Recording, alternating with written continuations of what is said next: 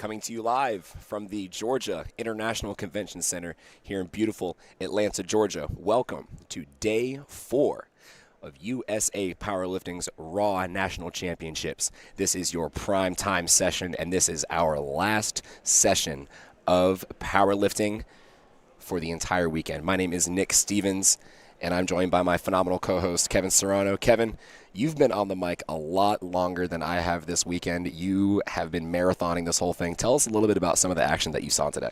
Yeah, so this past action, earlier in the morning session, we had the women's 90, 100, and 100 plus kilogram divisions compete. And then in that second session, we had the 125s, the 140, and the 140 plus men compete. So today we will be featuring two flights.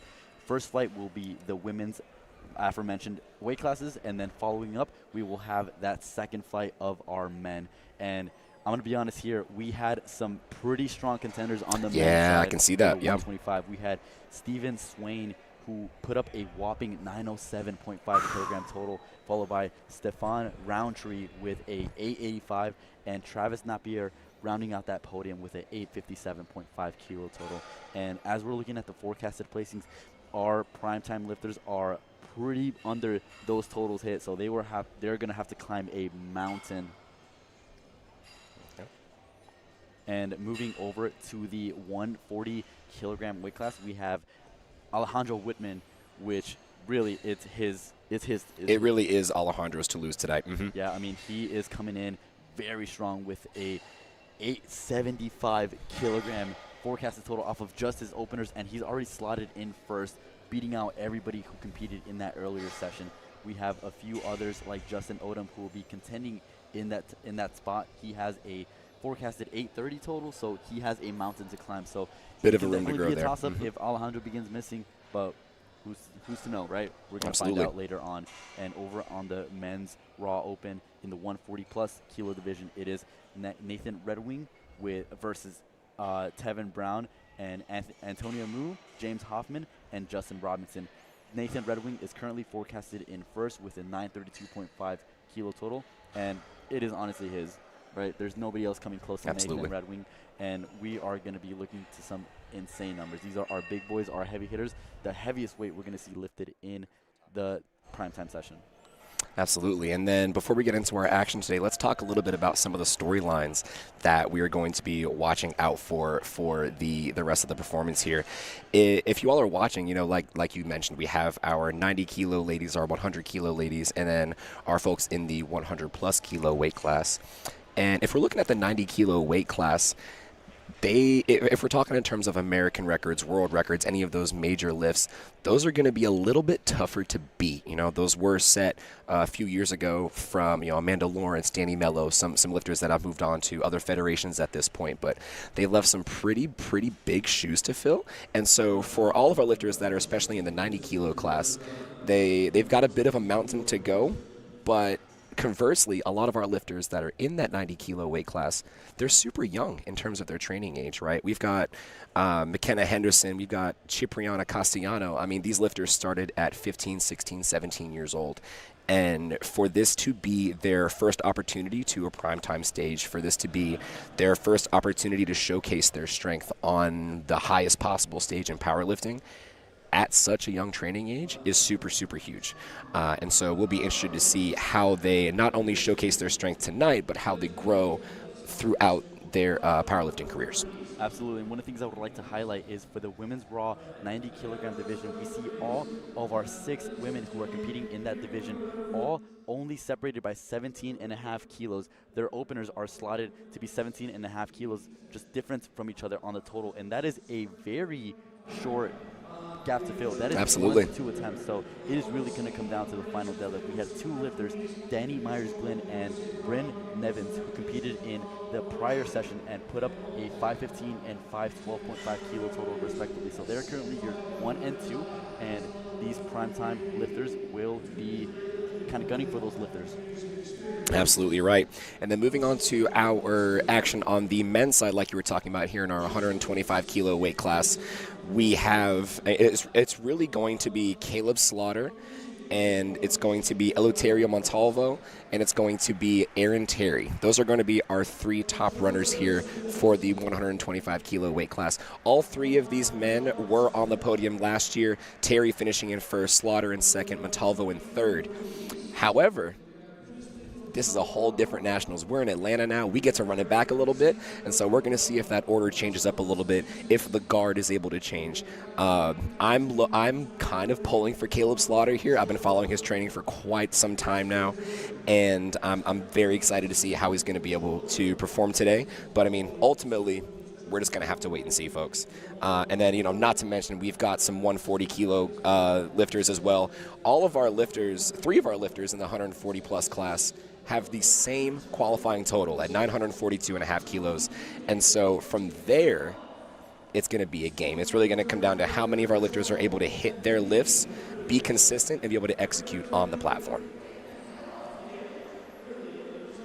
And as we get rocking and rolling into our action here, we have the Pirate of Powerlifting, Gino Biancheri, introducing all of our officials for tonight's competition.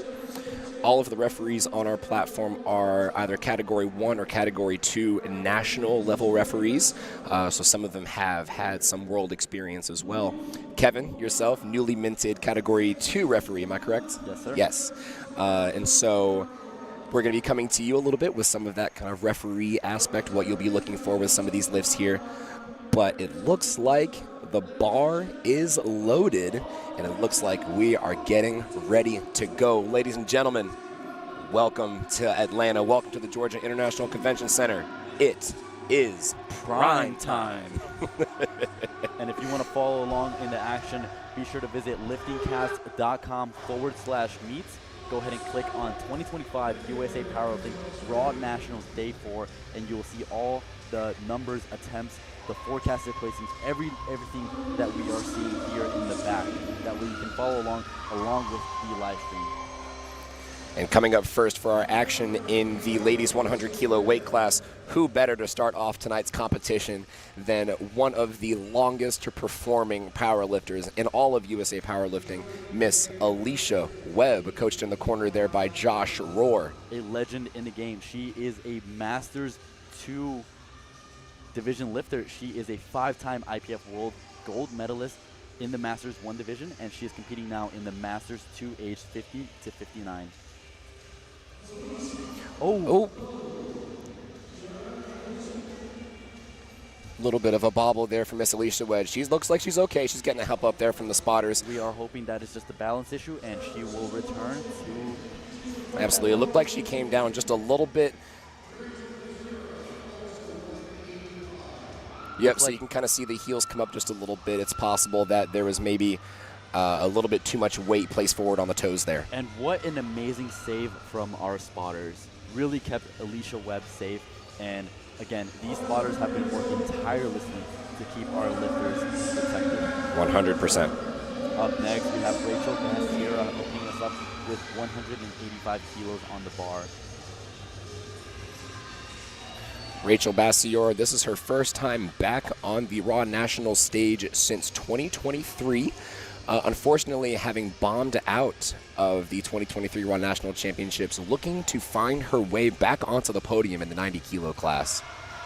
Very easy open there, 407 pounds. And you could anticipate her training has gone well, because her all-time best coming into this competition is 190 kilos. So she's holding 5 kilos below that at 185. And based off of how that opener moved, we can expect to see a big PR for her tonight. Here's Ashley Horn, also representing the 90 kilo class. One of our lifters looking to showcase her strength with a fairly early training age here. Ashley Horn, this is only her first meet ever. Or sorry, this first I said that completely wrong. Her first national meet. Sorry, her 4th meet ever. She's only started in 2023.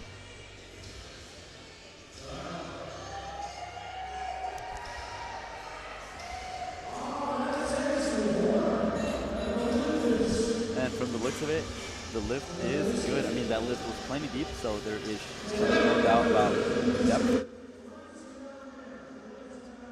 We have our chief referee, shot here, Eric Cordero.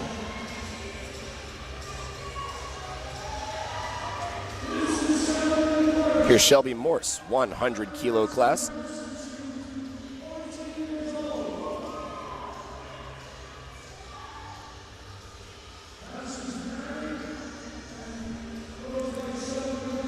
Shelby Morse here opening 190 kilos, 418 pounds.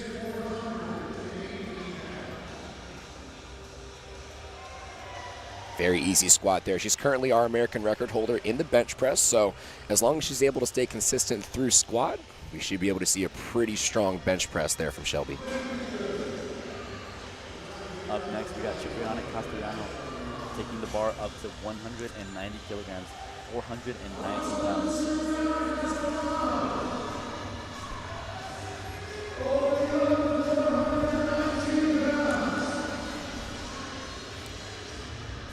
Cipriana, one of our lifters that started back in her teen 2 days. She started powerlifting at 16 years old out of Alaska.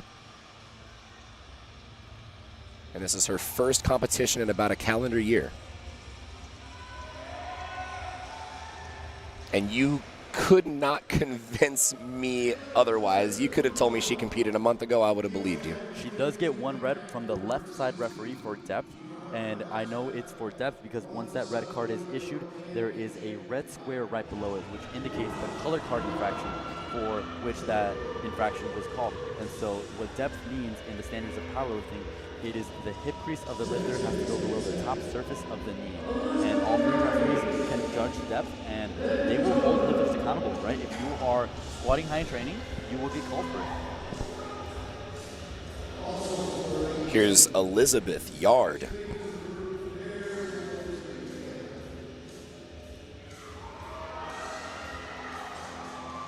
Good opening squat there, 190 kilos, a little bit tougher than what I would expect an opener to be. So for the folks at home, if you're watching powerlifting, you're saying, oh, that looked like a good squat, that looked perfectly fine. It absolutely was, but you also got to remember there's 3 whole squat attempts that the lifter has to complete. So if you have that first attempt a little bit tougher than you imagined it, that's going to put you in a bit of an interesting position for what you're going to put on for your second attempt and your subsequent third attempt. Absolutely. Dakota Young. Taking her time getting her back into that bar, really digging her upper back and shoulders into the barbell, setting her feet.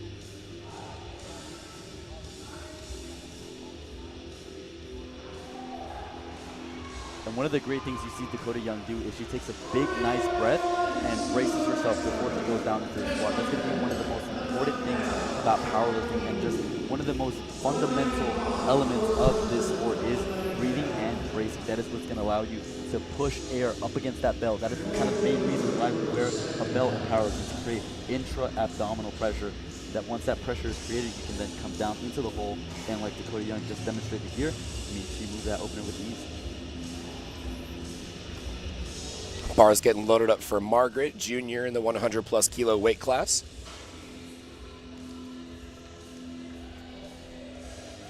Currently ranked 6th this year in the ladies 100 kilo weight class, 100+ kilo weight class. And this will be her first performance at Primetime. She'll be opening with 429 pounds. She's both competing in the junior class and the open division. Very clean squat there. Margaret's got a bit of a mountain to climb right now. Currently forecasted a bit lower in the placings. We have a lot of the lifters from the regular session who have competed earlier, and Margaret will be looking to kind of knock them out one by one. So we'll gradually see Margaret beginning to increase her ranking and land herself hopefully within that top 5. And we can already see, folks, just based off of her forecasted total, and for the folks at home, forecasted total is simply the numbers that they've put in for their opening attempts, as well as all of the numbers that they've already hit. She's already going up that ranking. She's already moved from 15th into 12th off that forecasted. Here's Nicole Miller.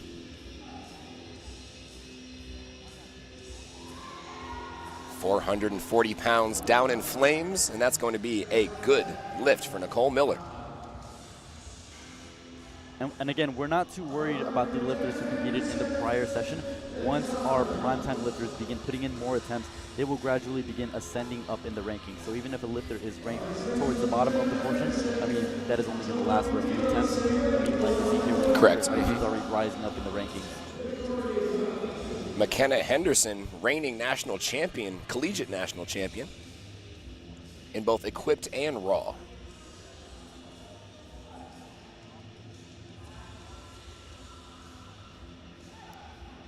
Clean squat there. We saw a little bit of that hiccup, a little bit of a sticking point as we were getting out of the hole, but we were able to push past that super easily. So very strong squat for McKenna there. I imagine we'll see probably a 5 to 10 kilo increase on that second attempt. Coming up next, Victoire Kothor, 235 kilos, 518 pounds, folks. This is not a small squat by any means. Miss Victoire is out here squatting more than a lot of our men. This is going to be a well over 600 kilo total for her. I mean, just based off of the forecasted, she's already sitting at a 575, and a 25 kilo spread is something you can easily cover when you have a squat like Victoire's. Wow. Came up from the squat just as quickly as she descended, and that more explosive squat definitely does lend itself to be able to add just that extra 2.5 kilos on there to push yourself past your competition. Here's Alicia Webb looking to retake 180 kilos, 396. Folks, if you remember that first attempt, we had a little bit of a bobble. Looks like she fell down onto her knees a little bit. Very possible that she kind of got onto her toes a little bit more than usual. So we're behind her, we're supporting her, we're rooting for her for this 396-pound opener. Alicia Webb is a veteran in the sport. She's won multiple world titles, broken so many national records. This is just another lift for her. And not only that, she has competed at every single national competition since USAPL Raw Nationals has been a thing. Since 2013, we have seen Alicia Webb on the national stage. Here we go. Strong walk out here.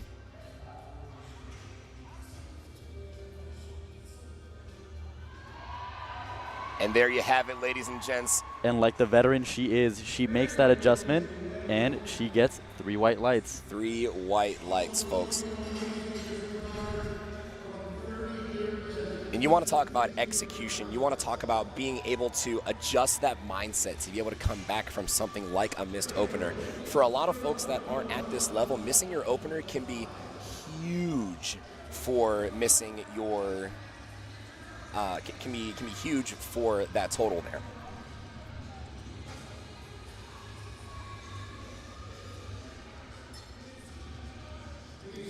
Here's Rachel Bassiora, 192.5 kilos, 424 pounds. Fast on the descent there, hit a little bit of a wall on the way up, but was able to stand up very cleanly. 3 white lights. And again, just like that, she's already exceeded her all-time best. Coming into the competition, her best was 190, and now she's at 192, just on the second.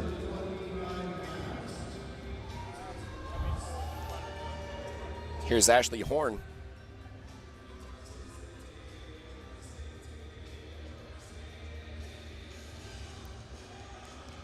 Ashley's coming off of the Virginia Open State Championships. She achieved a total of 507.5 kilos, looking to at least match that, if not improve upon that this meet.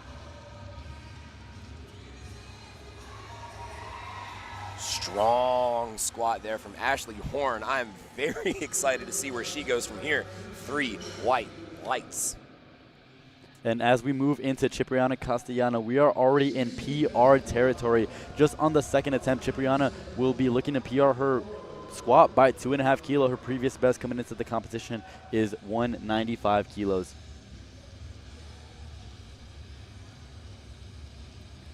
,435 pounds.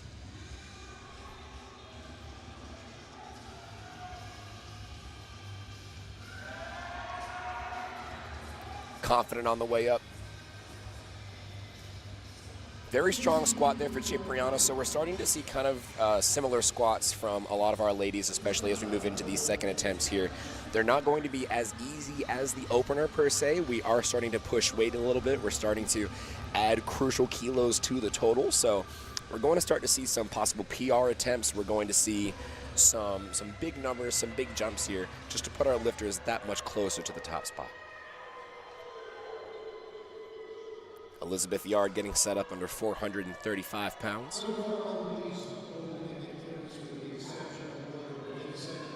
We see head referee Eric Cordero awaiting the call.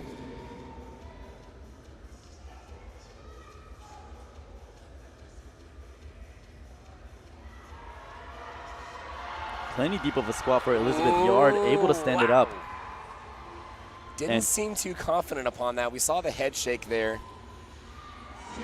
2 to 1, that's going to be a good lift lift either way. Now, looking back at that squat attempt, I wonder if something... You can see there's a bit of a rotation on the bar. That right side of the plates kind of shifted forward, and it kind of just threw her out of position. She had a visible disappointed face after that lift. She knew something went wrong, right? So now it's going to be a conversation that she will have to have with her coach on what they will do. So it looks like she only went up 2.5 kilos. And in that regard, when you make that small jump from the second to the third, you're either going to add that extra 2.5, or you're only going to lose a 2.5. And 2.5 is very easy to gain back on deads as well. Here's Shelby Morse, 440 pounds. And just like that, just off of the second attempt, Shelby Morse is already at a higher forecasted total than Rachel Stark, who competed earlier today in session 1. We see another one of our referees there, Kathy Maley, former state chair of Georgia.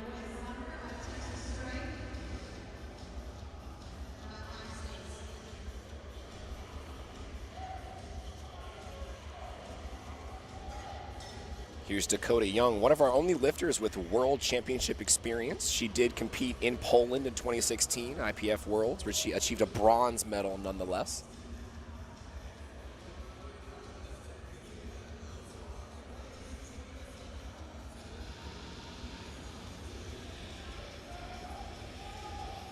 Rocking the TSS singlet. Here's Dakota.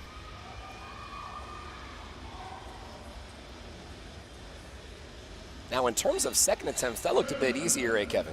Yeah, it did. Not only did it look easier, but it was also 12.5 kilos more than her opener, so she is making some pretty sizable jumps, covering some pretty significant ground. And like we were saying, Kevin, I mean, that's going to be the name of the game here, especially for our folks in the 90 and the 100 kilo class. They've got some ground to make up. The most standard jump we are seeing right now is a 10 kilo jump. Nicole Miller up next, 210. 462.97 pounds. We'll just call that 463 for the folks at home.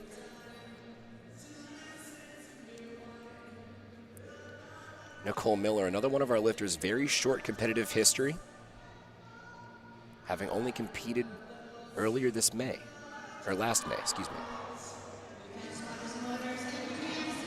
Looked like a bit of a misgroove there, more so than strength there, so good grab by the spotters and loaders to catch that early. Yeah, so I might have seen something there. I'm not sure if you saw the same thing, but that bar kind of shifted. Abs, yep. That bar shifted forward, and here we see McKenna Henderson has been competing since the age of 15. Remember what you were doing at 15? Well, McKenna Henderson was doing this on the platform. And like we were saying, McKenna Henderson, multiple-time national champion, both equipped and raw. Just recently competed at this year's Arnold as well. That's a good lift there for McKenna Henderson. She is on today, ladies and gents. And I'm getting pretty excited looking at all this green from the 90s. Everyone's hitting lifts, and this is what you want to see. Mm-hmm.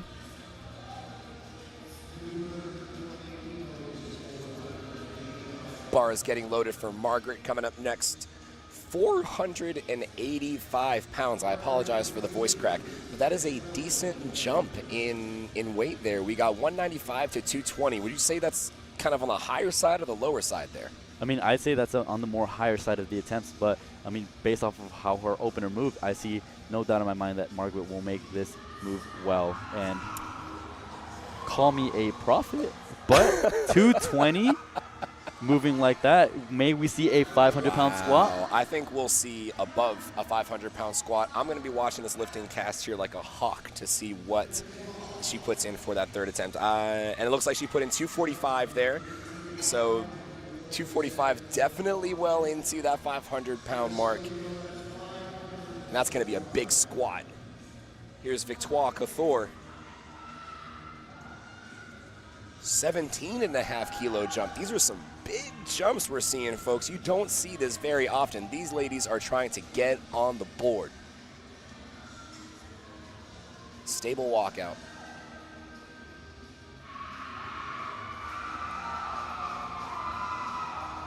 Folks, I don't think you can ask for a better second attempt than for Miss Victoire Couture. 3 white lights. You can definitely see the change in bar speed compared to her opener, but if you tell me that is a limit lift, I will disagree with that. She has 100%. So much more left in the tank. And just like that, Victoire is now 2.5 kilos below Lindsay Wallace, who competed in the earlier session today. And that's an interesting thing you bring up. You know, we have our lifters in the daytime session that if they're in the open, they're competing with the folks in the primetime stage. And, you know, as a primetime athlete, that's an extra factor that you have to play into your performance. You know, do I push past those folks? Do I focus on the competition I have in front of me? One of the things you really don't want to do is begin chasing too early on and risk overextending. 100%, yes. Alicia Webb taking a pretty big 15-kilo jump. Looking to get those kilos back she missed on that unfortunate opener there.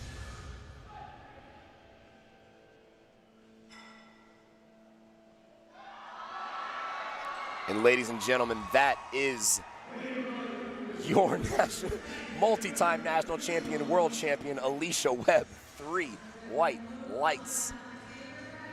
Almost as if that opener never happened. Yeah. Very smart play calling there from head coach Josh Rohr of Rohr Powerlifting, retaking that second attempt, or retaking that first attempt, making sure we get on the board, and then adding those extra pounds to get those kilos back. And Rachel Bassiera already hitting a PR on her second attempt, looking to extend that by an additional 5 kilos with a 197.5 kilogram squat. I mean, you'd be tempted to want to go 200, but I think this is a really good call for Rachel. I would definitely be tempted to go 200.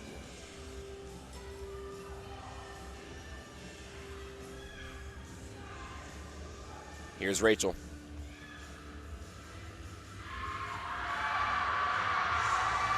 Can she stand it up? Unfortunately. Just a bit too much out of reach. And if you were to meet Rachel, you know that she still has her hopes high and her attitude is still super high about this whole competition. Nothing will get in her head about this miss. And if anyone at home has been following USA Powerlifting, has been following Rachel Bassiera's journey throughout powerlifting, going from bombing out on squats in 2023 to going 2 for 3 this prime time and putting yourself on the board. Walking away with a PR regardless. Cipriana adding to her PR 200 kilos.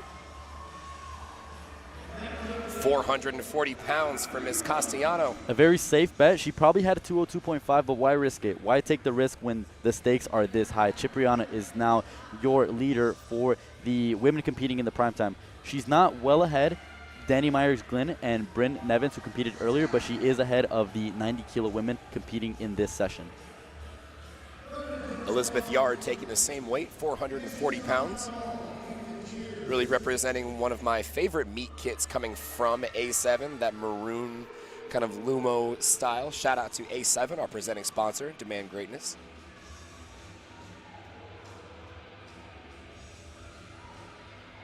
Taking your time getting set up underneath. Yeah, and based off that second attempt, you know, that 2.5 kilo jump was definitely the smarter decision. You don't miss a whole lot on that. And you can even see it when she got to the bottom of the hole. She even cut depth just a little bit compared to her second attempt. So she knew that something was off after having misgrooved that second attempt like the way she did. Yeah, you can kind of tell how she hit the bottom. She kind of just, it almost as if she hit just a wall. as soon as she got in the bottom. But good grab there by our spotters and loaders. Here's Ashley Horn looking to keep the energy and make it 3 for 3 for the squat, 452 pounds.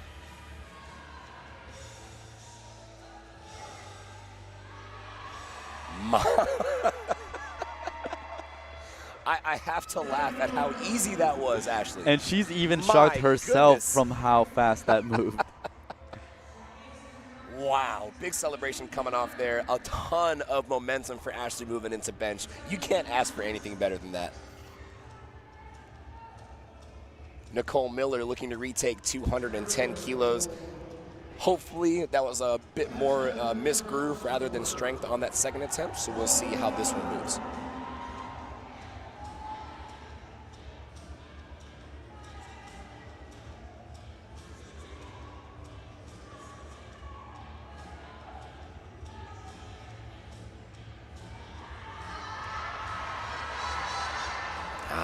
Okay, so there with Nicole Miller, what'd you see there? I mean, I think she got it a little bit better out of the hole compared to her second attempt, but again, just not enough fuel left in the tank there. I mean, here, look at this replay. She got into the hole, was able to stand up with it, but just lost a little bit of balance there. And I think the fatigue from having missed a lift prior just kind of caught her here in the third. Shelby Morris taking an additional 10-kilo jump.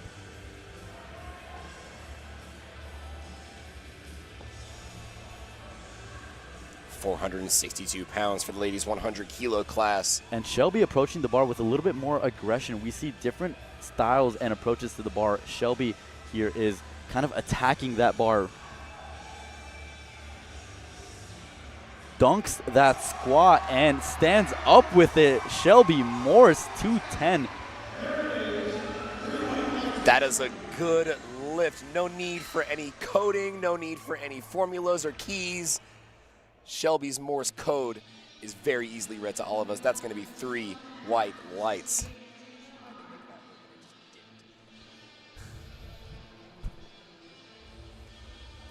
For her last squat of the day, Dakota Young, 212 kilos, 468 pounds.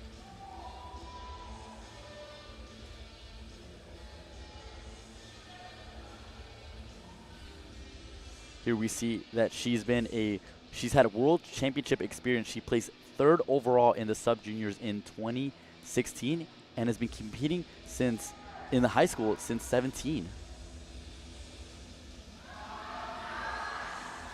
Unfortunately, just a little bit too much there for Dakota.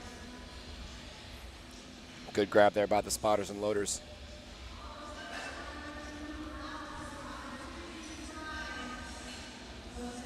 And you can kind of see it there. Once you're coming out of the hole there and we see the bar kind of roll forward on the back, it's a lot harder for our bodies to be able to overcompensate and stand that up. And that's not necessarily anything that we're able to train against as powerlifters, but it's definitely something that is something we have to work over and something that we kind of have to expect once we get into these heavier weights. McKenna Henderson, 479 pounds.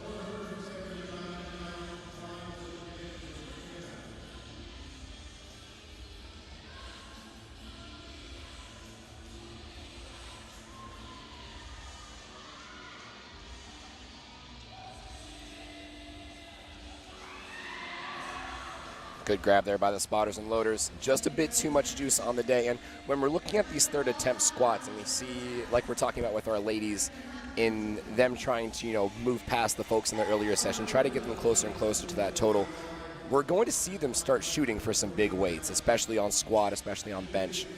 And where else to do it but at USA Powerlifting Raw Nationals Primetime? I think more than anything, it's about who has the lead from the girls in the Primetime. Right now, it is Cipriana, and these girls are trying to overextend and go past her. Here we a comment, Margot isn't human, she's an alien. And here we have Margaret taking a 25-kilo jump. Where else do you see jumps like this in the squat? I don't even think we've seen a 25-kilo jump on our men's section anytime throughout the day today. This is huge. And am I reading that correctly on her name? She is a junior lifter.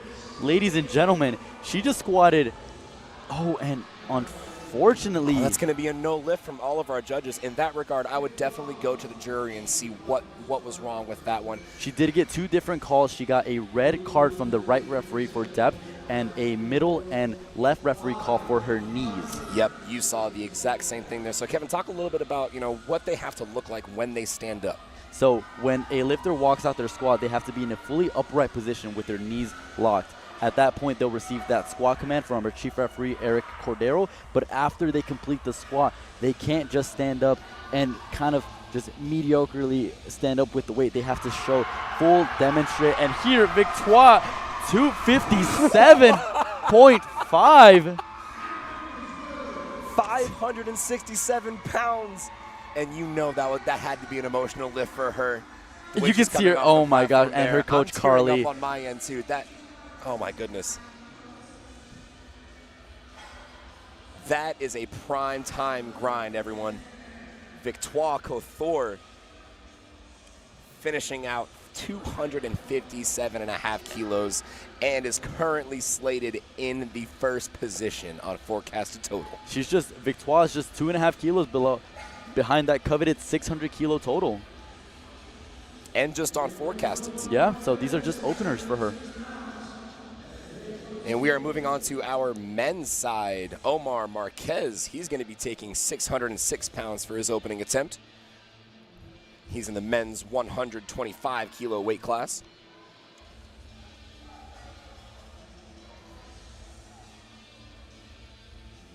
Very fast opener there for Omar Marquez. And I want to talk a little bit more about what we saw in the session prior to this. We saw Stephen Swain total a 907.5 kilogram total.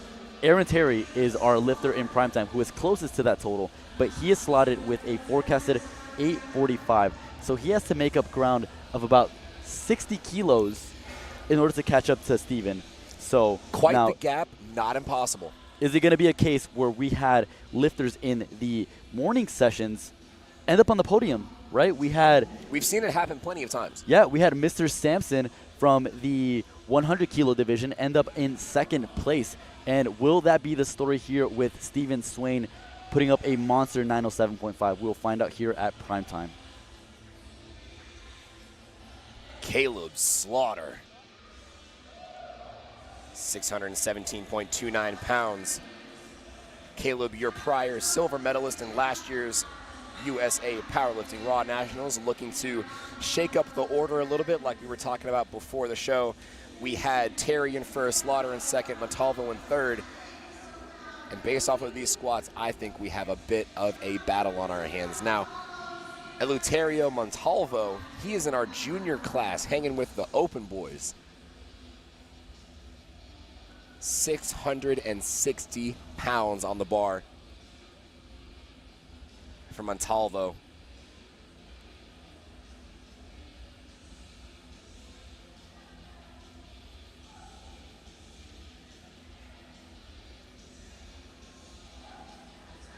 And that is an easy 300 kilo squat for Eleuterio. 3 white lights. I was going to say, one of the things that I've noticed here, especially with some of these squats here, you have squats like Montalvo's where you utilize a lot more of that momentum, you utilize a lot more of the stretch reflex in the squat there. But then you also have, lifters on the complete opposite end of the spectrum who find that slow descent, that control is better for them. When we're talking into these heavier weights, what would you think is probably the best option here? I would say, well, I just want to take a second to look at that graphic real quick about James Hoffman. Oh? Yeah, he actually totaled a whopping 920 kilogram performance off of just 7 attempts. What does he have in store for us tonight? What is he hiding in the bag? Dare I say 950? What secret weapon does James Hoffman have that we haven't seen? Is he capable of threatening Nathan Redwing? We're going to have to wait and see. Nathan Redwing, not only is he a top-level powerlifter, a professional wrestler as well, so it's going to have to come down to whether or not Nathan's going to turn heel and beat Hoffman out of his spot. But a mountain to climb. James Hoffman currently forecasted at an 840, and we had some lifters in the prior session total over 900. Clean squat there. I mean, textbook. That's a good lift, 2-1. He does get one call from the side judge on depth there. Didn't necessarily see anything on depth from our side, but again, we are only seeing the front view. We were only seeing the view that you all at home see. Let's see here from the side. Ah, yes, okay. So as Kevin was alluding to a little bit earlier, you want that hip crease to be below the top surface of the knee. On that left side there for James Hoffman, it was just a little bit high, so I imagine that judge is going to be watching that side a little bit more intently as the attempts move forward. Justin Robinson coming up to us with a 320 kilo squat, just a little bit over 700 pounds, 705 to be precise, for an opener. And not only is Justin in our open class, he is in the Masters 1 class as well. So he's between the ages of 40 and 49. And he's squatting just as strong as our early teens, juniors. Just to prove for the folks at home, it is never too early to begin powerlifting. You can start your journey at any time. And while we have these 140 pluses hitting their opening squats, we are going all the way back to the 125s, where Aaron Terry is now attempting a 320 kilogram squat, trying to make up ground and climb the mountain of the 907.5 kilo total put up by Steven Swain. Right now, Terry currently slated at an 845 kilo total, again, just based off of his current openers. We do expect that number to increase as we move forward throughout the competition. But if he wants to become the national champion, he has to make up a 62.5 kilo ground. I've seen miracles happen, Kevin. And where better to do it on the primetime stage? Aaron Terry. Oh, that's a national champion squat, and it is on, ladies and gentlemen. The battle is on. Aaron Terry proving to the rest of the competition he is nothing to sneeze at. You better watch out for everything left that I have in the tank. Bar is loaded up next. Antonio Mu, 716.5 pounds, everyone.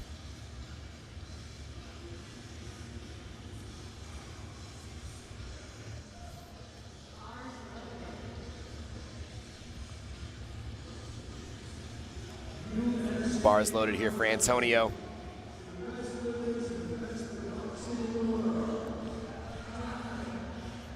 Antonio Mu currently slated 842.5 kilos on that forecasted total. Gonna have to make some miracles happen in order to get to that top spot.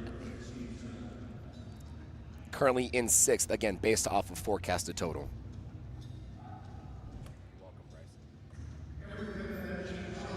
And based on the speed on that bar, look at the smile on his face. Antonio Mu is ready. Ooh, doing a little jog off the platform. I say we've got some left in the tank there. They're being held by Jaren Yamane. That's Yukio barbell out of Hawaii. Correct, yes. Yes. Our Hawaii State chair.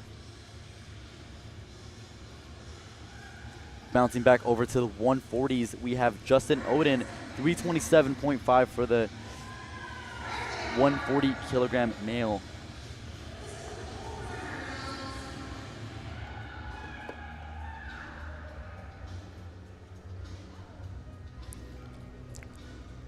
$722.01 pounds.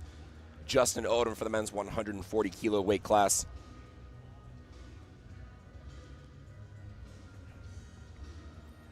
Very strong, well-rounded lifter, Justin is. His best is a 350 squat. And dare I say, he has well over that 350 squat based off of that. That's going to be a good lift. I think he's got close to 360, but we've got 3 attempts left. Alejandro Wickham out of Pennsylvania. 347.5, 766 pounds. This will be a world record attempt.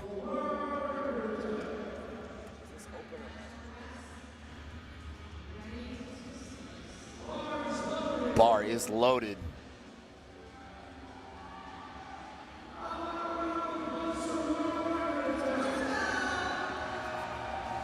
Alejandro Wickham setting up his belt, getting ready for this 347.5 kilogram squat.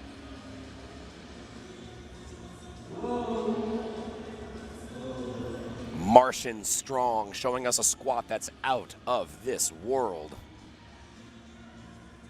766 pounds.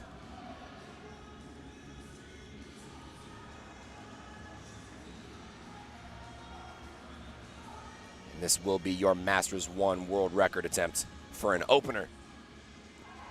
Oh my goodness, Nick. The gap is going to keep increasing, ladies and gents. He is going to keep widening that gap, making it harder and harder and harder and harder for the rest of the Masters 1 pack to come close to that opening squat. And he just aged into the Masters as well. I remember he competed last year in our open division. And this is one of his first, if not his first, meet as a new master lifter, just barely turning 40 years of age.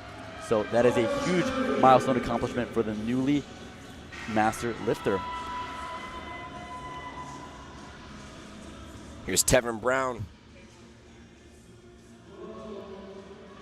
350 kilos, 771 pounds.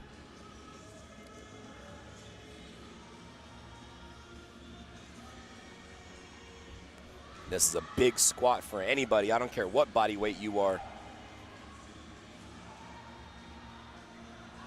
My goodness. Let's see what those referees say. That's going to be a good one for Tevin Brown. I expect we may see somewhere above a 375, 400 kilo squat.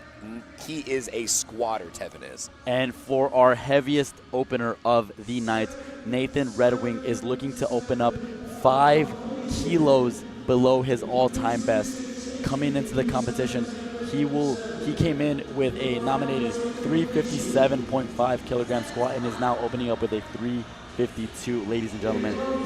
Has he made improvements in his training, or is he being overly aggressive? We're going to find out. Nathan Red Wing, lifetime drug-free powerlifter, professional wrestler off the top rope. He is now sitting with a qualifying total 27.5 kilos higher. And Nathan Red Wing. Oh, yeah, brother. Oh, yeah, brother. I think we have a big squat on our hands. I think we might see a new national champion in the men's 140-plus class. He said, load the reds on the bar.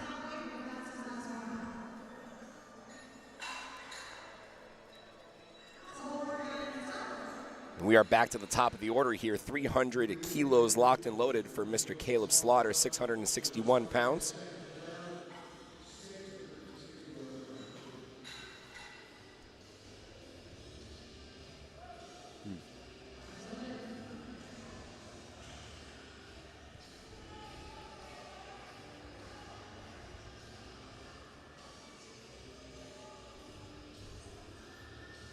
Caleb Slaughter competing out of Virginia.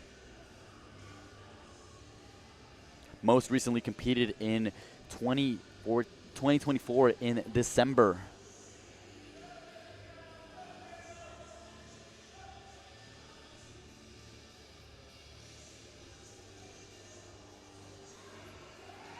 And for these 125 kilo lifters, adding on 20 kilos just like that is really going to help you climb that mountain that was set for some of these lifters from the earlier session, and Caleb Slaughter is doing great work in achieving that.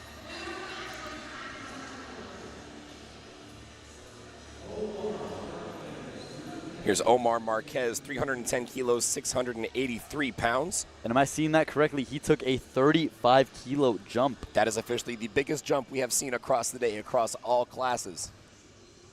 35 kilos, everyone. That is close to 80 pounds, if not a little bit more than 80 pounds onto the bar, which for anyone, no matter what weight class you are, no matter what age you are, that is a huge, huge, huge jump. I think he'll feel it, but his opener did move like butter. You couldn't believe it wasn't.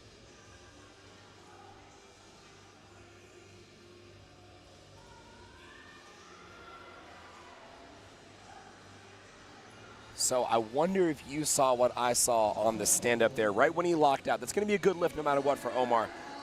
But if you looked at his knees were just a little bit shaky on the stand-up. Let's watch it back.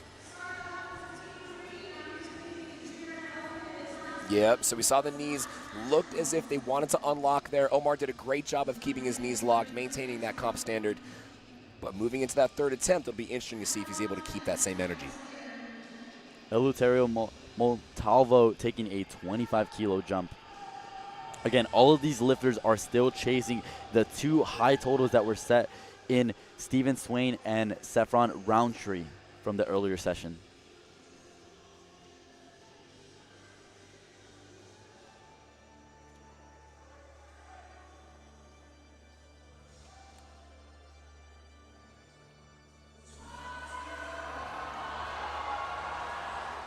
Good grab there by the spotters and loaders. Might have just been a bit too big of a jump there. 25 kilos, little over 50 pounds, closer to that 55, 60-pound mark. So for a lot of lifters, that's going to be a big jump to try to overcome. We'll see if he's able to come back for the third. Aaron Terry, your reigning national champion.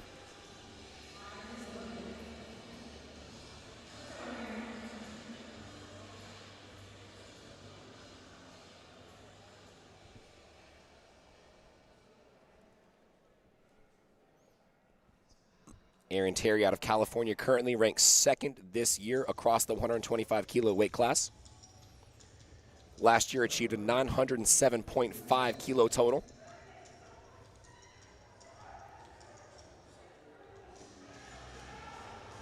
And if you were to tell me he has another 17.5 kilos in him, I would probably agree. That moves really, really fast. Looks like he's handled in the corner by Brandon Papin out of Momentum Training. If you recognize him from day one, he was one of our lifters that handled Miss Delaney Sousley, our youngest and strongest lifter across all of our primetime competitions this week. Bar is loaded for James Hoffman, and we'll see our spotters and loaders try to get the bar even for him.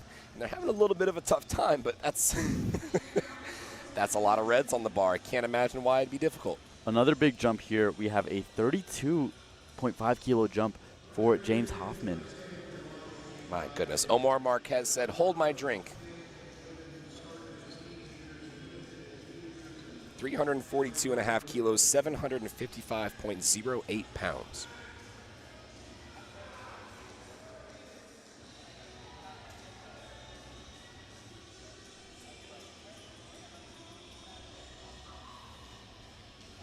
You can see how well James Hoffman takes his time getting himself underneath that bar. It's very important, especially with the squat, that your shelf or where that bar sits on your back is locked in as tight as possible.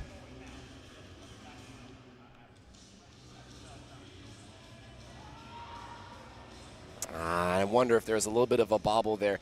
He looked as if he was going to stop at the bottom there, so I wonder if the spotters and loaders maybe caught that a little bit too early. What do you think there, Kevin? It looked like there was some sort of hesitation there that might have kind of tricked the spotters into wanting to grab that weight a little early, as we see here. I mean, that bar kind of stayed motionless, and it looked like his hips just rocked back and forth, but the spotters did make a great call in catching that weight. 100%, yes. I would always rather my spotter grab it than there be any sort of risk for me in getting hurt for that lift.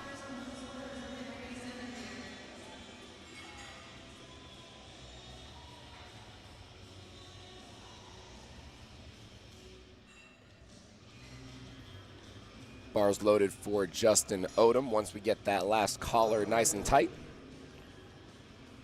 I want to give a quick shout out to our spotters and loaders. They have been rock stars all throughout this week.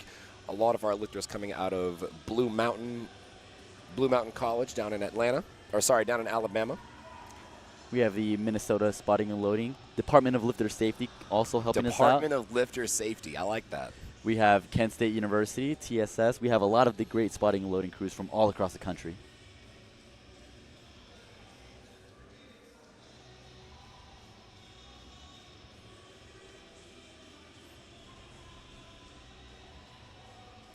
Justin takes the lift off there, 755 pounds.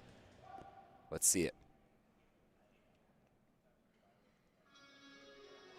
Oh my wow. goodness. Justin Odom almost losing balance at the top from how way.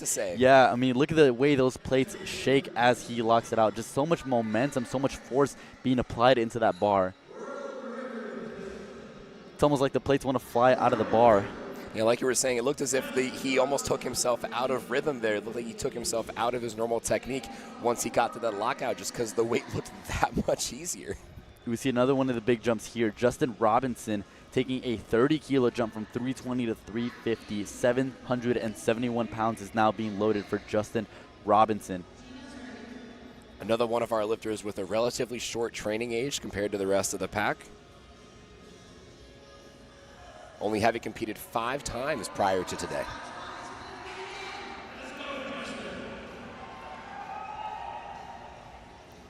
Justin Robbins, 771 pounds. This will be a world record attempt for the Masters 1 class in the 140-plus kilo division.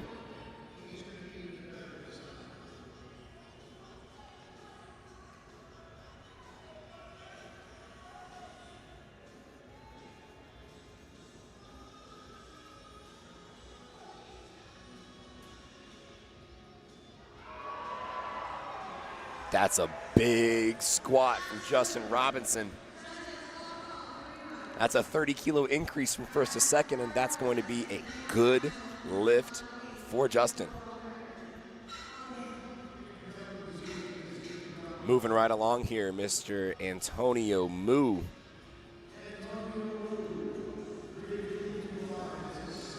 $27.5-kilo jump for Mr. Antonio Mu. And this is 777 pounds. If you're looking for a luckier number, look no further than 352.5 kilos. And this will be 5 times below his all-time best. Anything he's hit in the gym, anything he's hit on the platform. It's going to be a big squat for Antonio Mu. I remember looking at his opener, and he was just in shock from how fast it moved.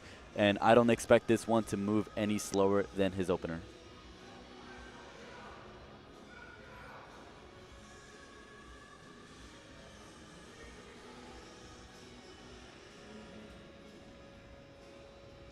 Big brace for Antonio.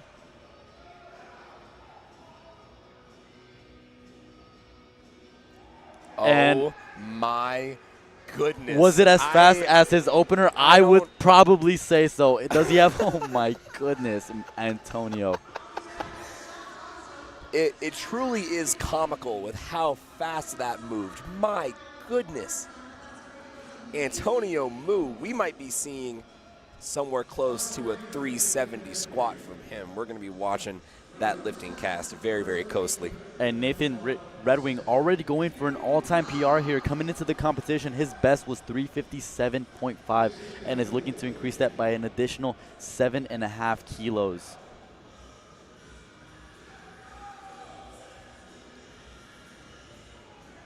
£804. And he's going to have the whole crowd saying, Nathan Red Wing, yeah. 365 kilos down the drain for Nathan Red Wing, 3 white lights.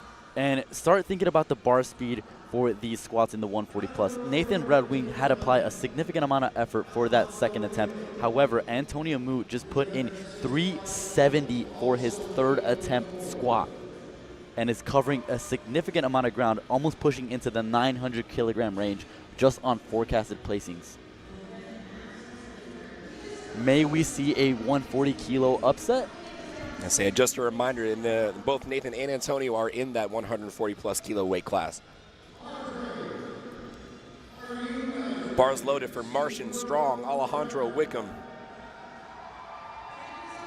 Also taking 804 pounds. This is a Masters 1 world record.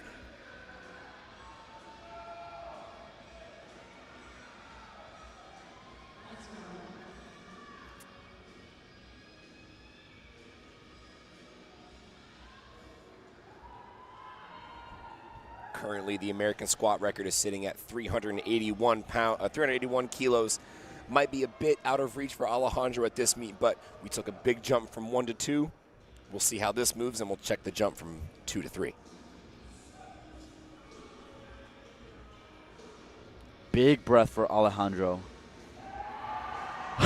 There it is, folks. All Kevin and I can do is simply watch and laugh, admire, and be in awe of these insane squats. Will we see Alejandro put on 381? I would say so. There's no other option. There is nowhere else to go.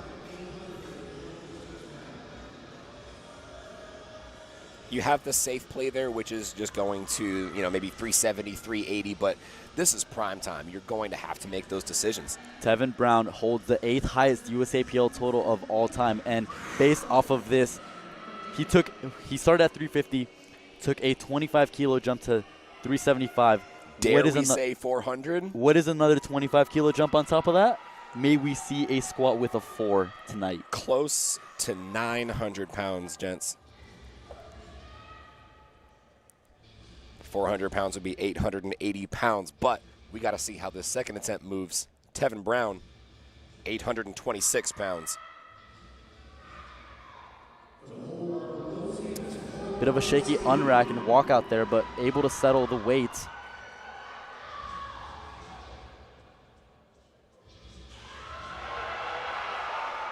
And ladies and gentlemen, let's see what the referees say. Unfortunately, that's going to be 2-1 on depth. We get red cards from both of our side judges there, so pretty unanimous on depth. And it did look a tad higher there in the hips, especially from this left side view there. I would imagine they're going to be retaking that weight. What would you go? I mean, I would counter and factor in the fact that he had a little bit of a bobble on that walkout, so if he is able to kind of handle that and fix it coming into the third, maybe he might go up somewhere in the middle between the planned second and third attempt. Sure. And again, folks, if you all want to follow along with the live attempt changes and everything that both Kevin and I are seeing on the live screen, go ahead and type in www.liftingcast.com/meets, and from there you'll be able to scroll down day 4 prime time. And we're still waiting on Tevin Brown's attempt, but we see here that the record for the squat is 381, so he's only sitting. It looks like Tevin Brown is retaking 375, not going for the record.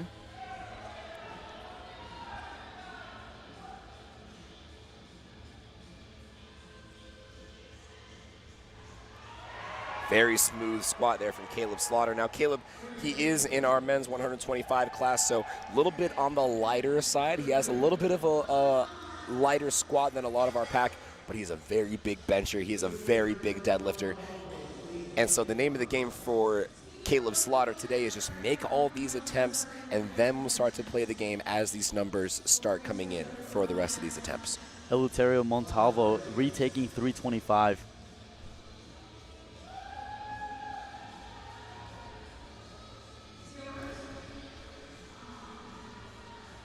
Bars loaded, Eleuterio Montalvo.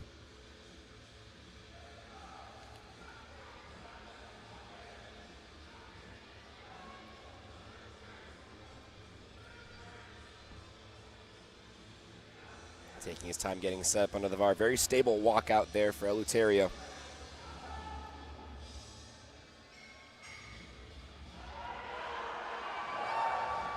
And that looked convincing.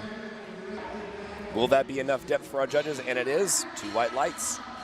And like that, he picks up 25 kilos, which really puts him back on the hunt for that podium finish. He's only sitting 40 kilos below Aaron Terry on the forecasted placings, but we know that with these jumps, these guys are jumping 20, 30, upwards almost close to 40 kilos on these squats. So that is the difference between 1 and 2 attempts. Absolutely right. Not only that, but both Caleb Slaughter and Eleuterio Montalvo are currently matched on forecasted total here at 835 kilos.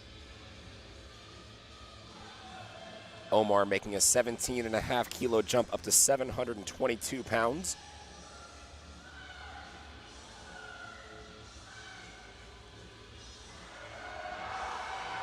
And you couldn't have written a better story with that attempt selection. Omar Marquez, 327.5 is a good lift. And with that bench and deadlift I see on the forecasted placing, it is only to his benefit to put up the highest squat possible without overextending, without overreaching, and potentially missing a lift. Incredible strategy from the coaching staff, and he is setting himself nicely to go against Aaron Terry. We may see a little bit of a shakeup here for these top 3 placings here in the men's 125 kilo class. Coming up next, Mr. James Hoffman, 755 pounds.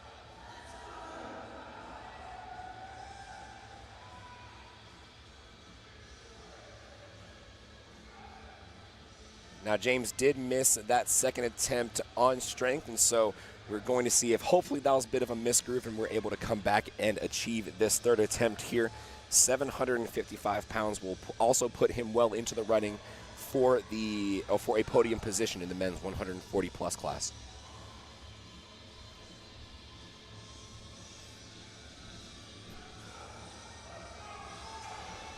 A lot stronger and a lot more stable of a walkout there.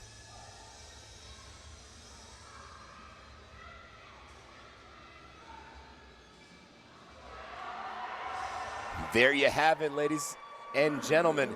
All it takes is a little bit of a misgroove, a little bit of a chat in the back room, and you can turn a bad lift into a good lift. And James Hoffman is back in the hunt.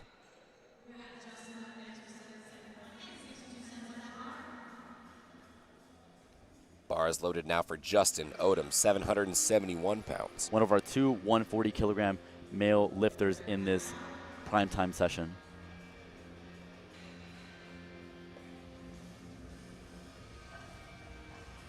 Now, Justin Odom taking a smaller jump than what we saw from his first to second, just looking to secure an additional 7.5 kilos. And this will match his best competition total at 350 kilos.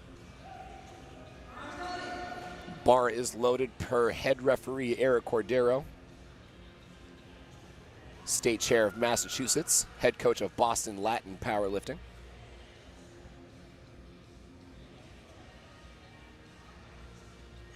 And like you said, a bit on the smaller side for jumps here, only 7.5 kilos up.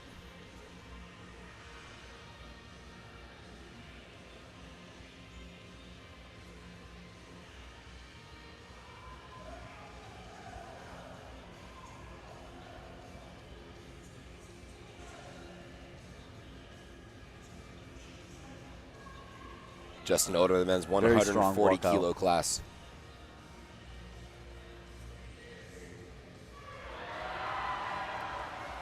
And 350 was the number for Justin Odom. I can't help but laugh at how crazy these squats are, everyone. I mean, let's be honest. These are people's totals. From some of the people we saw competing in the day one, which arguably are the lighter lifters, right? Sure. These lads only outweigh them by a few hundred pounds. No big deal. But these are what people's lifetime numbers are. They can't even fathom hitting these weights, even on the subtotal. And folks, you are seeing it correct on the screen. Aaron Terry, he's going to be attempting 350 kilos, 771 pounds. And you want to talk about a meteoric rise. Aaron Terry, having only squatted 225 pounds in his first ever meet, going all the way up to 771 pounds. I don't think I've ever known anyone to add 500 pounds onto their squat, but the returning national champion, Aaron Terry, would have something to say about that. Yeah, I just hit a casual 550-pound PR on my squat.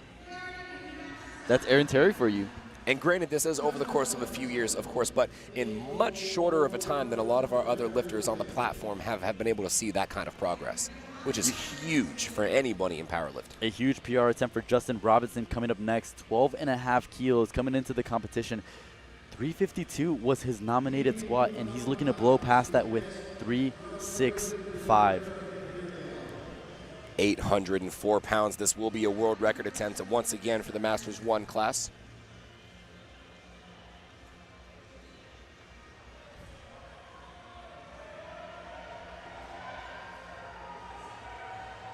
Justin Robinson.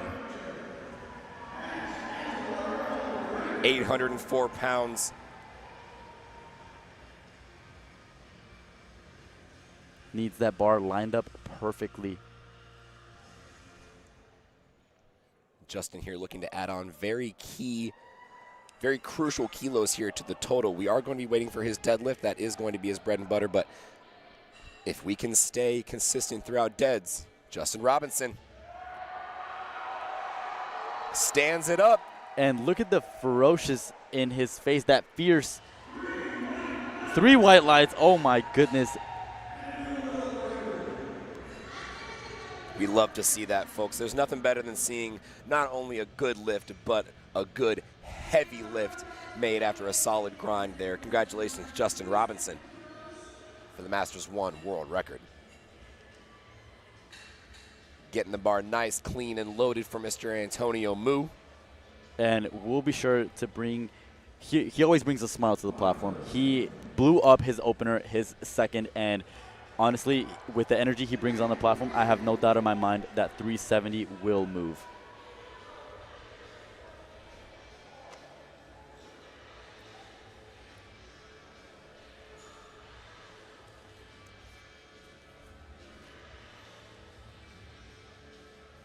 I agree. Based off of how that opener and how that second attempt move, I pay attention to that bar speed. I would not be surprised if this moved the exact same. Oh my goodness, ladies and gentlemen. Antonio Mu. Remember when I said I wasn't going to be surprised? I'm still very surprised.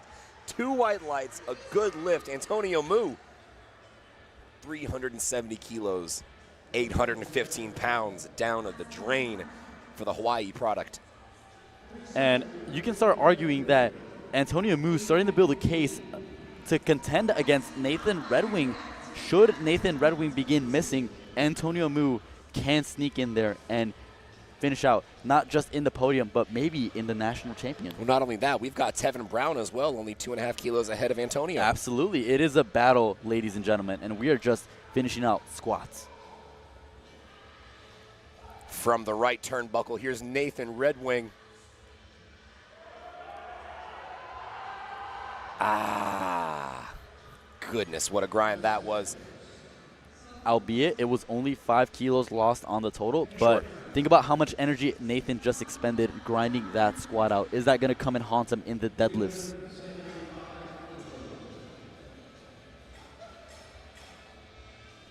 And a great attempt. I would have absolutely agreed with that call there. I would have put 370 on as well.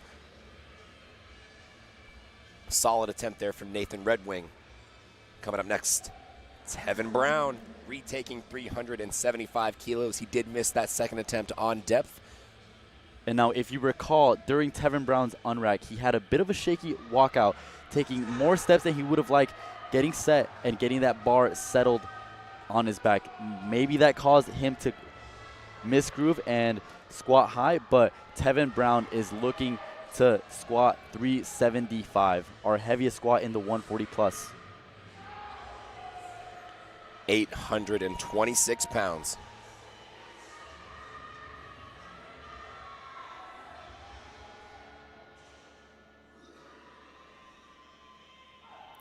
Tevin Brown, 826. Ladies and gentlemen, Tevin Brown. I think he buried it. I think he buried it. And 2 to 1. Does, that is a good lift. Talk to him nicely. Tevin Brown. And I'm actually seeing here, that is not the heaviest squat we saw in this weight class. We had Kyle Lockhart squat 377.5 in the earlier session, posting up a 905 total. Massive, massive. And folks, you want to talk about massive?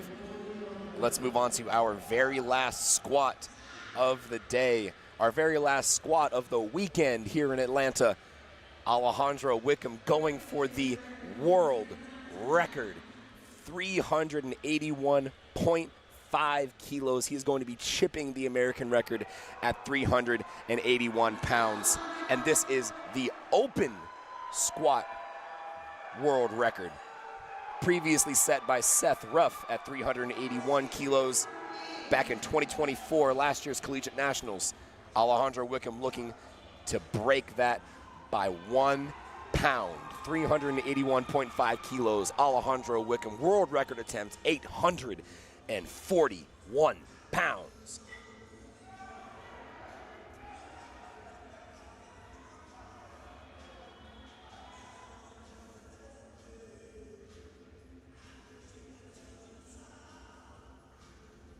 Oh, goodness gracious. Oh, goodness gracious. Looks like we got a little bit hurt there. Oh, my goodness. Well, folks, we do hope Alejandro's okay there after that last attempt. But with that, that is going to end our coverage of the squat for today's primetime competition. Kevin, talk to us a little bit about some of the biggest squats that you've seen on the day. And I think I see some of these placings starting to shake up a little bit. Yeah, I mean, just to recap a little bit more on the men's side, which we just saw conclude. Well, we still have our leader, Aaron Terry. We have Omar Marquez, Caleb Slaughter, Eleuterio Montalvo, all squatting big weights. However, we still have our leaders, Steven Swain, Stefan Roundtree, being the leaders with a 907.5, 885 kilo total, respectively. There still are 1 and 2, so a pretty big milestone for Aaron Terry to surpass. And then moving over on the 140 kilogram division, we have Alejandro Wickham, who unfortunately missed that 381.5. And Justin, we are hearing that Alejandro Wickham is fine. He is not hurt, and he is walking. And we see him here in the warm-up room. He is doing all right, which we are beyond blessed to hear that. Absolutely. I wonder if the way he was motioning there, like he possibly an adductor injury there, so probably something in the groin area and the hips there. So we are hoping he's able to recover a little bit better for bench. He does have bench to kind of recuperate from that. So we will see how that does translate onto deadlifts. However, he did squat the highest squat out of the 140 class at 365. Joshua Price squatted 340, and Justin Odom at 350. And talk about Justin Odom. I was very impressed by him. So I am very happy to hear about that. And then we have our 140 plus. We have Nathan Redwing with a 365 still leading. There we go, and we have our standings there on the screen for the men's 140-plus class. Like you mentioned, Kyle Lockhart still sitting ahead from the daytime session at 377.5 on his best squat. Tevin Brown knocking awfully close to that, 375 kilos. Antonio Mu, what a run he had all the way through squats, finishing out at 370. And then Alejandro Wickham, very happy he's okay and moving forward for the rest of the meet. Then Justin Robinson in 5th. Nathan Redwing in 6th. In the men's 140-kilo class, Alejandro Wickham there. He is your current leader there, having missed that last squat. Justin Odom right behind with a 350-kilo squat. So a little bit of a gap there that Justin has to make in order to catch up to Alejandro. But we do also have Trevor Burgess, Joshua Price from earlier today, who put up very strong totals. So it'll be very interesting to see if Justin and Alejandro are able to keep that lead. Right after that, we've got the men's 125-kilo weight class. Aaron Terry still sitting in the lead at 350 kilos on that squat. Christian Behrens from the earlier session today had a massive 340-kilo squat. However, Aaron Terry was able to push past that. Both Eleuterio Montalvo and Omar Marquez are currently sitting below the 4th place spot with a little bit lighter squats. However, both of those lifters, very strong benchers, very strong deadlifters, so we will expect to see those totals increase. And moving over on the women's side, beginning with our 90-kilogram division, we have McKenna Henderson squatting a monstrous 210 squat, followed by Ashley Horn at 205, and Dakota Young also matching that same weight with 205 kilograms, followed by Cipriana Castellano and Elizabeth Yard rounding at that 5th place spot. Moving over to the 100-kilogram division, Shelby Morris with a 3-for-3 performance, ending her squat session with a 210-kilogram performance. Chanel Perry at 205 and Elizabeth Cullen, all from the earlier session at 202.5, followed by Nicole Miller and Twee Nguyen. And we see Alicia Webb there in the 8th position. Unfortunately missed that last squat, but again, very happy she's okay. Glad to see her throughout the rest of the meet. And talk about the 110 plus. We have Victoire Cathor with a 257.5 kilogram squat, followed by Kimura Peak and Lindsay Wallace with a 230 and 227.5, all squats over 500 pounds, followed by Margaret and then Bridget Tovar to round out that 5th place position, and Shelby Morris competing, ending off at 210, ending in 6th place. And again, folks, all of the numbers that you saw on the screen were just from our squat, so we do have a ton of powerlifting left to go for the rest of the night. We do have 3 attempts on bench, 3 attempts on deadlift, and so all of these standings and all of these current totals that we're seeing are very, very subject to change. So we are going to move on to our break. With that, we're going to allow the spotters and loaders to get a little bit of a rest. We're going to get the platform set up for the bench press, and we will see you in a few short minutes. Don't go anywhere.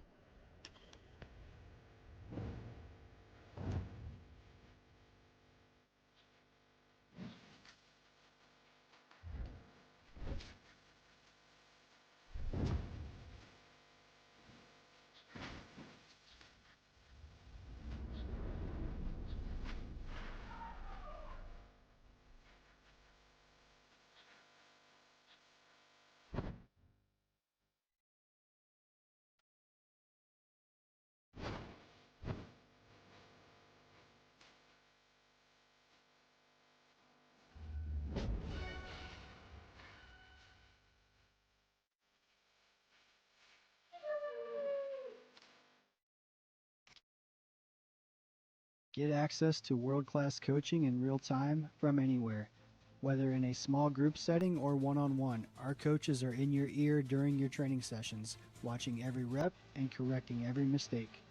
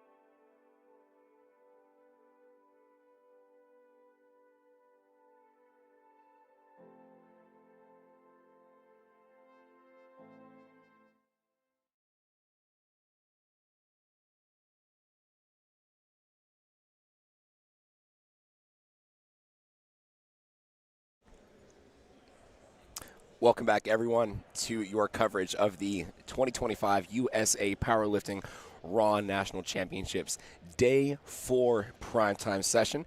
You're joined by myself, Nick Stevens Jr., and my amazing co-host, Kevin Serrano. We just finished our coverage of the squat, and I don't know about you, but I couldn't help but laugh at a lot of these squats and how easy they looked compared to just how sheerly heavy these squats were. We're talking 750, 800 pounds on folks' back, moving as if it were 300, 400 pounds. And so we're insane action we saw throughout the squad. Now we're going to move into our bench press. We're going to start off with our ladies' flight. To start off the round, we've got Miss Rachel Basiora, Dakota Young, Ashley Horn, Elizabeth Yard, and then Nicole Miller coming in after that. Go ahead. Yeah, and just to talk a little bit more about the squat session, I mean, we saw that for the women's side, we had the 90-kilogram weight classes all nominated within just a few kilos away from each other. We're looking at the forecasted placings now, and from our 6 women who are in the 90-kilo weight class, they are just 17.5 kilos away from each other on the forecasted placings. So it's just really going to show that it's going to come down to the last deadlift. We've seen time and time again that these lifters are taking 10, 15, 7.5 kilo jumps, what have you, right? This is the difference between 1 or 2 attempts. So we are going to get started on the bench presses. We have Rachel Basiora opening us up with 90 kilograms. 90 kilograms, we're talking 198 pounds here. And call it, if you will, a bit of a redemption meet for Rachel. 100%, least on the national absolutely stage. you can. Mm-hmm. Gets that start command from our chief referee, Eric. And she did come off with a 2.5 kilo squat PR, despite only going 2 for 3, but she does walk out with a PR. So expect a big total coming from Rachel Basiora. Absolutely, and you were talking just a little bit ago about how these big squats have kind of set the tone for the rest of the meet, kind of set that momentum. When we're talking about the bench press, you're not going to have that much more added onto your total, right? You might have a few 100, 150, 200 pounds maybe added onto that overall total. But kind of on the flip side of that, it's even more crucial to make all of your bench attempts, because once we get to the deadlift, easy opener there for Dakota Young. 3 white lights. Once we get to the deadlift and we start to make those nickel and dime changes to where we make those attempt changes, it's going to be that much more important, and it's going to save us more kilos in the tank should we be a little bit more consistent throughout our bench attempts. Absolutely. One really good way to put it is a extra 2.5 kilos on the bench press is an extra 2.5 kilos that I no longer have to pull in the final deadlift, right? So it's really imperative for these lifters to not begin to chase in the bench press. They have to make all 3 attempts if they want a shot, or at least a good chance in earning that national championship.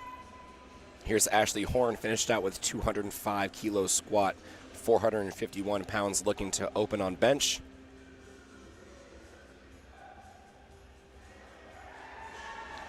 Very, very easy, 209 pounds there, 3 white lights.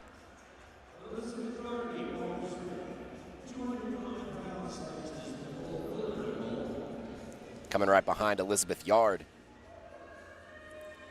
also taking 209 pounds.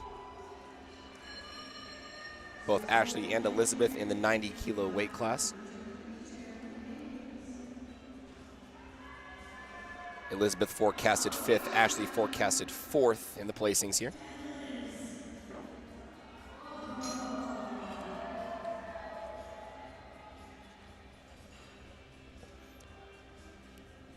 We see Elizabeth getting a lift off assist from our head spotter there. A lot of times that is per lifter preference. And looks like we had a little bit of a bobble there. It looked as if one of the spotters might have grabbed the bar just a little bit early coming off of that unrack there. So as long as Elizabeth doesn't have to, as long as she gets that start command before the time runs out, and she does with just 0.2 seconds left, she gets that start command.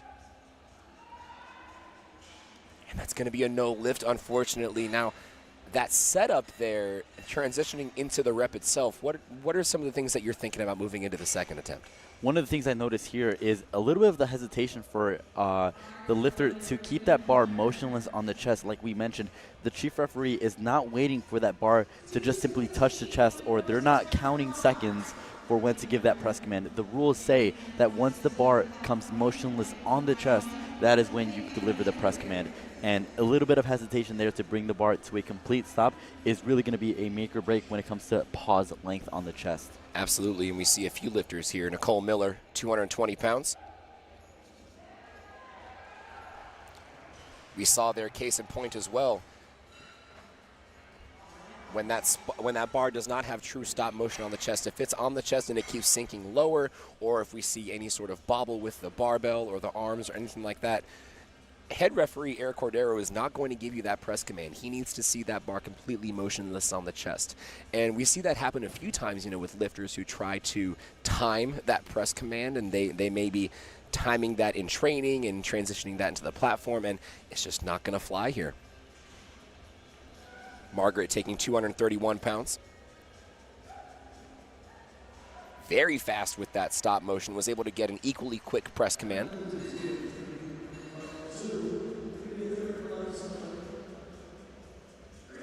And that's going to be a good lift for Margaret. Moving on down the line, McKenna Henderson, 242 pounds.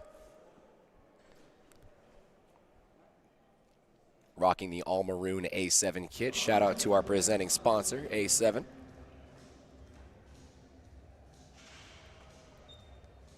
McKenna taking an extra second to let that head spotter know exactly how she wants that lift off.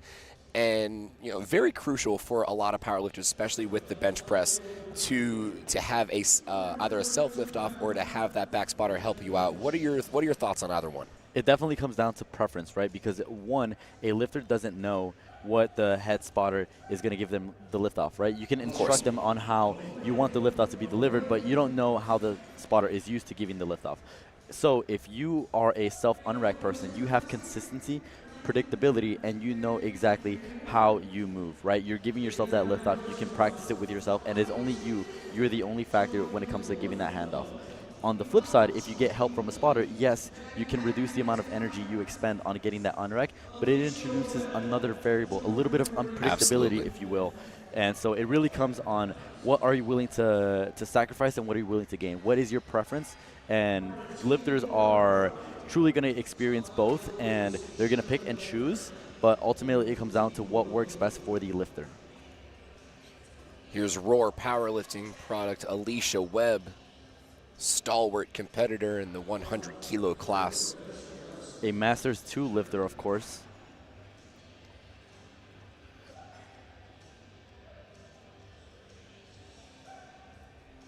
Very soft touch on the chest, and given by that soft touch, he gets a very fast press command. Important, too, for the folks at home, if you're watching these, you see some lifters have that very soft touch, so you don't see the bar sink too deeply into that chest. But then you also have lifters that, utilize that sink, kind of the opposite side of the spectrum, really use that momentum firing out of the hole. And you're going to see, like you're talking about, you're going to see lifters run the gamut here. You're going to see a ton of different methodologies and a ton of different approaches to the barbell as you come to the bench press. It is the most technical lift of the three, by far. You can quote me on that. There is not another lift more complex than the bench press when it comes to competition. And like you were talking about, any variables that you're able to limit moving into this is going to improve your performance and give you a better chance in the long run. Absolutely. Cipriana, easy opener there, 3 wide lights.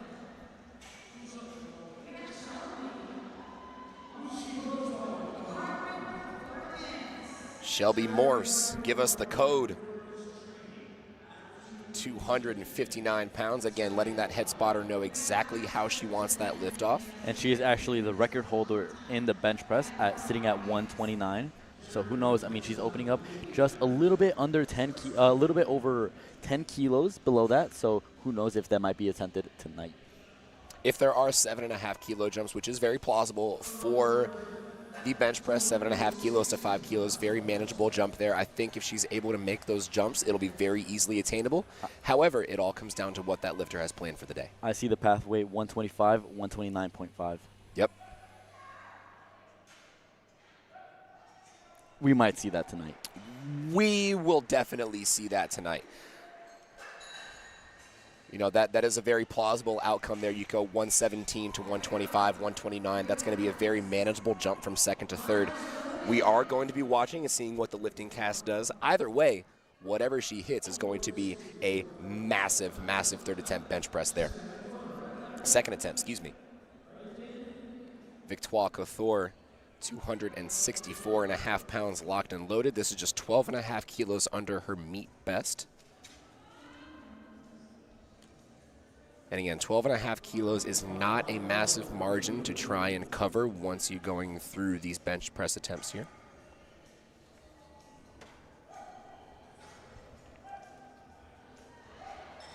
A little bit of a closer grip as well with our bench setup here. And again, that's just another point to lifter preference and to the individuality that you're going to see our lifters bring to the platform here.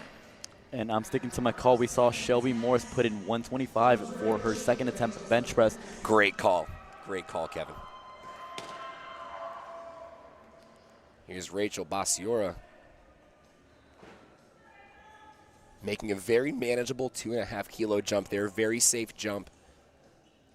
And again, with the bench press, for a lot of our lifters, we're just looking to add that little extra bit to the total. That way, you were saying before, we have less to overcome on the deadlift.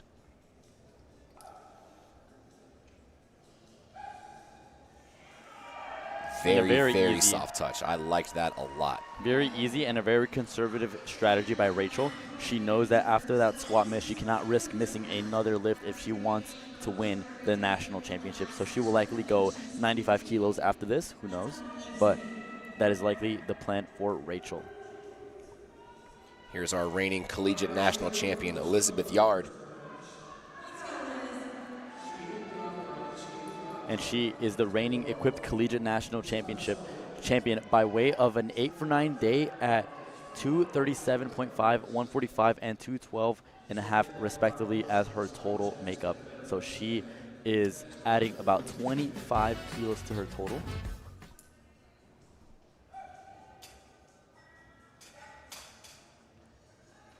Oh, goodness. Oh, we see the left plate get stuck with that upright.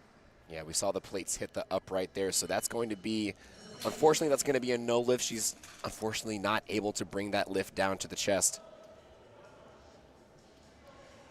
And in that regard, since she already got the start command and she was already in the process of descending that bar, she does not get a relift in that situation, so she will have to take that missed lift and then move forward into the third attempt.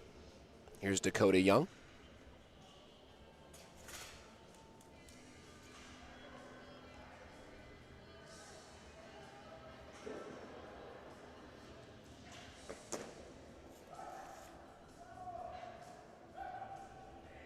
Very clean press there. Dakota Young, 3 white lights, I reckon. And so. And it seems like she can be good. She'll be good for like another 5 kilos, I'm assuming. A 7.5 kilo jump for Miss Ashley Horn, 102.5. And for those of you watching at home, 102.5 is 226 pounds or 2 commercial gym plates. Yes, a casual 2-plate date for Ashley Horn.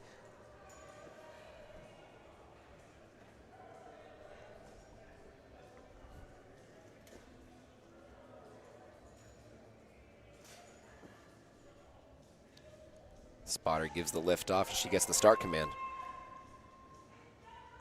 Slow and controlled to the touch. And that is going to be a great second attempt there for Ashley Horn. 3 white lights.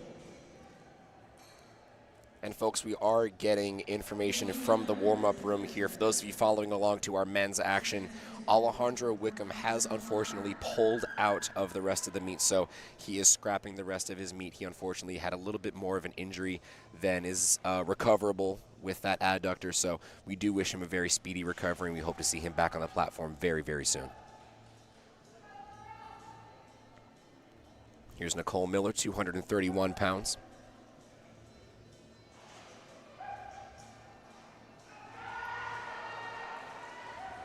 Hit a bit of a sticking point there on the way up. What'd you think about that sink? What'd you think about that press command? It just looked a little bit inconsistent. She kind of does come down on the chest, but she continues to sink that bar on the chest, which is why we have that delayed press command. That's right. And again, still a good lift, so that is going to be 3 white lights for Nicole Miller. Currently 2 for 2 on the bench. Margaret taking a jump a bit more on the aggressive side, 10 kilos.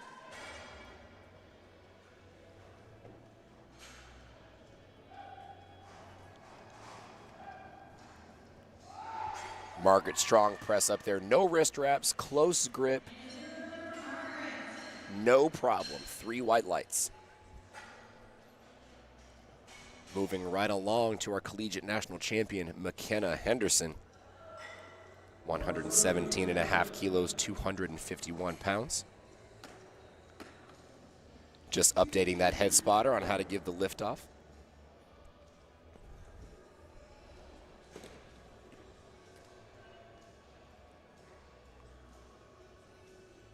And again, McKenna Henderson, one of our lifters, having competed on the national stage, both equipped and raw.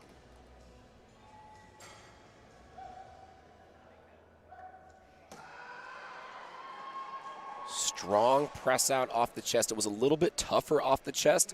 We were able to find lockout a little bit easier, and so I don't imagine there to be a big jump going from second to third in order to save energy for that deadlift.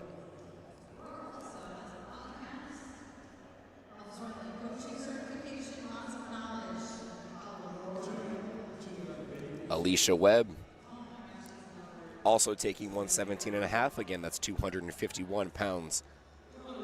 Product of Roar Powerlifting, coached by Josh Roar, former executive member of USA Powerlifting. And Alicia Webb also having competed equipped as well.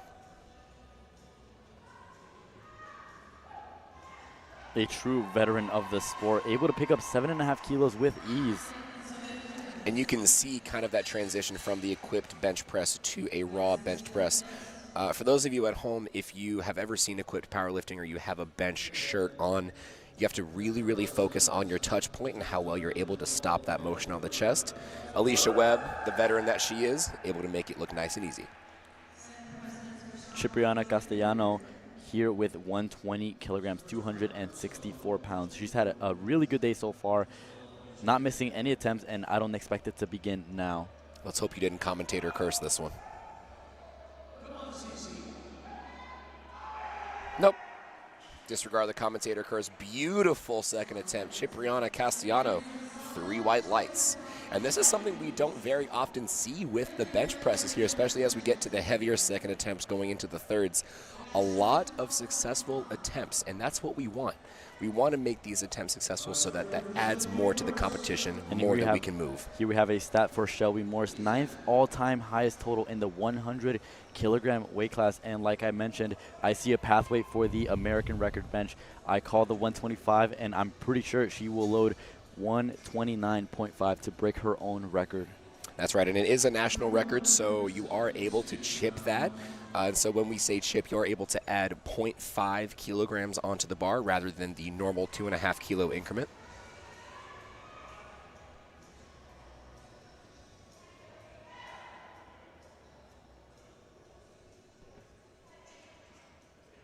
Gets the lift off from the spotter there. You can tell how much tension she's putting into the bar. We're going to see a new American record. We're going to see, I almost don't want to limit it at 129, right? I think 130 is there very easily. 130.5? Very possible, very possible. And with these American record attempts, as you chip them, you're able to put on really whatever number you want. Yeah, I mean, so with it's those really chips in just play, a matter it can of be any number you want, really. And, you know, if she's hit something similar into the gym, you know, that's likely what they're going to be going with. We'll see. Here's Victoire. 281 pounds.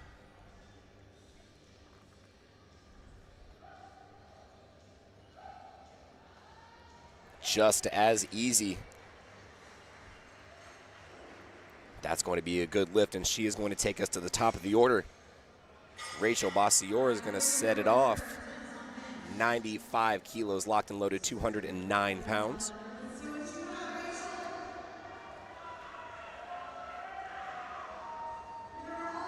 Rachel, a referee in her own right, has done a lot of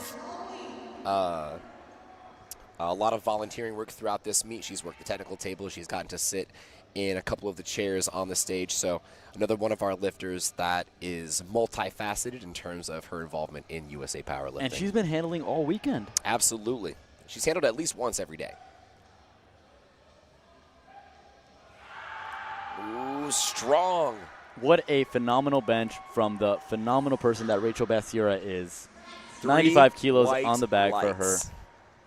And ladies and gentlemen, a bit of a tough situation for Elizabeth Yard. We hate to see it, but she is at risk of bombing out. If she is unable to hit this attempt, she will be disqualified from the competition.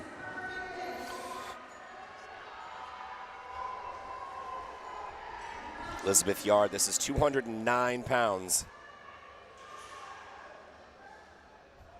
This is the comeback we want. Elizabeth looking to go yard for this last one, 209 pounds, looking to get on the board.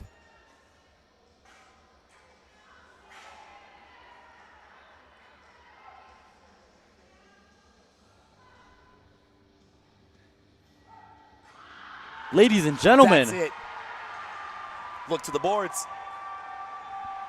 And that's a good lift, ladies and gentlemen. Elizabeth Yard is on the board. And on the third attempt, she rises. Oh, my. A phoenix from the ashes. Elizabeth Yard coming from the bottom. You can really see how she's controlling that bar, lowering it down to that perfect touch point, not trying to hit that up that bench safety like she did on that second attempt. It seems like she also made it seems like she also made that adjustment with that sink where she was kind of being a little hesitant. Absolutely. And she got that quick press command. I mean, Eric Cordero gave her that press command because that bar was motionless on the chest. And Dakota Young here, 220 pounds. Very easy third attempt for her. Like butter. She could have done more, but. And again, if you were looking back at, not to keep bringing up Miss Yard here, but if you look at her prior two attempts there, that setup and the descent where she brought the bar down to the chest, that was where she messed up. She didn't even really get a chance to press the bar. It was really on the setup and how she brought the bar down to her chest. So very, very, very impressive. Absolutely. On how to adjust and approach a new bench press. Very proud of Elizabeth Yard. She is still in the meet. Oh, we had the wrong lifter come out. Miss Nicole Miller is up next. 107.5.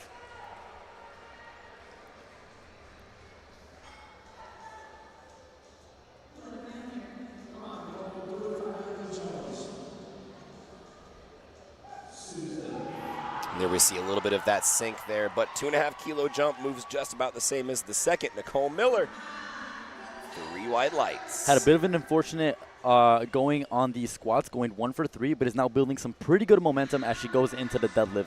And she's currently sitting just 17.5 kilos below Rachel Stark, who is a lifter who competed in the prior session. So she's a bit of a way out from Shelby Morris, who will likely take first, but she is looking to crack into that second place and knock out Chanel Perry off of that podium. It's very possible. All she would need is about 215 kilos, possibly a little bit more, a little bit less in order to break that barrier, but it's very, very possible for Nicole Miller to crack into that second place position. Ashley Horn, 110 kilos, 242 pounds. Bit of a bobble on the drop there. Yeah, and I wonder if that was just a bit too much to overcome there. If you were able to watch the replay there, we saw the head spotter. Once he put the bar into her hands, it looked like a little bit of a bobble. Looked like she got taken out of her groove just a little bit. And I'm going to see the shakiness there as well. And I'm going to be honest and be critical on the attempt selection. I do think she got a little bit too aggressive, taking a 7.5 kilo jump. She would have been okay with a 5, but she got a little bit too confident, thinking that 110 was there. And we're going to see this play out now that Cipriana is our new leader in the forecasted placings. That's right. And again, these are only on forecasted. So once these first deadlifts start rolling in, then that'll really start to see what we'll start to see what these placings are looking like. Here's McKenna Henderson. Bit of an uneven lockout for McKenna, but nonetheless, she gets 3 white lights. An important note to bring up there, too, you are allowed to lock your arms at different points. They don't have to come up at the exact same time. So long as that bar does not make any downward motion on the way up, you can unlock your arms as evenly as you want to. Here's Margaret taking 125. Big shout out there from Smiley Girl 1272. This is 275 pounds. 2 reds and a collar, arguably the most aesthetic of the bench presses. That's just a clean thing to see on the bar, all reds and a collar.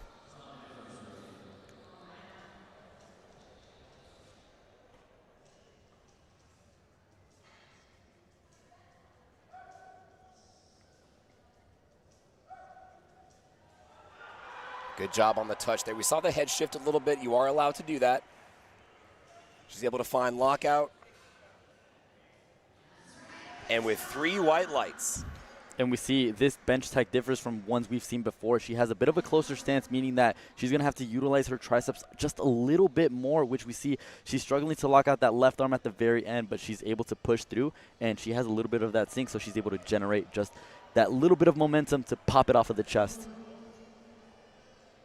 Speaking of momentum, after that opener squat, Alicia Webb on a warpath, also taking 275 pounds. This is 2.5 kilos below her all-time best here. At 281 pounds, here's Alicia Webb, Georgia product.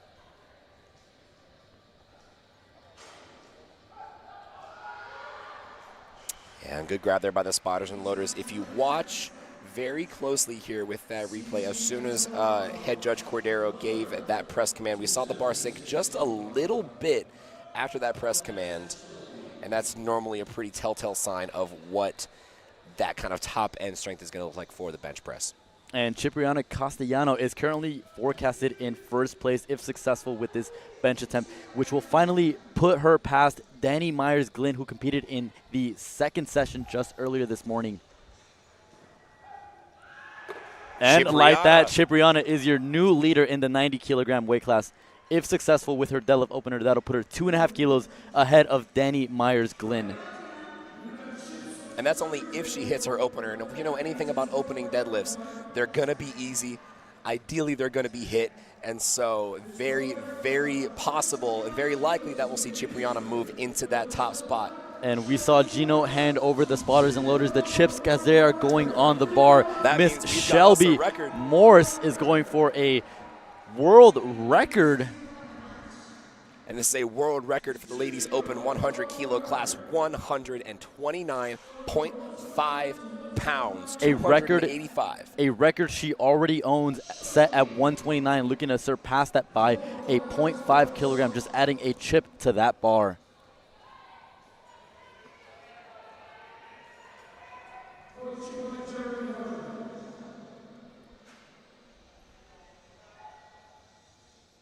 Shelby Morse taking her time getting set up under there. This is a world record attempt. Need to be pulling out all the stops in order to ensure consistency under the bar.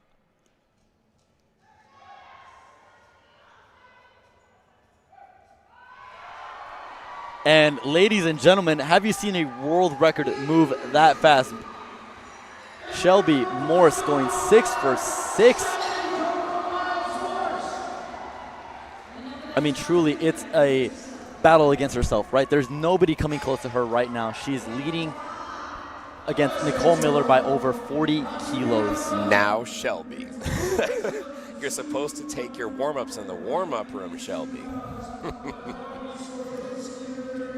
Here's Victoire, 5 kilos up, 132.5 kilos, 292 pounds. Almost 300 pounds on the bar for Victoire, our heaviest ladies bench of the entire meet. Sorry, aside from Lindsey Wallace in the daytime session there, but that is a good lift. Victoire sitting very comfortably in the first place spot, ahead on forecasted total, ahead of Lindsey Wallace by about 20 kilos. Yeah, and it's looking like over in the 100 and 100 plus, looks like Shelby Morris and Victoire are running away with it.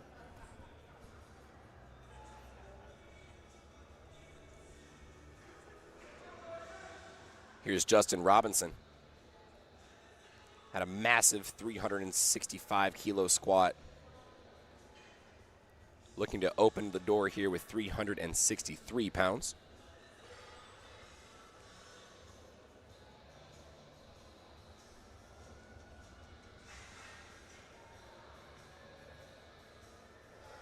Very fast lift off there. A little bit off kilter in terms of where that bar is going to be. Very fast off the chest there. And that's going to be 3 white lights. Now, for the folks at home, and I was wondering, Kevin, if you caught this as well, with Justin's bench press there, we saw a little bit of a bend in the arm on the left side. I don't know if you caught that or not. Very often with benchers who have really big arms or have some other sort of mobility issue, they may not be able to fully lock out that arm to the fullest extent. So that is as far as he's able to lock it out, and that was a very clean opener attempt there, Justin Robinson. Justin Odom up next, 195 loaded on the bar. Coming off of a 350 kilo squat. This is 429 pounds.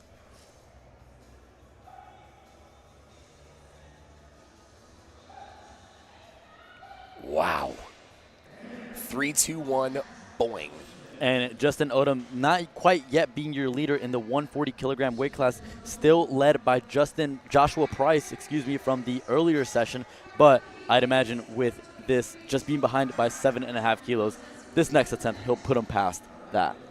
Absolutely right. And we were going to talk about Alejandro Wickham, possibly being in the running for that as well. But unfortunately, like we said, he did have that injury to his adductor, so he will be pulling out of the meet. Here's Aaron Terry, reigning national champion in the 125 class, also taking 429 pounds.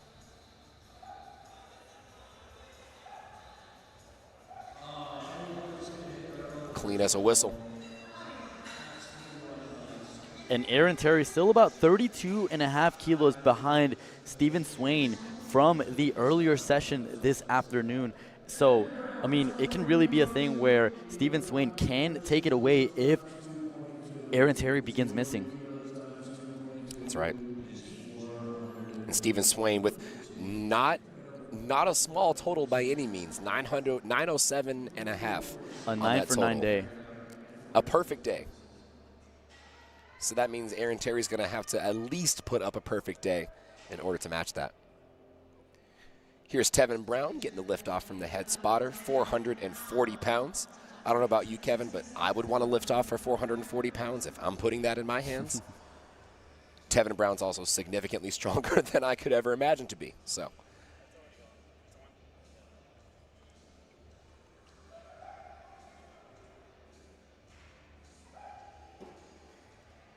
and very commonly you're going to see with our heavier bodyweight bench pressers, we're going to see probably more sink type benches here.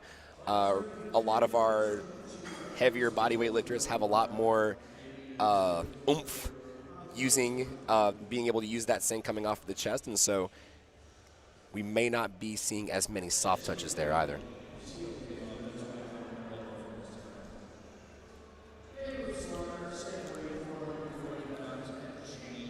Here's Caleb, 440 pounds, looking to slaughter his opening attempt.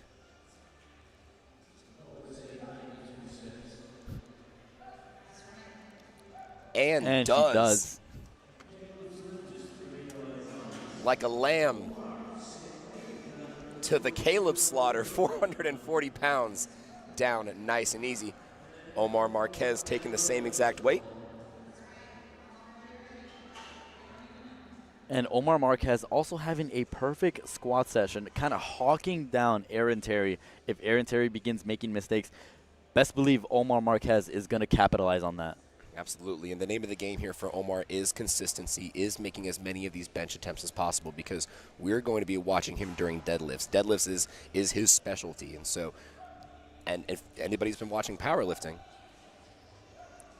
look at the speed on that bar on that 200 kilogram never mind, I'm going to bench. stop speaking. Omar Marquez placed 5th last year's Nationals in Salt Lake City, Utah, and I'm looking like he's going to be a podium finisher tonight.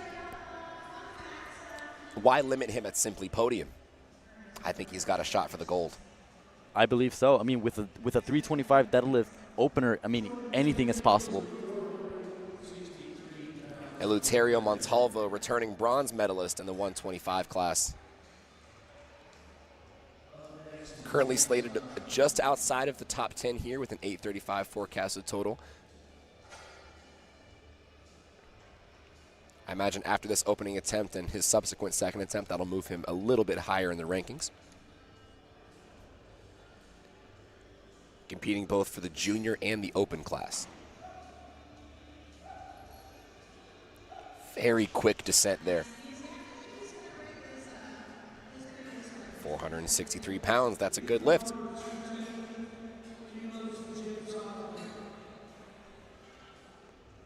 And one thing I like about Eleuterio's bench, and I actually learned this tip from bench press extraordinaire Jen Thompson, you want to bring down that bar as fast as you can control it, right? And so if these lifters are essentially dropping the bar on their chest, they might not be. That's as fast as they can control it. They're building that momentum in order to get a stable press off the chest. Yeah, again, there's no reason to have any additional time under tension, right? There's no reason to try 100%. to tempo that bar, to waste energy bringing that bar down to your chest. If you can control it at a faster pace, do so, and you will have much more giving rewards in the bench press. Here's James Hoffman, finishing out at 342.5 on squat, missed the second, came back for the third, looking to set some good momentum here with 463.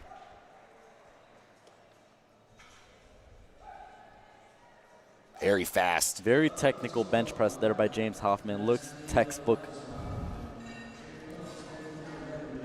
And now you see a few of our lifters coming out to the platform. Some of them are wearing belts for the bench. Some of them aren't wearing belts for the bench. What are your thoughts on that? Yeah, actually, we had Daniel Kim on one of the interviews, and he gave a little bit of insight that kind of stuck with me when it comes to wearing a belt in the bench press. A belt is meant to create intra-abdominal pressure, but in the bench press, that pressure is supposed to be kept high up in that chest. So that belt is essentially trying to trap that pressure built up high up in the chest, and then being used to then release that energy back into the bar after you get that bench press. Absolutely right. I think I was there for that conversation too. Daniel Kim. Now here's Mr. Nathan Red Wing, 242.5.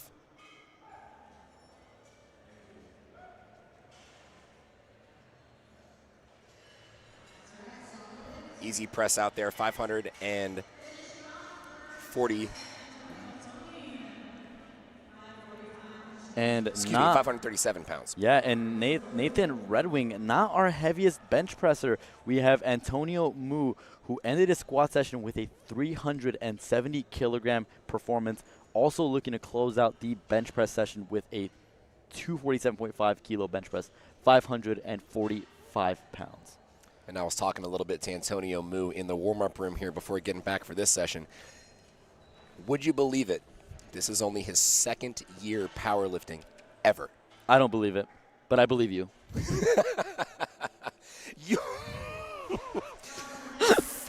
545 pounds looks like 145 pounds. And that face just yells and screams national champion.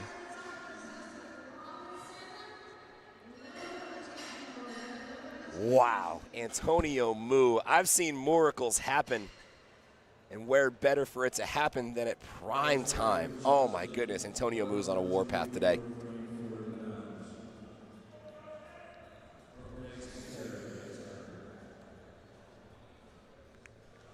Justin Robinson, big jump from opener to second attempt, going from 165, almost 30 kilos to 192.5. This is about 29 pounds on the increase from first to second attempt. And you could have told me that that was 5 pounds from the opener to the second attempt. That moved just as fast as the opener did. He does get one blue card from Kathy Maley on the referee side for a failure to lock out the elbows. So I believe when he came out, he showed Eric Cordero his elbows. He did walk up and kind of demonstrate to him that that's as far as he can extend his elbows. Just kind of going to show that he has his arms locked out. Here's Aaron Terry, 451 pounds.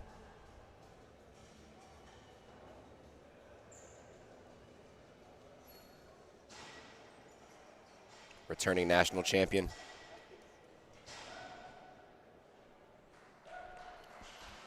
Very clean press there. Again, very well utilizing that sink. Finding that momentum off the chest. That's going to be a good lift.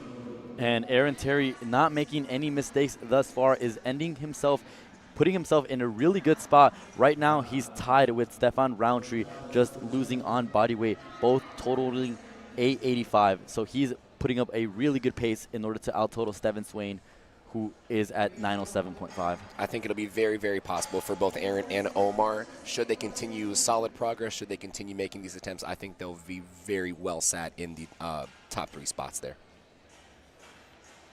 Justin Odom, 463.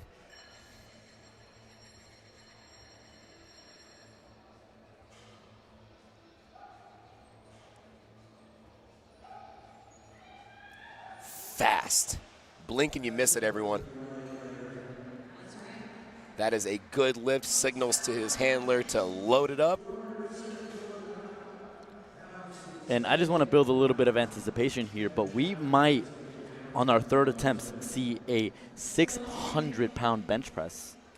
Just take a look at what Antonio Mu put in for a second attempt. I won't tell you, but go on LiftingCast and figure out yourself. LiftingCast.com/meet. Scroll down to USAPL Raw Nationals Day 4, Platform 1. We can see the number on our end, but we're going to wait to let the audience know what that number is. We want you all to be just as surprised as we are if he hits it. Here's Tevin Brown going up 15 kilos, so about 35 pounds from first to second.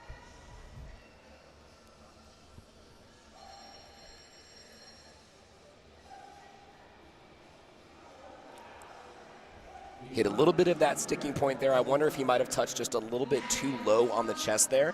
And so when he was pressing out of the chest, he brought the bar a little bit too close to his head and had to overcompensate that with the triceps. Still a good lift. Tevin Brown is still on the board. Currently 4 for 5, only missed that second squat. You see the kind of wall he hit there that's very commonly known as our sticking point. But the true measure of an athlete is how well they're able to press past that sticking point. Tevin Brown showing us he is, in fact, an athlete. Here's Caleb Slaughter, coached in the corner by Reggie Mouton out of Virginia.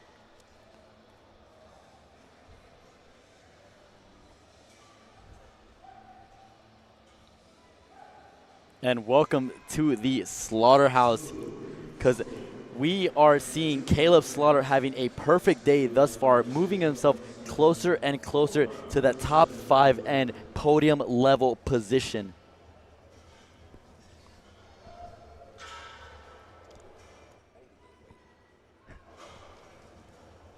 Here's Omar Marquez. Like we said, currently sitting in 4th on forecasted. Very, very possible to see him make a crack at the top spot.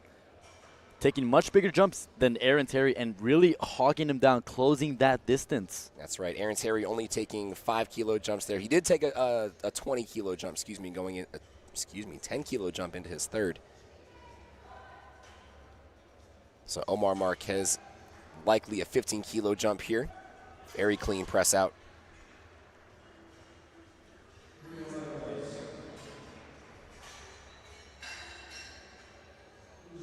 Had a bit of a slow descent on that touch point, which caused just a little bit of a misgroove as he came up, just anticipating that press command, but he still smokes 215. Eleuterio Montalvo, 12.5 kilo increase to 490 pounds. And on his second attempt, this will only be 2.5 kilos below his best, so very possible we could see an all-time PR for him on his third.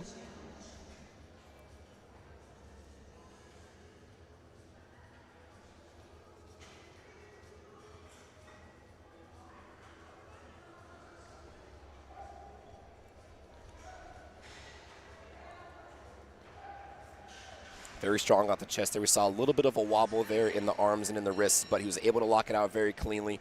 That's going to be a good lift for him. And let me tell you, this is not something we're seeing very, very often. These boys are nailing these benches. These guys are putting on a clinic in the bench press session.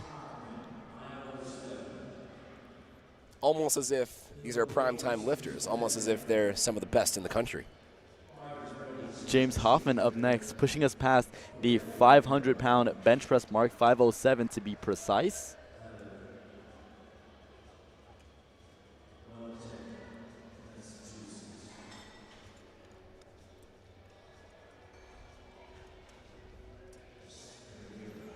And 20 kilos is massive to gain here for James Hoffman. To put 40 pounds on your bench is nothing to sneeze at, everyone. Taking a bit of a nap there on the bench, just taking his time setting up. Again, these lifters have a full minute to receive that start command from our chief referee. If I was about to pick up 500 pounds, I'd take every second I had.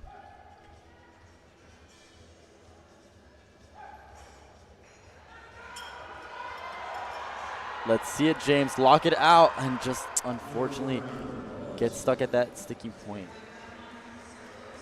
Very, very close, and probably one of the more later sticking points that we've seen. A lot of times you see folks miss off the chest, and you see about midway through. James was pretty close to lockout there. He will have one more go at it on the third round. But again, this really just kind of closes the door a little bit when it comes to landing himself in that top three. Here's Nathan Red Wing. 545-pound bench press. Heavier than arguably most people's squats or deadlifts. Nathan Red Wing is going to bench it.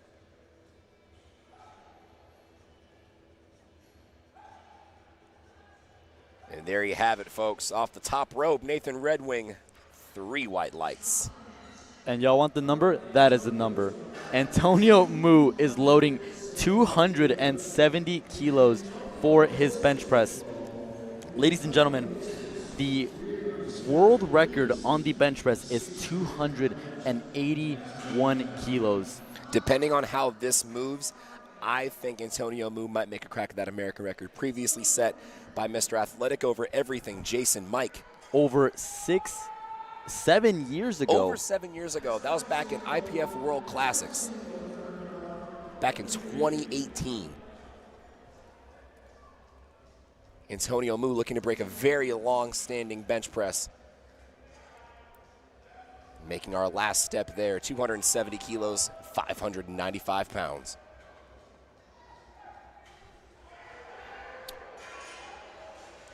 And I think his handler saw exactly what I saw. As soon as he started to press that weight, his right foot came right off the floor there. And it is a rule, unfortunately. You do have to have both of your feet in contact with the floor at all points. So that is perfectly fine there. I think he might have just got a little bit excited going into that second attempt. Let's see what he puts in for his third. And I think it just goes to show how much of a full body movement the bench press really is. I mean, the amount of force needed for your legs to just kind of fly off like that, that's truly, I can't think about the amount of leg drive that Antonio is pushing into that platform. Here's Justin Robinson. Back to the top of the order, 457 pounds. And now if you're Antonio Mu, if you miss that attempt, do you go for the American record? Do you retake that attempt? We'll wait and see.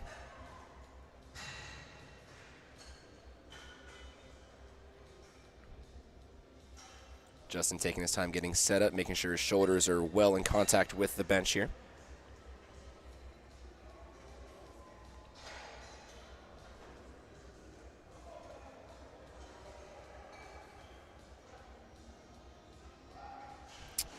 Interesting. It looked like that head spotter was ready to come in almost as soon as he came off the bar there.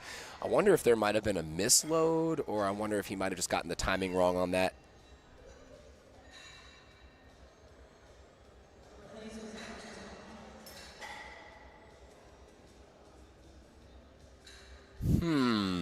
Oh, okay. So they looked like they gave him a replace command in there, and it looked like he went ahead for the attempt anyway. In that regard, I don't imagine he's going to be able to relift that. And folks, if you're looking at lifting cast, we're not going to tell you the number, but Antonio Moo just put in a very nice number. We're going to be we're going to tune in on that just a little bit later.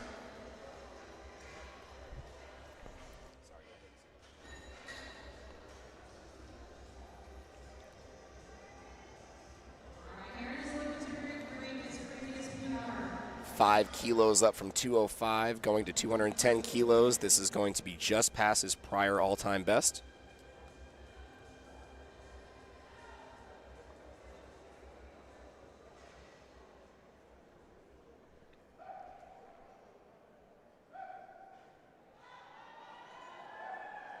Very clean press out there, and what an angle there from our Barbell Productions team.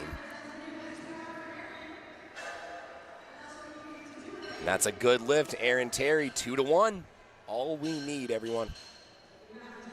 And now we've got Justin Odom, 217.5 kilos, slated very, very cleanly, I could say, in that top spot for the men's 140 kilo class, forecasted about 15 kilos ahead of the rest of the pack. And now at this point, it's just Justin Odom against himself. We had Alejandro Wickham withdraw from the competition, but now it is Justin Odom to his opportunity to put up the highest total he can. He doesn't have pressure from anybody anymore, so we'll see how he handles 217.5.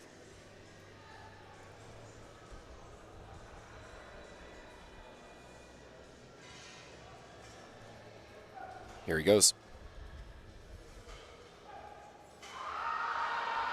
He finds the lockout.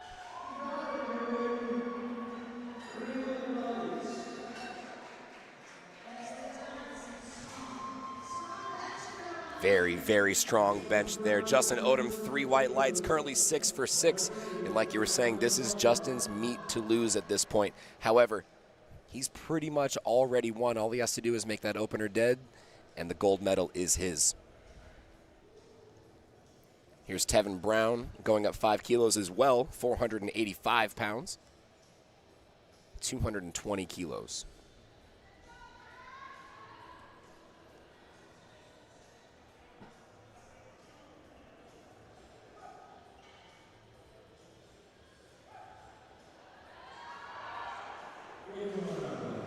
A good attempt there from Tevin. Good grab there by the spotters and loaders. Looks like those triceps just kind of gave out on him at the very last second, but luckily he didn't expend too much energy on that bench press, and we'll see him back on the deadlift.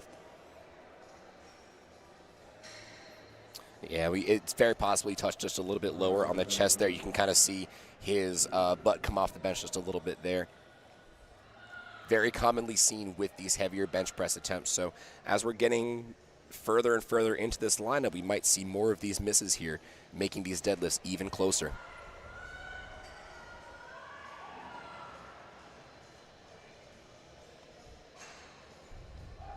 Omar taking 490.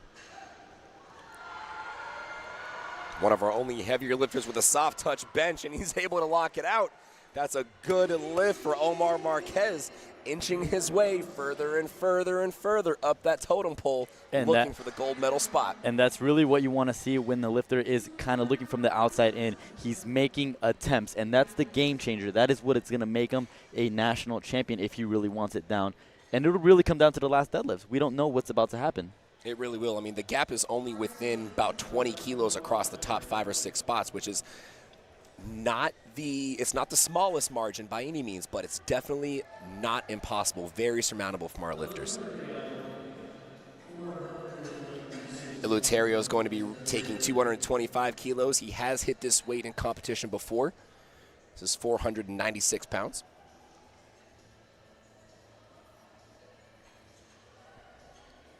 Eleuterio looking to go 5 for 6 on the day. This is going to be very crucial kilos added to his total.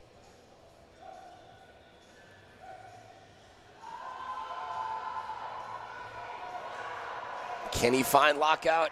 Just lost a little bit of juice there. And the rep, in that regard, looked as if it was just probably going to get racked anyway. We saw a little bit of that downward motion, but he still tried to fight it. Almost got it to lock out there, but it was just a bit too much on the day for Montalvo. And we're entering the slaughterhouse now. We got Caleb Slaughter, 225 kilos loaded for him. Another 10-kilo jump for him. The Virginia product, 496 pounds. I mean, he, if successful with this weight, is also going to be looking in to sneaking on Aaron Terry. This is a close battle, ladies and gentlemen. Don't be fooled by the forecasted placings.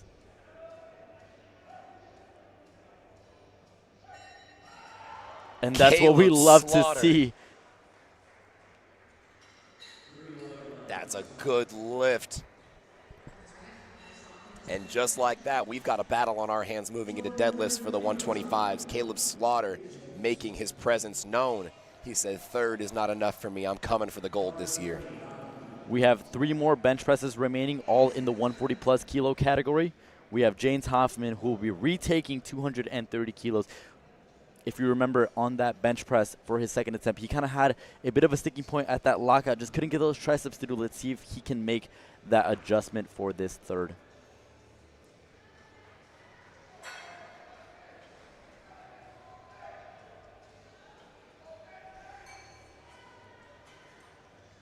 Again, this is 507 pounds. James Hoffman taking his time getting set up under the bar here. We got some Hoffman fans in the chat.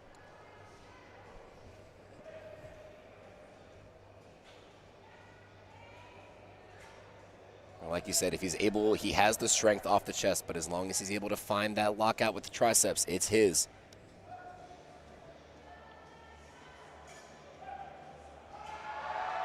And there we go. That adjustment was made. James Hoffman picks up 20 kilos, and just like that, he is back in the mix.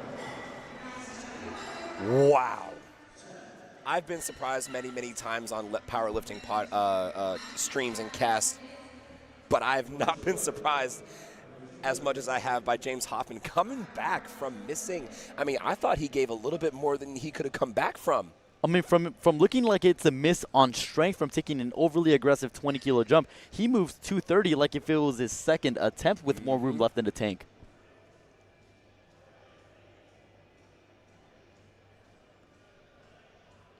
Nathan Red Wing, 252.5, 556 pounds.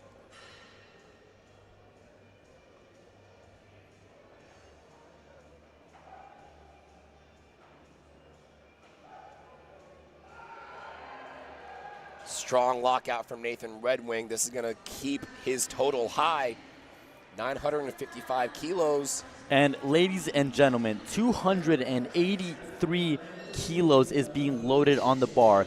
Antonio Mu is looking to break Jason Mike's world record of bench press. This record has stood for almost 10 years. Since 2018, back in Calgary at the 6th IPF Classic World Championship. In his second year ever of powerlifting, no less, Antonio Mu. If he can keep that foot down, the American record is all Antonio's. This is the longest standing bench press record across all weight classes. Antonio Mu is going to make history tonight. And this is our last bench press of the night, so we will be waiting with bated breath.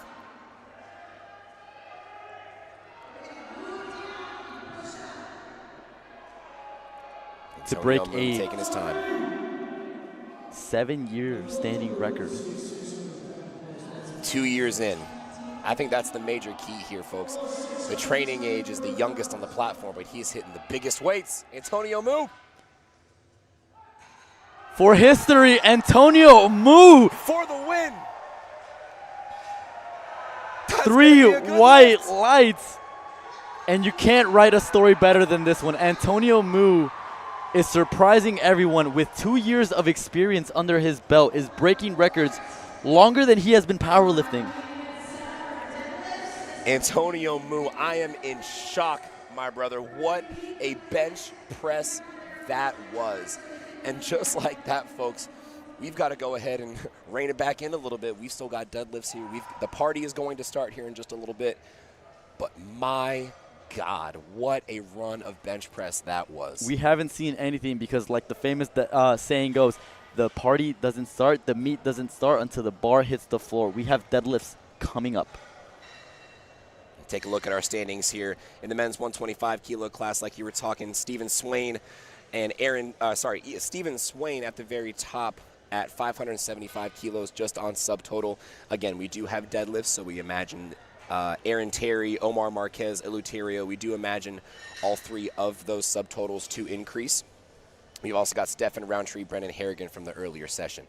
In the men's 140 kilo class, Nathan Wilhelm from the earlier session with a subtotal 577.5, very sizable, but Justin Odom moving into deadlifts is looking to blow that out of the water. We imagine his forecasted total to be a lot higher than that. Josh Price, Caleb Bicknell, Trevor Burgess rounding out the 5th place spot at 535 kilos.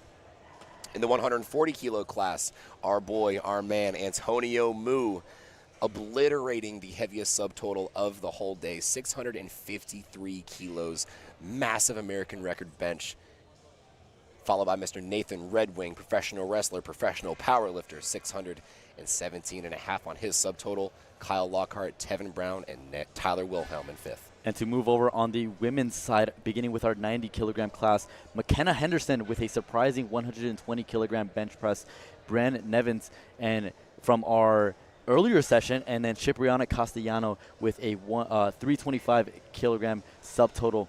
In the 100, we have Shelby Morse with a world record bench press of 129.5, putting her subtotal at 339. She's running away with it. And we have Rachel Stark and Chanel Perry rounding out that podium at 315 and 312.5 respectively.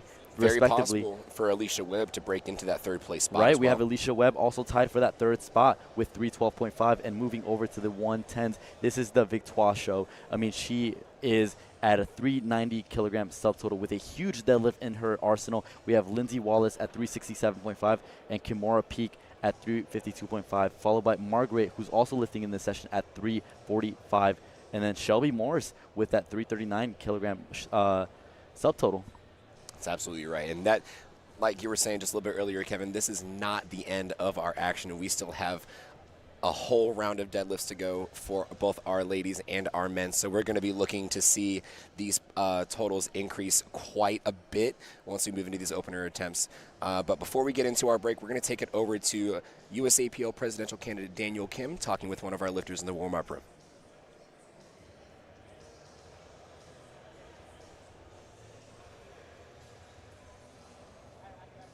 Big man, Antonio, all the way from Hawaii. First of all, aloha. And what was going through your mind on those last couple attempts? Well, I spoke to my younger brother before this competition, and he said, stick to the small things, simple things. Sorry, let me take this out. He said, stick to the simple things. We've done everything in practice. We've done everything prior to this meet. So shout out to my brother, Silipa. So I'm my other brother. Shout out to everybody. Big shout out to my son. He just turned 2 today. So today is his 2nd birthday. Happy birthday, son. That one's for you, but the job's not done. We'll be done soon. Well, I mean, speaking of which, that was not just a PR. That was a world record. You beat Jason Mike's long-standing world record. Oh, my goodness. Did you come in today knowing that was going to happen? I just told my coach when we came in, the main thing was make our lifts, and whatever he puts on the bar, we get it up there. All right, that's the mentality. And now how are you feeling? How are you feeling going into deadlifts? What's your plan? Kind of just cruise, make every lift, just like my brother was saying. And a shout out to my wife. She's one of my biggest supporters. But yeah, mindset going into that, job's not done. Make our lifts, keep it simple, and have fun. Yeah, of course, man. It's all about having fun. I cannot wait to see you on the platform in a few minutes. And, yo, aloha. Yes, yes, sir, bless her. Never stress her. All right, back to you. Good job, bro. Awesome. Yeah, dude. Thank you, man. I want to see you out there.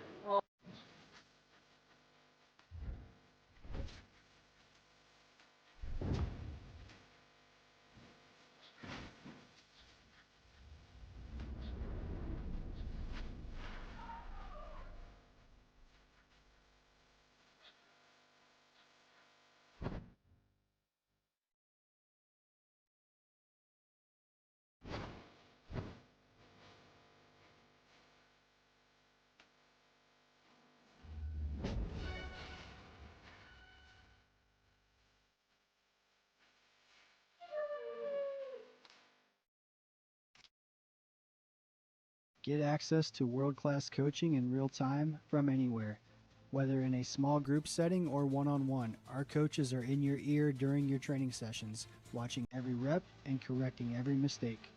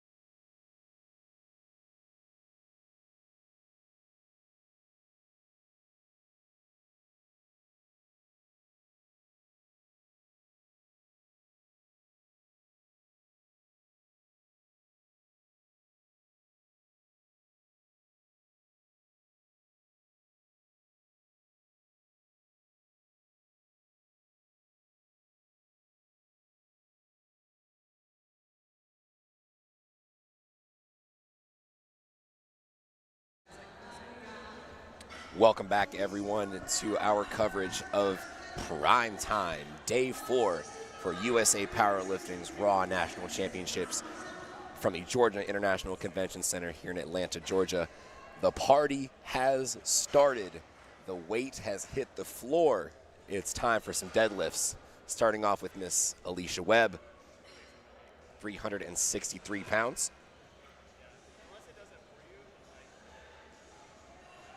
Easy opener there for Alicia.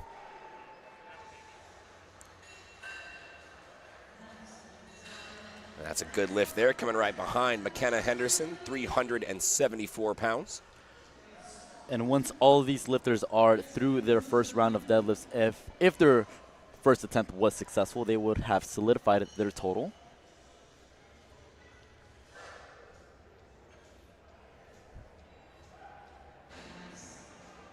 Very good attempt for McKenna Henderson there. She gets 3 white lights. And with all of our lifters today, like you were saying, once we start to see these opener deadlifts start to roll in, we're going to see some forecasted totals as well as current totals based off of what these lifters have already hit on the day. Once these deadlifts are done, that is it for the competition. We are all set to go. So that means all of our lifters today will have to hit these deadlifts. These deadlifts are going to decide who is going to be standing on the podium and where that person will be standing on the podium. Margaret taking 185.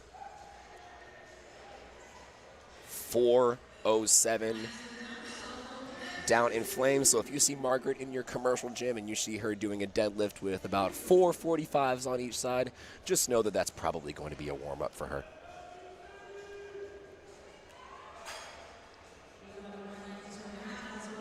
Cipriana Castellano, 424 pounds, 192.5. A tad slow there in terms of just general bar speed there, and she does get 2 to 1. She gets 2 to 1 with a red card underneath that. And so for the folks at home, when you get a red card underneath the deadlift, that means that either the knees were not fully locked out or the shoulders were not fully behind the bar by the time of lockout. Dakota Young, 195 kilos.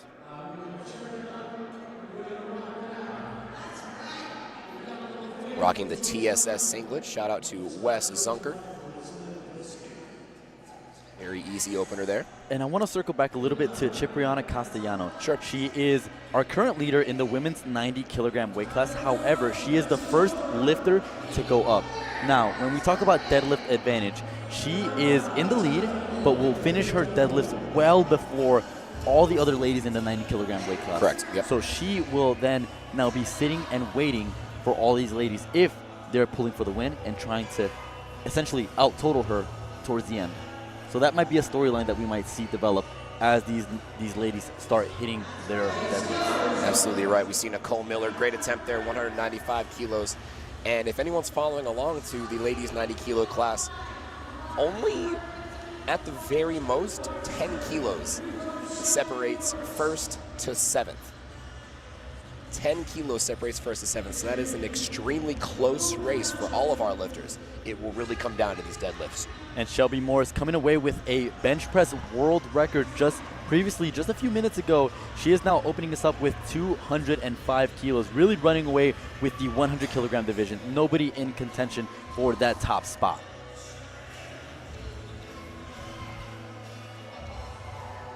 £451.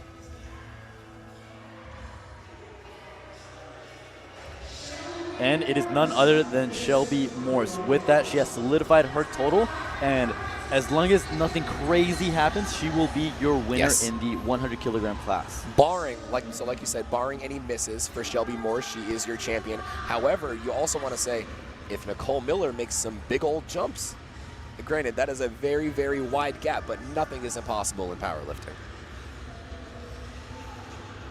Here's Ashley Horn. Currently sat in fifth, only 10 kilos behind Cipriana.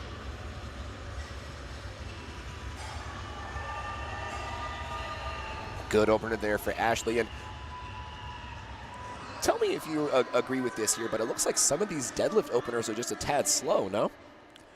I would say the fatigue from having squatted earlier. I mean, Ashley Horn hit a massive 205 kilo PR, and so up until this point, these lifters have already done 6 previous attempts. I mean, bench press is a full body movement. Squats, you're doing 3 consecutive squats, one after the other. So your body's got to feel some sort of fatigue up until this point.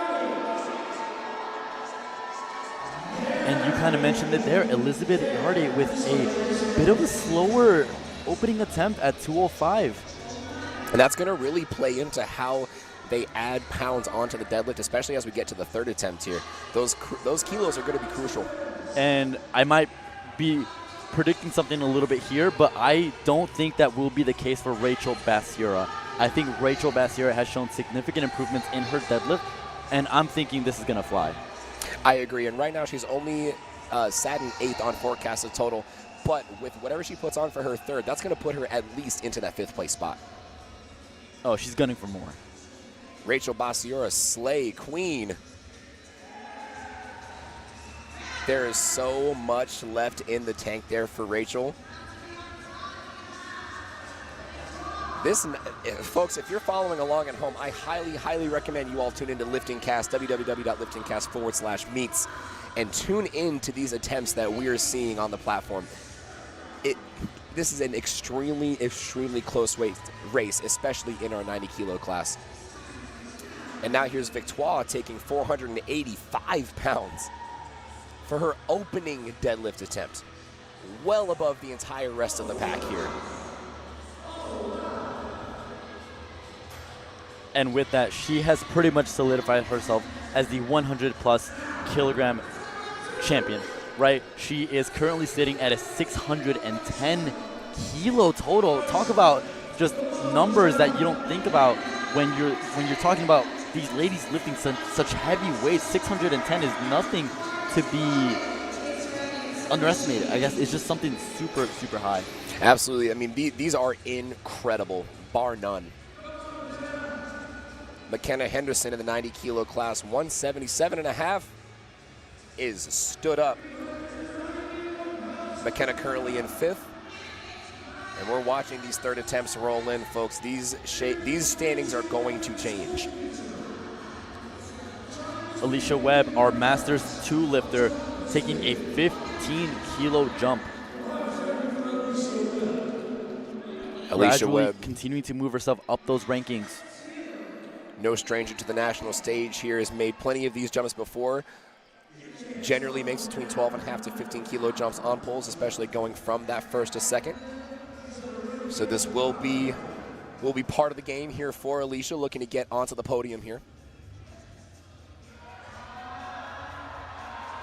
Let's go, Alicia. Can she stand it up? And she does. What a phenomenal grind. Alicia Webb, very slow off the floor, stands it up for 3 white lights. I don't know how much more she's got left. That was a full-on maximal attempt, especially once we got to the knees. She is sitting 7.5 kilos below the next place up, and I'm not sure whether or not she has even that. Now we were proven wrong before. We were proven wrong very much before. She missed that opener squat and got it back. Cipriana, 435, easy second attempt, 3 white lights. And then Cipriana is a bit under pressure here by Ashley Horn. Cipriana only going up 5 kilos, but Ashley applying significant amount of pressure. 12.5. 12.5 kilos. Moving back to the 100 kilo class. Nicole Miller taking a 5 kilo jump to 200 kilos. Depending on what she puts in for her third attempt, 200, this does slate her in 4th. She would have to make at least another 10 kilo jump to put her into that 3rd place spot. Again, anything is possible, but if we're staying consistent through the meet, it's very likely that Nicole Miller will be in that 4th spot come finish. Let's take a look.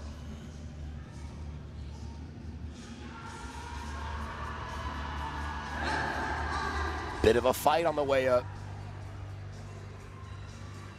It's going to be a good lift, though. Oh, unfortunately, not a good lift. Excuse me. That's going to be 2-1 with red cards from our head and our side judge here. What do you think about that, Kev? Yeah, I mean, it could have gone either way. I agree with the referees on the platform. Not saying that it was obviously a no lift, but I can see what the referees were looking at there.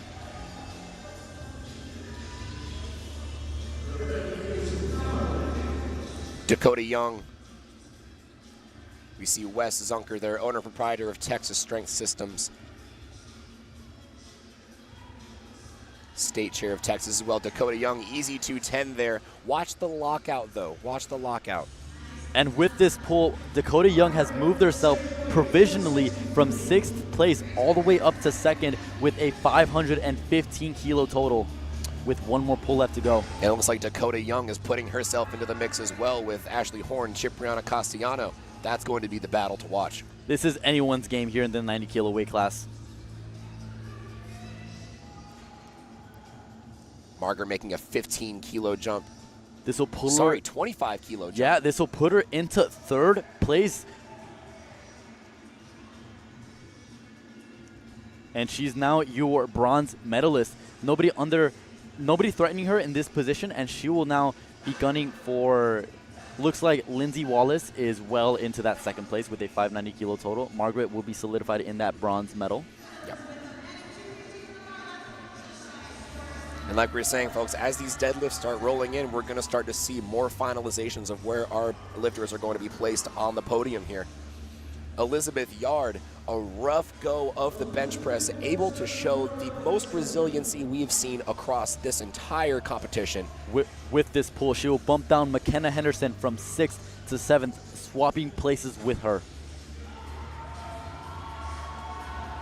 And it's fast off the floor, but Elizabeth has trouble on that lockout, and I'm not sure whether the judges are going to give it to her.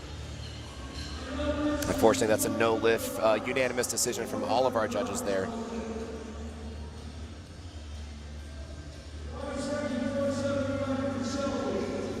Yeah, but when you see the blue light underneath that red, or we see our blue card underneath the red light, that indicates there was some up and downward motion.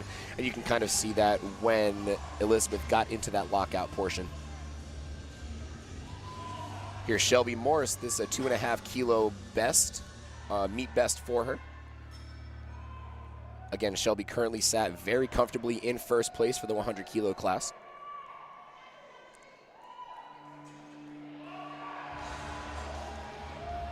And just extending the margin here, widening the gap. Shelby Morris, 3 white lights. The lift is good. Shelby Morris coming into the competition has been nominated with a 548.5 kilo total, and she is now sitting at a 557 kilo total off of just 8 attempts with one more lift left to go. She is putting on a clinic in the 100 kilo class. Here's Ashley Horn, name of the game here. Gotta be smart, gotta be successful here with these attempt selections.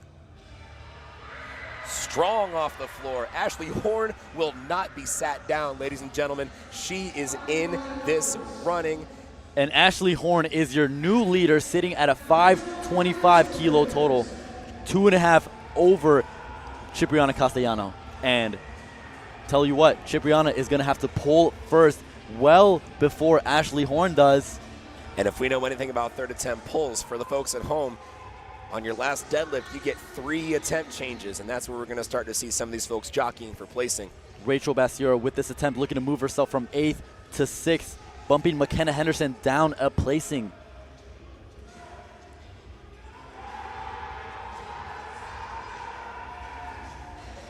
Gets that down command from our chief referee, and the lift is good. Rachel Bassiera is now sitting in 6th place. Folks, we've said it before, we'll say it again. It is the Victoire show today. 232.5 kilos getting locked and loaded for her. 512 pounds. Victoire sat well ahead of the rest of the competition here. 20 kilos ahead of Lindsay Wallace from earlier today. However, Margaret is not, she won't be silenced quite yet. She's got 230 loaded there, won't come quite close. Still looking to try and get into that 2nd spot.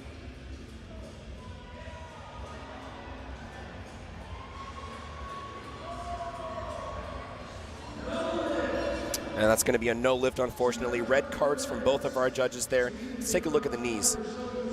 Yeah, they didn't believe her shoulders were back, her knees were locked. And now McKenna Henderson. This is going to put McKenna into 4th, provisionally speaking.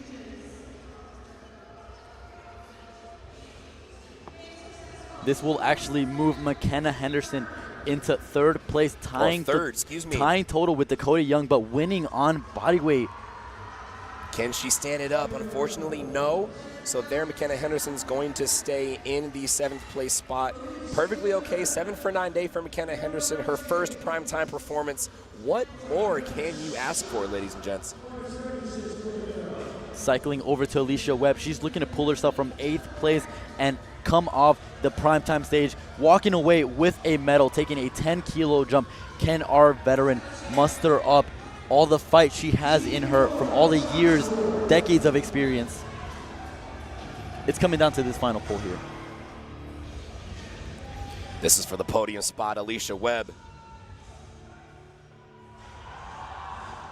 Just a little bit too much on the day there, and if you were watching that second attempt, and we were talking to ourselves, you know, it was going to be very, very tough to be able to put anything more than 5 kilos on there, and that's exactly what they put on. They put on those 5 kilos. They went out there, they did what they had to do, and they took their best shot at it. Alicia Webb will finish out 7th on the day. Cipriana Castellano is sitting in 2nd and is looking to pull ahead Ashley Horn. She thinks she only has 5 more kilos left in her. She's going to move from 522.5 to 527.5. And just like that, Cipriana is your new leader in the 90-kilogram weight class. For now. That's going to be a good lift. Cipriana Castellano, beautiful, perfect day nonetheless. 9 for 9, 527.5 kilos on the total. Your provisional leader in the 90-kilo class, we've got Ashley Horn and Dakota Young. They've still got a pull, and I don't think any of them have used their attempt changes yet, so we'll be watching this lifting cast very closely. Nicole Miller just looking to move herself from 4th place to 3rd place, bumping out Chanel Perry, who lifted in the session this morning.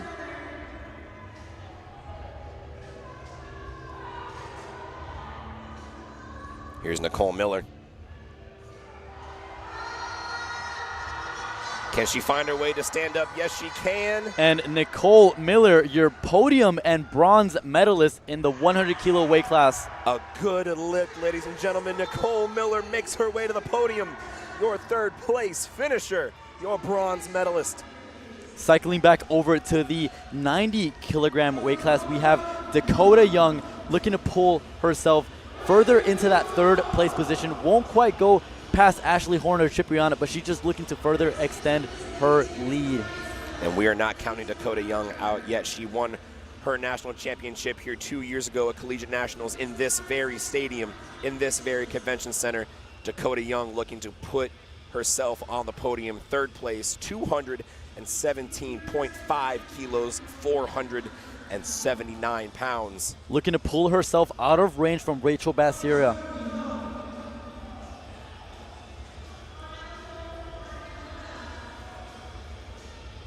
If she does make this, Rachel will have to increase her 3rd attempt in order to get herself on the podium.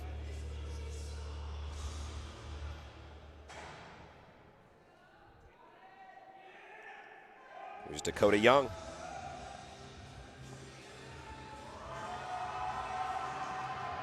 And Dakota Young is your bronze medalist. We still have a few more pulls left to go, but she is solidly in bronze with 522.5 kilos now we've as got her total. Ashley Horn and Rachel.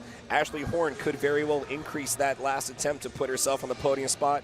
Rachel Bassiora could change hers to put herself in the top 3. And Shelby Morris just having a clinic. I mean, she walked away with a bench press world record and is looking to go 9 for 9.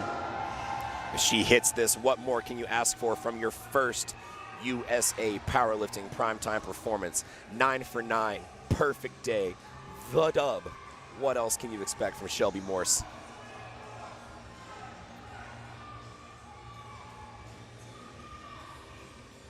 Utilizing a good, strong hook grip there. Here's Shelby. It looks like it was just glued to the ground, just a little bit too strong there. But like you said, what a run for Shelby Morris. Her first primetime run. Your gold medalist. She gets to take home $1,000. And that concludes your 100-kilo class. But now over in the 90-kilo class, we have Elizabeth Yarde, who's looking to pull herself in the podium position, looking to pull herself into 4th. This is 222.5 kilos. Like you said, this is going to pull her into 4th place. Currently sitting in 8th, looking to walk away with a medal at Raw Nationals.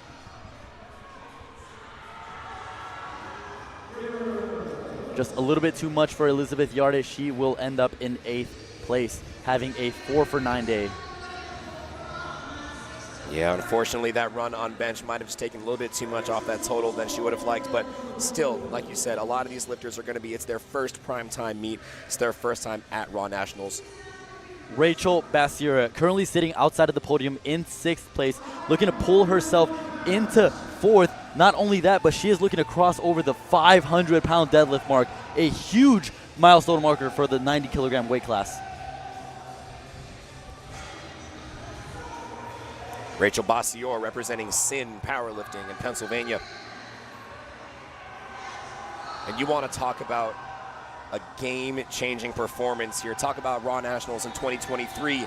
That's a different Rachel. We don't know who that is. Throw her in the basura. This is Rachel Bassiora, 227.5 kilos, 501 pounds for the 4th place finish.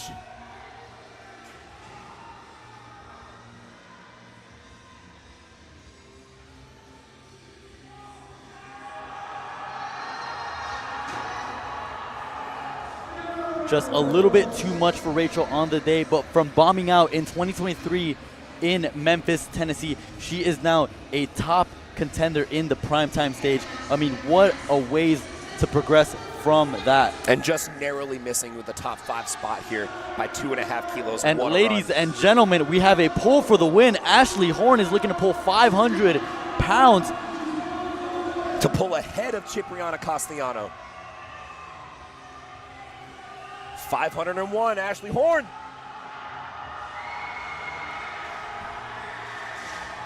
She's able to stand it up. I wonder if there's a little bit of a hitch there. The referees will not like that.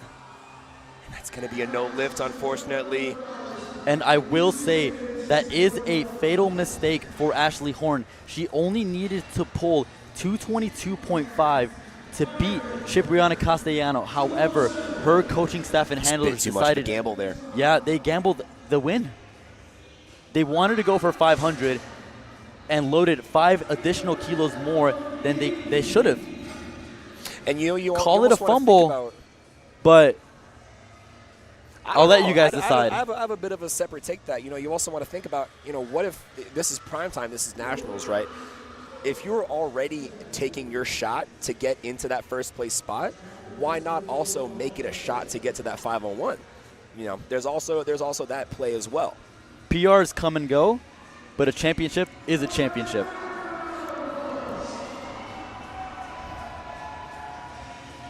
Here we got Margaret, 100-plus kilo division. A 20-kilo jump for her. She's already your bronze medalist, looking to extend that position, and very strong 20 lockout. Kilos. Your champion. Victoire Couture is on her way up next. Already your winner in the 100-plus kilo weight class. This is just for some extra credit. Victoire looking to end the ladies' performance here in Atlanta, Georgia. 5:29. I don't think you could stand that up faster. Let's see if the referees like that lockout. And they do not, unfortunately. That is going to be 2-1. No lift there for Victoire on that last one. And again, she got called on the shoulders once again there. But however, she is still your 100-plus kilo national champion. And with that, we're going to move on to our true last round of lifting for our Raw National Championships. This is the last round of deads. Our men are up to the platform now. Starting off with one of our biggest squatters, one of our biggest benchers, Antonio Mu, opening with 595 pounds. And truly his Achilles heel. I mean, from being one of the last ones to squat and being the last one to bench press to now opening up the round on deadlift. Albeit a very easy 270, but going against Nathan Redwing, who has a 325 yeah. deadlift on him. And now the deficit to make up for Antonio versus Nathan isn't that bad. Okay, we've got 942.5 versus 923. So we're under that 20 kilo mark. We do have a little bit of room to gain here, but you also don't want to bank on Nathan missing, right? This is Nathan's third time at Raw Nationals. Last year he was a podium placer. He was our bronze medalist. You don't want to bank on him missing. And you want to be sure that you're consistent throughout all of your attempts. Because like we saw, if you don't make all of your attempts and you end up going for that extra little bit, going for the third attempt, and you miss, that could take you completely out of the podium.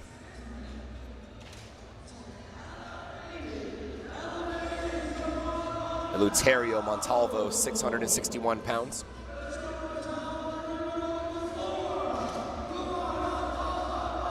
Wow. Now, I wonder if that lockout was good enough for our judges there. And it was three white lights. I think you and I kind of gave each other a similar look there. It looked as if there was a little bit of a bobble at the top there. It looked like he almost came down before that down command. Correct, yep. Here's the pirate of powerlifting himself, Gino Biancheri. And Justin Odom, who was gearing himself up for a promising battle against Alejandro Wickman. Unfortunately, Alejandro had to withdraw the competition after a unfortunate event in the squats. But Justin Odom is your 140 kilo men's national champion, just looking to solidify himself with this 307.5. After this deadlift, Justin Odom walks away as your champion. Justin Odom, coming off a win at last year's Southeast Regionals, looking to show that he is national pedigree. Easy opener there, three white lights. Up next, Justin Robinson.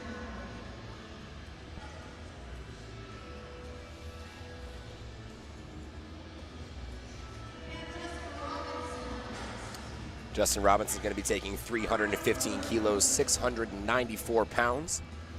Imagine opening your deadlift attempt with just under 700 pounds.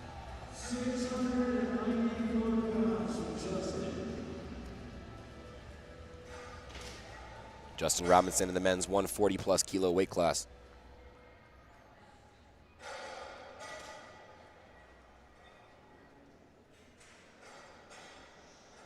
Taking extra time to pull the slack out of that bar. Very strong deadlift there. That's a good lift. Tevin Brown's coming behind, going to take the same weight. Again, that's 694 pounds. Tevin Brown currently sat in third in the 140-plus division. And again, ladies and gentlemen, these opening deadlifts don't really mean anything, right? Because they're just getting themselves on the board, yeah, right? But then it is the jumps they make. I mean, we see Justin Robinson taking a 35-kilo jump. I mean, this is what we're talking about here, right? These openers can just be a very, very understatement, a warm-up, if you will, right? Openers on the only platform. I like to think of it this way. If you're looking at a powerlifting meet in term like a book, right? You want to think of your openers as the first chapter, right? It's not the end of the story. You're not going to get the whole plot. You're going to get the main idea from the title of that chapter, and the rest of the story plays out throughout the rest of those lifts. Couldn't have said that any better. James Hoffman opening 705 pounds. 705 pounds. Soon after this opening attempt, hopefully on his second, he breaks past that 900-kilo barrier.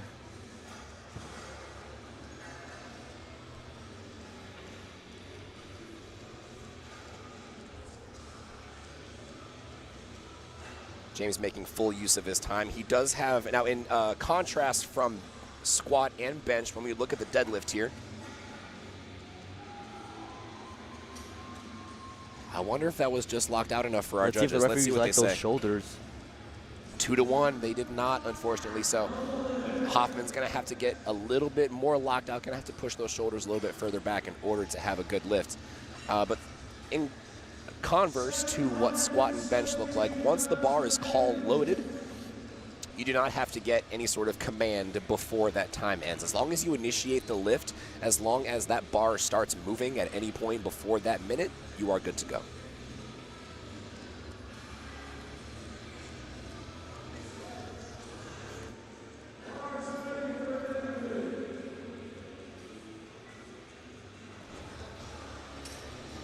Here's Nathan Red Wing, sizing up 716 pounds.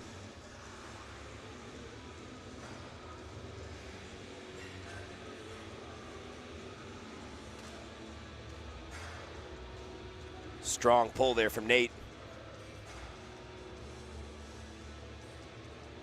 That's going to be a good lift there. Nathan Red Wing at the moment sat in first in the 140 plus class.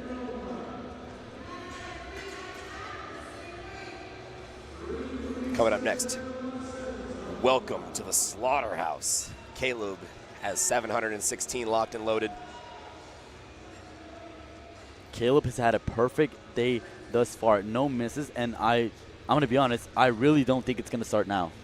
I don't believe so either, and that's just a testament to Caleb's strength, and not only that, but a testament to great play calling there by his handler, Reggie Mouton.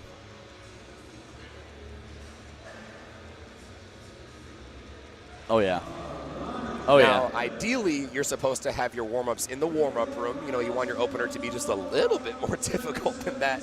But like you were saying, he's 7 for 7 thus far. Caleb might just be on one today. And from what once began as about a 60-kilo spread between Aaron Terry and Caleb Slaughter, he is now cutting that in half and is now just spread by about 30 kilos. And we're not even on second attempts yet. Here's Omar. Same story, sound like a broken record. Easy opener here, 325. And these deadlifts are probably going to change in speed very quickly from opener to second to third. Albeit Aaron Terry still has to hit this lift and put in a second, but Caleb Slaughter, with his forecasted second attempt, is looking at an 885 kilo total. That is one attempt away from surpassing Steven Swain in that 907.5. Here's Aaron Terry, returning national champion.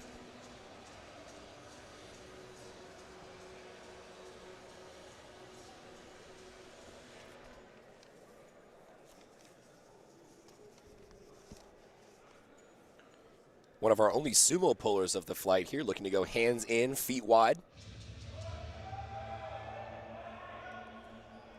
Now, I imagine the judges are probably going to call that one. We saw some up and down on the way up. And you could almost see that as the bar began to ascend, it shifted over to the right and it just kind of pulled. Looks like we were both wrong. That is a good lift, 2-1 from our judges.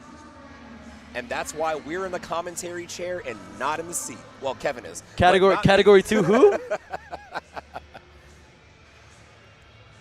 Oh, just like that. We're going up and up and up on these deads. 25-kilo jump for Antonio Mu. And on the forecasted placings, Nathan Red Wing decided to only go up 7.5 kilos. Meanwhile, Antonio Mu is covering significant ground, taking a 25-kilo jump. They're not only spread by 2 kilos. That is less than 1 increment, ladies and gentlemen. And that is thanks to Antonio Mu's chip on that bench press. Massive squat and that bench press, for sure. Let's see what he's got. I think if Antonio actually puts a little bit of effort into his deads, the dub is his. It is Antonio's to lose. I'm going to say it now. It really is Antonio's to lose now. I might have to agree with you on that one. Nate Red Wing, he had a little bit of a slower opener, and like you said, he had that smaller jump going into the second attempt. Again, we could be wrong. We've been wrong all night. Hopefully we're not, but. And I'll be a little critical here when it comes to Nathan Red Wing's attempt selection. He takes massive jumps from first to second and very small 5-kilo jumps in both instances on squat and in bench. And now you're seeing a 7.5-kilo jump from opening deadlift to second deadlift. What does he have in store for the third? We'll have to see. Montalvo here, a big deadlift in his own right, going up 20 kilos to 705. And judges are not going to like that. They saw a little bit of hitching there. There it is. Yep. 3 red lights across the board with a blue underneath there. There's that downward motion there. And we saw the knees kind of come back out from under the bar as well. Saw that little bit of a hitch. He kind of shrugged that weight. Here's Justin Odom. 722.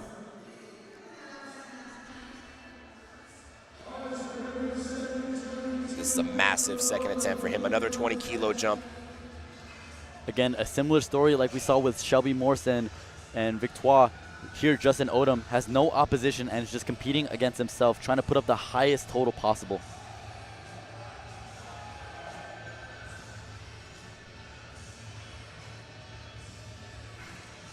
See his handler talking to technical controller Tony Lee Sr.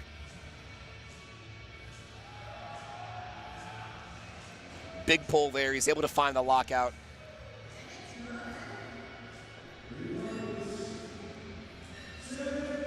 We're going to be watching. Once he gets past to that point where the singlet starts, once he gets past those thighs, that's where it starts to get tough. So that's the sticking point we'll be watching out for.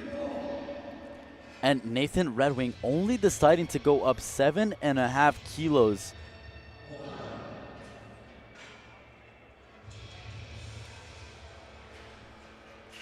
Here's Nathan Redwing looking to fend off Antonio Mu as much as he can. It's not looking like it at the moment. We'll see what he does for this and for his third. At the moment, Antonio ahead on forecasted. Here's Nathan. Watch the knees. Watch the knees. I wonder if the refs caught that. And they did not. Okay, that's going to be a good lift. 3 white lights. I might have saw just a little bit unlocked knees there at the very top. Again, very happy to be wrong in this instance. And James Hoffman is looking to pull himself into third place, bumping down Tevin Brown with this pull. James Hoffman is looking to move himself from not even having registered a lift all the way to a 912.5 kilo total. We see Joshua Woodward, 5.592. Go, James, go.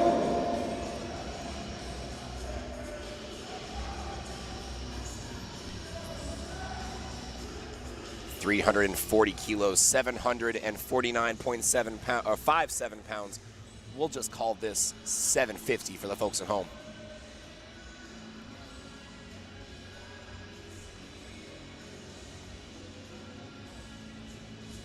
Currently slated in 4th on forecasted total with a bit of a gap to chase both Tevin Brown and Antonio Mu.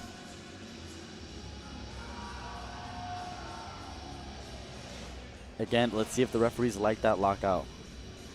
And that is a good white lift, lights. ladies and gentlemen. Nick Stevens, you are 0 for 2 on the play calling. Listen, I'm okay with being wrong. Unlike most people in this sport, I love being wrong. I love being told that I made a bad call. I like these lifters hitting their lifts, and that is what we want to see. That's even better.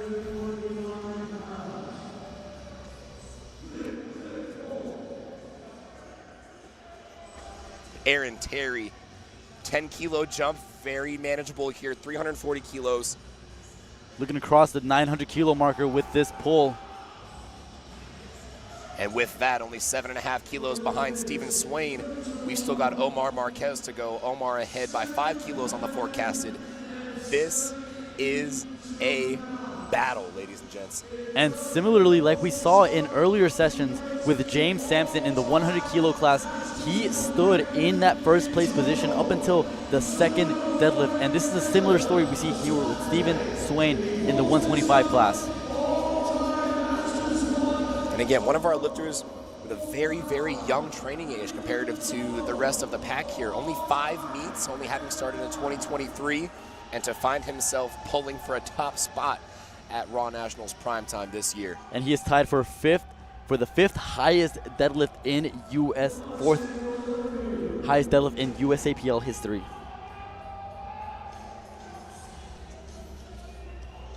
And this is a big jump here, 35 kilos. In the 140 class, 350.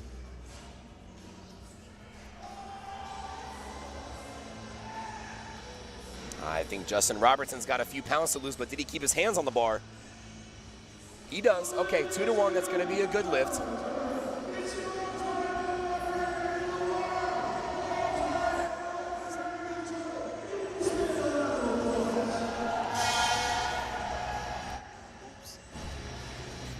Few pounds to gain on the bar there for Tevin Brown. Sorry, for Justin Robinson. Tevin Brown also attempting 350 kilos, 771 pounds. This will put him at a 940 total and slotting him in that 3rd place position, bumping James Hoffman down into 4th. Again, just like Justin Robinson here, taking that 35-kilo jump. Justin Robinson has a bit more to put on his dead than Tevin does. Although I think both of those second attempts looked about the same. We've got a battle on our hands. 2-1, that's going to be a good lift. Red card from one of our side judges on lockout. And as it stands, Nathan Red Wing, Antonio Mu, Tevin Brown are only spread by 10 kilos. Antonio Mu 2 kilos behind Nathan Red Wing. Nathan Red Wing put an attempt that would put him ahead of Antonio by 2 kilos. Very possible we see Antonio make an attempt change. We'll be watching.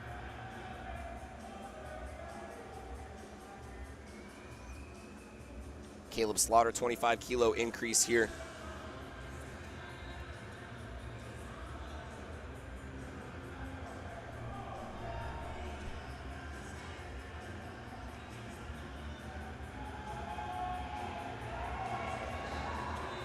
Big celebration there in the corner from handler Reggie. I think we've got some more pounds to put on there. 3 wide lights.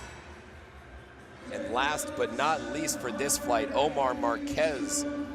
30 kilos added on. Omar looking to pull himself into provisional 3rd place, currently sat in 5th. Sorry, provisional 2nd place. With this pull, he would end up with a 905 kilo total, wedging him right in between Stephen Swain and Aaron Terry.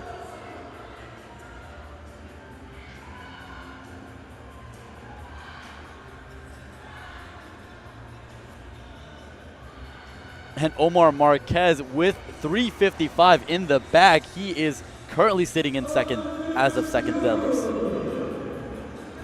Oh, man. Here it is. Here's where the party starts. This is Antonio Mu, 2 years in the making, and he is now a contender for the national championship. Broke a 8-long standing record in the bench press and is now looking to move himself into that 1st place position, knocking down Nathan Red Wing down into 2nd. Antonio Mu, if he hits this if we're looking at his prior 2 deadlifts, there's a very good chance he does hit this. He will, at the very least, solidify himself as the silver medalist in the 140 plus. Originally had put 320 as his 3rd deadlift. Since then has moved it down to 310. He's really trying to force Nathan Red Wing's hand to pull something he might not be comfortable with. But again, Antonio is at the disadvantage since he will have to pull first, and all 4 other 140 pluses will pull right after him. You alluded to this a little bit earlier. Nathan Red Wing took a small jump from 1st to 2nd attempt, then a big jump from 2nd to 3rd. Again, Antonio Mu trying to put Nathan into a position here. And you want to think about someone who has truly untapped potential. This is Antonio Mu.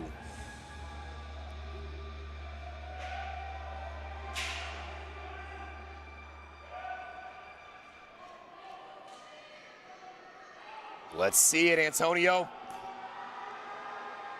My goodness. Antonio Mu is your moves. current leader in the Antonio 140s. 963 total, forcing Nathan Red Wing, Tevin Brown, and James Hoffman and Justin Robinson's hand. All he has to do is sit and wait. Bro, with that, Antonio moved into the 1st place spot and will likely be your gold medalist here. But we've still got a few more deadlifts left to go. 8 to be exact, with Nathan Red Wing coming up in just a few lifts.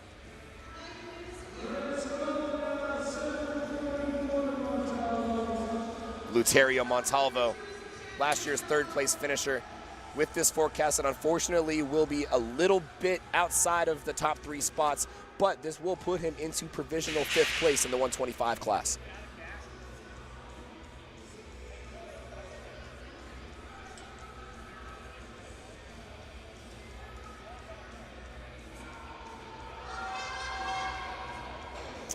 And just lost it at the hands there. We saw probably a little bit of a hitch there as well, but not a bad run either way from our former third place finisher, Eleuterio Montalvo.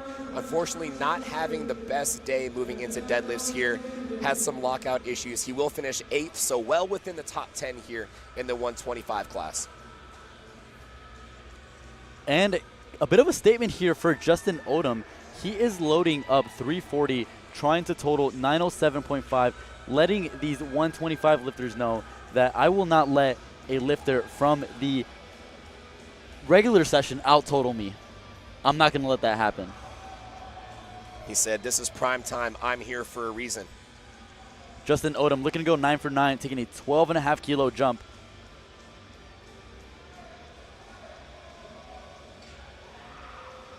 This is a massive pull for Justin Odom.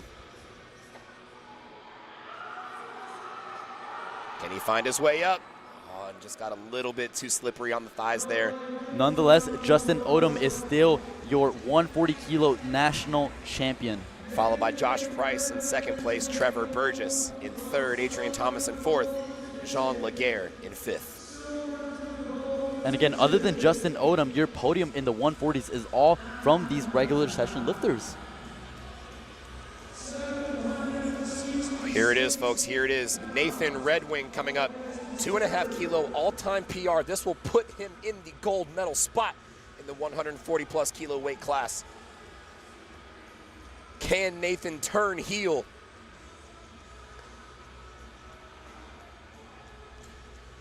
The Barbarian. Can he stand it up? Nathan Red Wing for the win. And he does, ladies and gentlemen. Nathan Red Wing, your national champion provisionally in the men's 140 plus kilo weight class. And I'll tell you what, Antonio Mu gave him a battle. Yeah, I mean, I know that Nathan Red Wing was not expecting a battle like this, having to come down to the last deadlift and having to pull even more than he might have liked to, because Antonio did have that chip that brought him the advantage. Up next, Aaron Terry. This is going to put him at first place. This is going to put him on the podium. This is looking to move him from a 900 kilo total to a 910 kilo total, bumping down Steven Swain, who has stood in the first place spot this entire session. And again, this will be first place only provisionally. We do have Omar still left to pull, and Caleb in the 125s. And just like that, he's able to stand it up. And 2 to 1, no lift. I was hoping for that. If you watch this lockout here, shoulders are still kind of ahead of the bar there just a little bit. Knees are perfectly locked out. Yeah, he sold one of the referees, but two call them on a no lift. They are going to the jury, and they are, yeah, it looks like his coach got turned away from the jury. That lift will stand.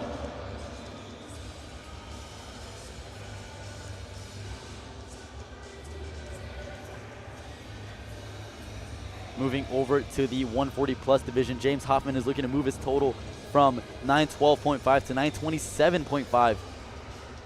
He is sat pretty comfortably in the fourth place spot, looking to finish out a strong day. Not looking to beat Tevin Brown, but will try to fend off Justin Robinson, who will attempt to swap placements with Mr. James Hoffman.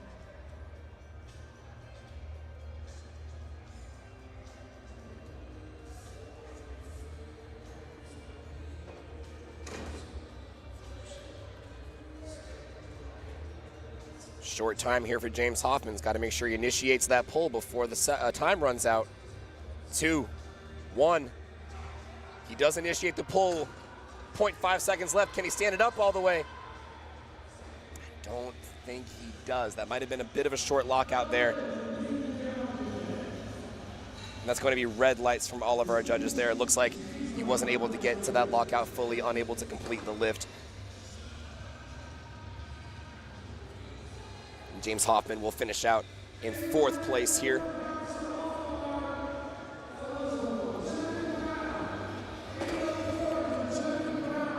Tevin Brown, we've got one of our first and last 800 plus deadlifts on the bar. 15 kilos up, this is 804 pounds. Tevin Brown will stay in third place with this pull. decently sizable gap from him to Justin Robinson, who is about 32.5 kilos behind.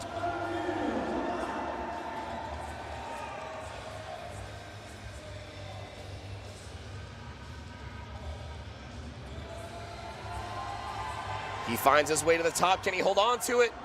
It looks like he was just about to lose it right in the hands there. Good call there by the spotters and loaders. And that is going to be a no lift from our judges. Omar Marquez is looking to pull himself into the win. We had Aaron Terry take a stab at Stephen Swain's total. It is now Omar's turn. And again, all of our lifters in this flight just trying to beat out Stephen Swain from the daytime session.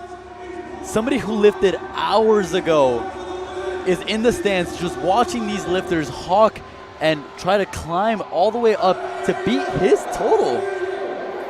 365 kilos, 804 pounds. Omar Marquez to put him into first place ahead of Stephen Swain. This is for all the marbles, Omar. Can you stand it up? He does. Gets that down judges. command. And a 9-for-9 day for Omar Marquez puts himself at a 915 kilo total. Well above what Stephen Swain hit, but now he is trying to sit and wait for Caleb Slaughter. What Slaughter put on? Slaughter put on something that's going to put him right ahead and to win by 7.5 kilos. They will have, sorry, go back to the forecasted. Yes, they will have the same forecasted total, but Caleb Slaughter will win on body weight. He was just 0.6 pounds lighter than Omar Marquez was. And it looks like we're getting a view from the jury here. I believe they're just reviewing the, is it either lot number or? Bar is loaded for Caleb Slaughter, 380 kilos. This is 837 pounds, a 30 kilo increase from what he previously attempted in his second go on the deadlift. And now Caleb is a deadlifter. Do not get him mixed up. He is going to slaughter this no matter what. 380 kilos, 837 pounds, Caleb Slaughter. Find the lockout, Caleb and he Slaughter, does. start calling him the butcher because the opposition was slain. Caleb Slaughter is your national champion in the 125 kilo weight class. Caleb Slaughter, an absolute bloodbath in the 125 kilo weight class. And ladies and gentlemen, we have made it. We've made it to the very last deadlift of the day. We have made it to the last lift of the 2025 USA Powerlifting Raw National Championships. And who better to send us off on this last deadlift than Justin Robinson, taking a world record attempt. This will put him from 5th into the bronze medal. And we are bringing the chips out. We are making sure that bar is loaded as accurately, as closely, as tightly as possible for 843 pounds. With this pull, Justin Robinson will tie Tevin Brown's total of 940 kilos, but win on body weight. Despite it being a super heavyweight weight class, winning on body weight just shows you how tightly packed these competitors are. And rarely ever is winning by body weight a factor in anything over the 100 kilo class. This is insane. Kevin and I are on our feet for this one. This is the last pull of the day. We are behind Justin. What better way to cap off Raw Nationals than with a world record attempt? Justin Robinson, 843 pounds. Let's see what you got, bud.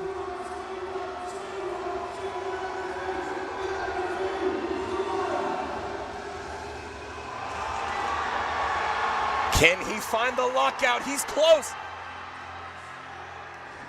Come on, judges, what are they gonna say? I think they're gonna say, unfortunately, a no lift there. What an attempt that was. My goodness gracious. Justin Robinson, you have to make calls like that at USA Powerlifting Primetime. And he will finish out like we said, as in 5th place in the men's 140+ kilo weight class. 1st place in the Masters 140+ kilo weight class.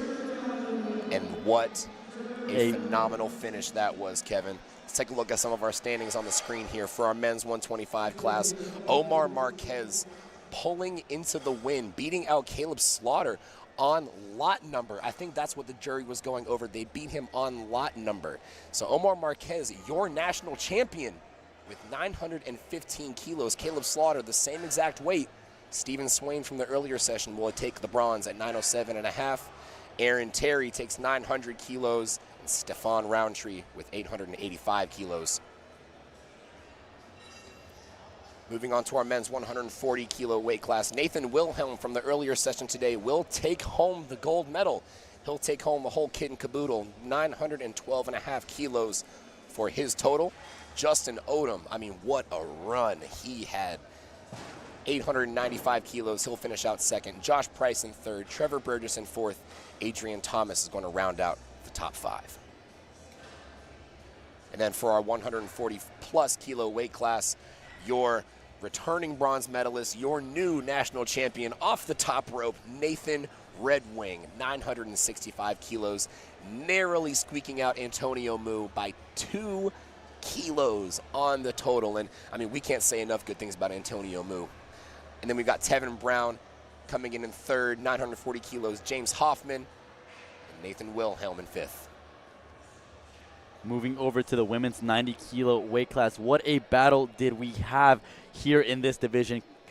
Cipriana Castellano with a 9-for-9 performance, ending her day off with a 527.5 kilo total. But just 2.5 kilos below that, we have Ashley Horn with a 525 kilo total. And 2.5 kilos below that, we have Dakota Young with a 522.5 kilo total. Followed up, we have Danny Myers-Glynn, who competed in the session prior to this one, along with Bryn Nevins. Moving over to the 100 kilo class, we have Shelby Morse, who just did victory lap after victory lap on these ladies. She ended her day off with a 557 kilo total. And then moving over to the 100 kilo class, we have Victoire Coulter with a whopping 610 kilo total, followed by Lindsay Wallace and Margaret over in the podium, followed by Shelby Morse and Destiny Brondlau Dindy with 550 kilos to round out that podium. And let me tell you, this arguably, and this is our first time getting to commentate together for USA Powerlifting Raw Nationals Primetime, and what a show it was. I mean, it's one thing for us as commentators to be able to bring the energy to the lifters, right?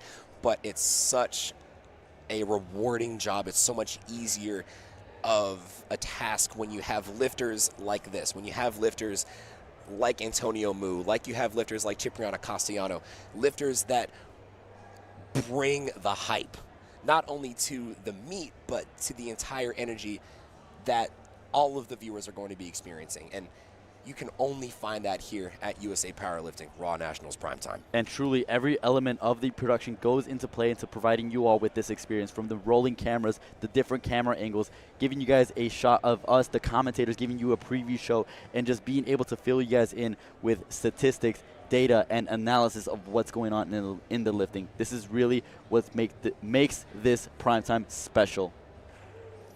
All right, and before we get into our wrap-up of today's action, we're going to take you into the warm-up room. We've got presidential candidate Daniel Kim. He caught up with Shelby Morse. We'll move over there right now. Daniel?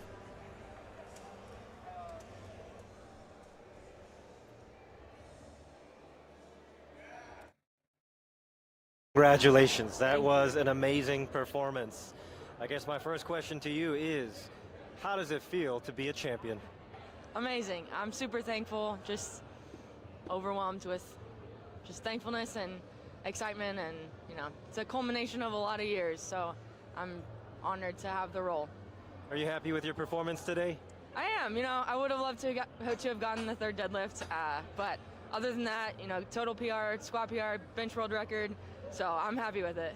I would say not too shabby, a PR and a world record under your belt. Next question. Have you ever been to Korea? No. Would you like to? Maybe. Oh, okay. Well, I am hosting our World Championship in December, and I think everyone out there would love to see you there if possible. That'd be awesome. Is there anyone you want to shout out? I've got a lot of family watching on the live stream, so just shout out to all of them. Thank you guys for all your support. It means a lot. Congratulations, champion. Can't wait to see what you do in the future. Thank you. Good job. Thank you.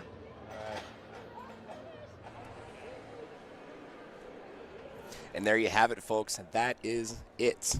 We are all done. That is all of our action. That is all of our coverage that we have for you here from the Georgia International Convention Center in Atlanta, Georgia for USA Powerlifting Raw Nationals Primetime.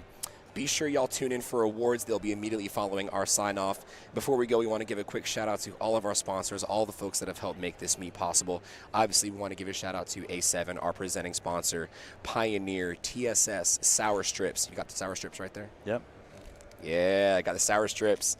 We also want to give a quick shout-out to Barbell Productions, Basement Barbell, all of the folks that all of our referees, volunteers, spotters, loaders, all of the folks that have helped make this meet possible. It would not happen unless we had volunteers and folks that are interested in wanting to grow the sport, and that comes from folks like you at home. Can't forget about Element Nutrition. Oh, can't forget about Element Nutrition. Awesome electrolytes.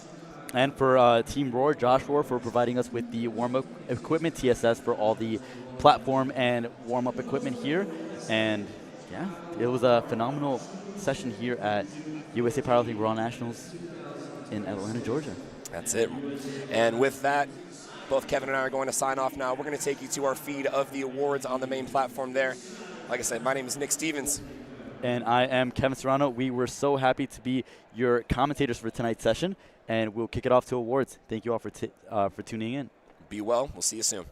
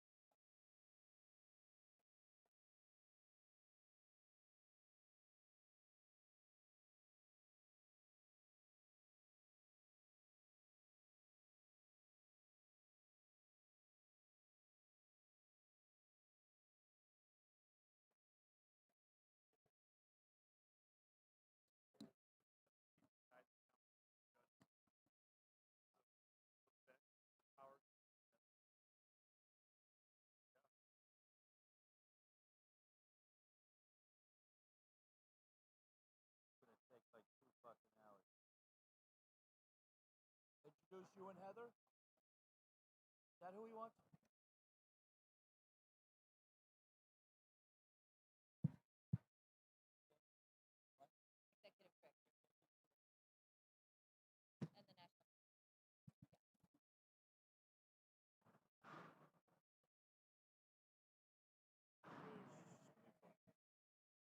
All right, hey fellas.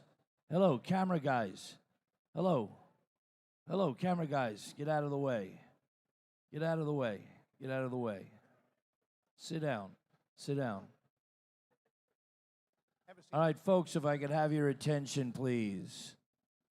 I'd like to introduce two individuals.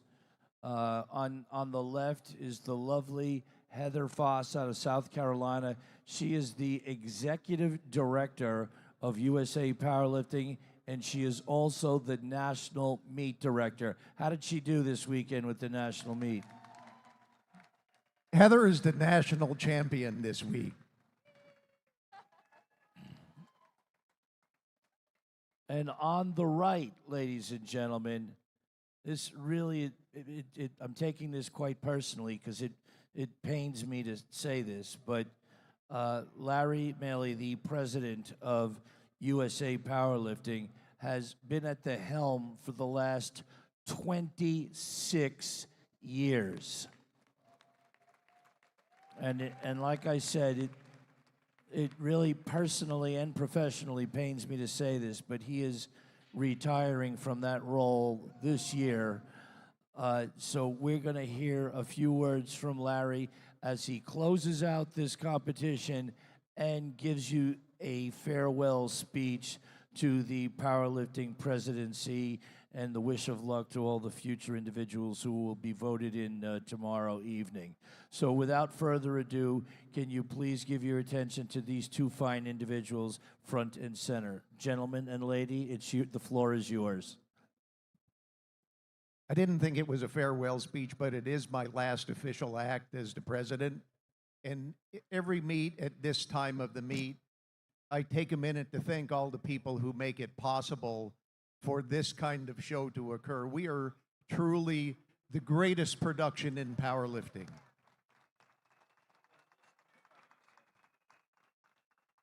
First and foremost, Gino introduced Heather, but I want to continue to introduce Heather. Heather took over the helm as the executive director of USA Powerlifting this year and had a massive job and a huge amount of information to assimilate, in addition to picking up the reins of running all of these national championships. She is our executive director, our national meet director. She just stepped down as our women's chair, and she's the glue that makes USA Powerlifting go. Please give her a round of applause. We're fortunate to have her. No show goes without a whole lot of people, mostly that you don't see, and I'm going to try to mention them all, but I'm probably going to forget some, and Heather's going to kick me in the butt. But starting out, all of this magic you see here is a product of Audio Spectrum. They're all back there packing up. Lou Mace, his crew, have been with us for years and continue to evolve this show. Please give them a round of applause.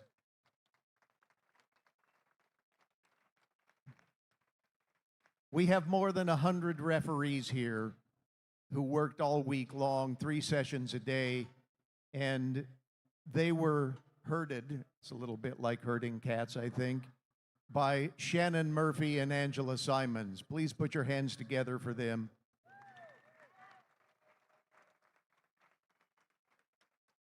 All of this stuff you see here, all of these weights, all of the platforms, all of the banners, and all of everything that you see is the purview of our National Logistics Director, Mr. Greg Page. He's loading the truck, but he'll hear you if... There he is, still working. Put your hands together for Greg.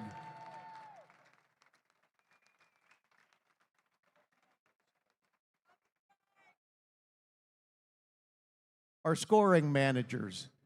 All week long, these guys are here from 5:30 in the morning till midnight, putting together the scoring, programming the computers, fixing the lights when they break, putting it all back together when the system crashes, and making it go. Jan Dorio and Harrison Caton.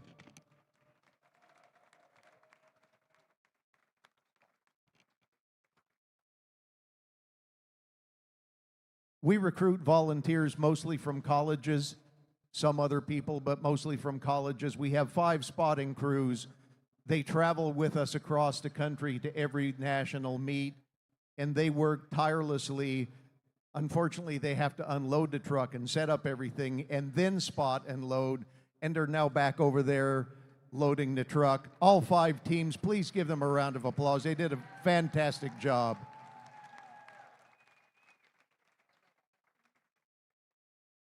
Barbell Productions is our media company, and they're responsible for our social media, our live streaming, the commentating you see on live stream, and they will be putting up the follow-up social media posts to recap this meet. Barbell Productions and their entire crew, thank you for all that you do.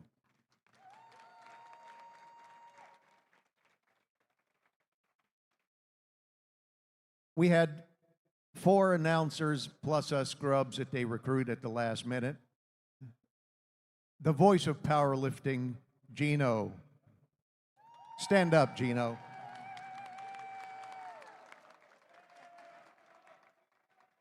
Mike the Carnival Barker has already left to go back to work.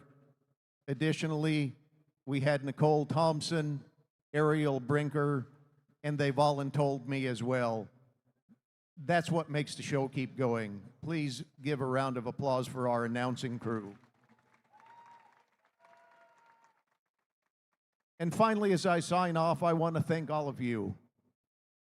You guys are the support for all of these lifters year in and year out. You travel the country to see them lift. You cheer every single lifter on and celebrate the lifters, whether it's their best day or their worst. And they appreciate it, and we appreciate what you do for them. Thank you. And we will see you in Lombard next year.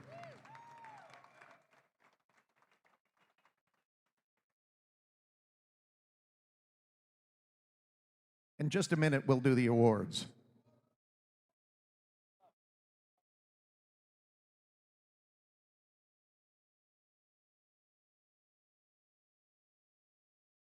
Where's Jackie?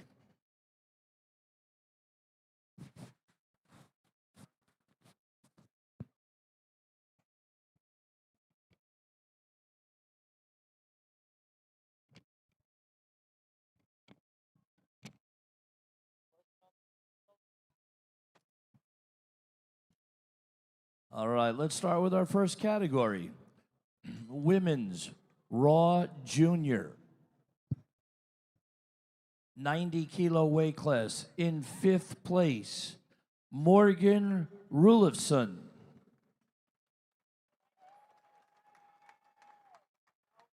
Are you here, Morgan? Can you go under? All right.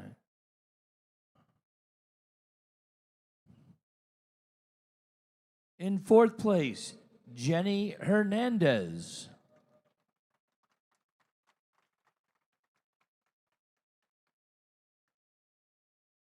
The bronze medal, Joanna Martinez.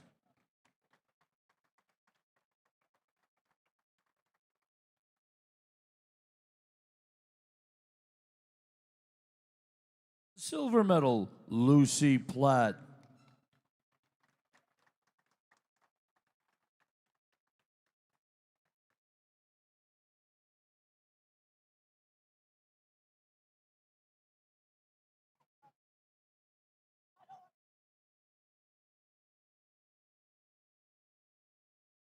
Was her coach, okay. And if I remember correctly, I hope I get this right.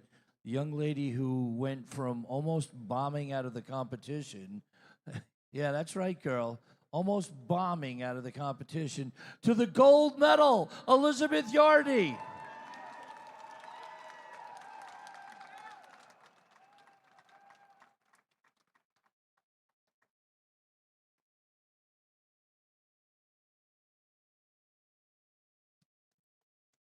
Give these three ladies another round of applause.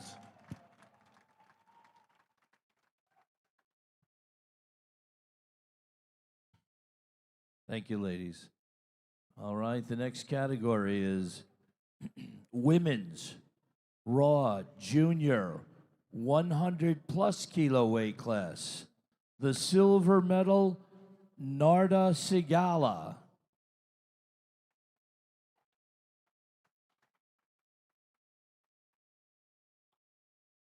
Narda. All right, some of these lifters lifted this morning or this afternoon, so we'll make sure they get their medals. And in first place, I know she was here, Margaret Iwu.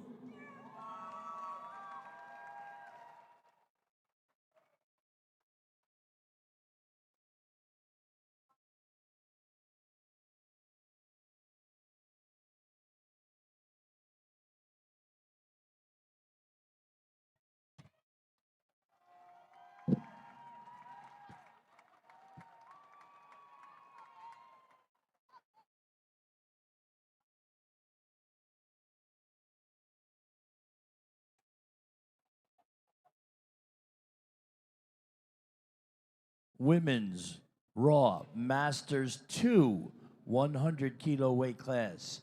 In fifth place, Cindy Yeager. Cindy. All right. Fourth place, Diane Nelson.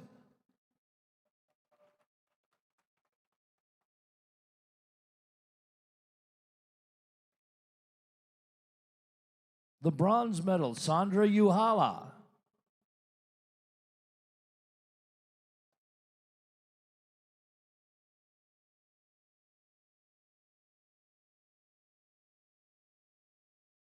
The silver medal, Michelle Collier.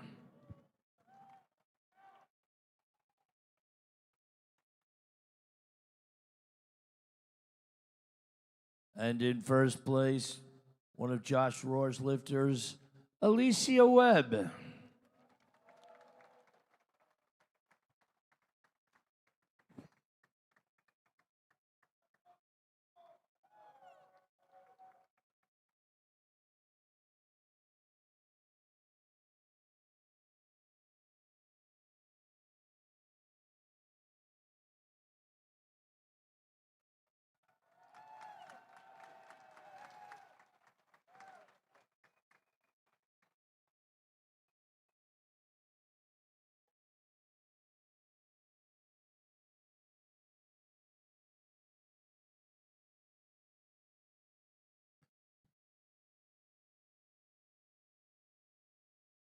Women's Raw Open 90 kilo weight class. In fifth place, Bryn Nevins.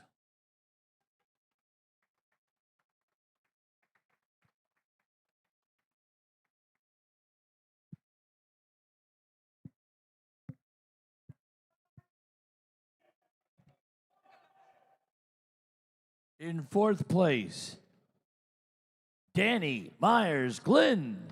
Danny lifts heavy.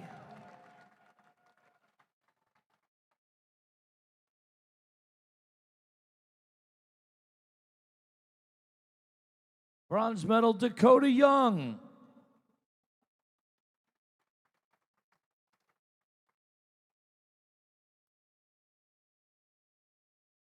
The silver medal, Ashley Horn.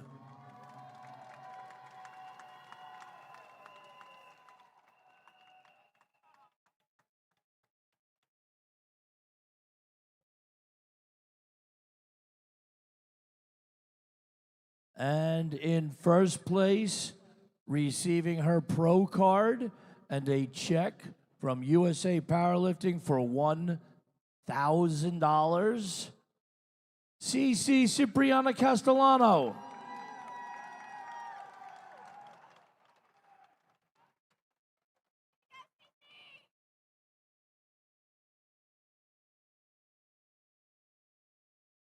She gets the check. She also gets the Element hydration powder.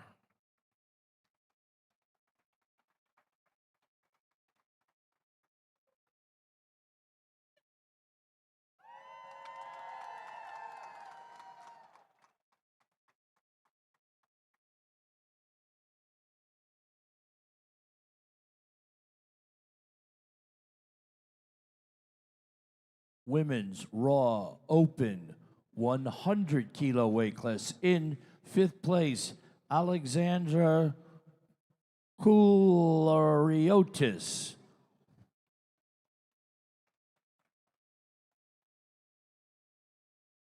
Miss K is her nickname. Miss K, she's a school teacher.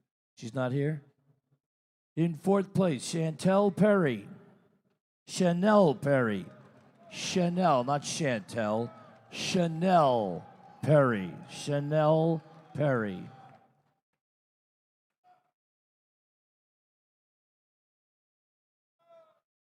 Sorry? Oh, she's part of the bent bar powerlifting team. Are you British too? Oh, it's Hawaii. I'm sorry. Shows you what I know. Well, mahalo, aloha. All right, in the bronze medal position, Nicole Miller.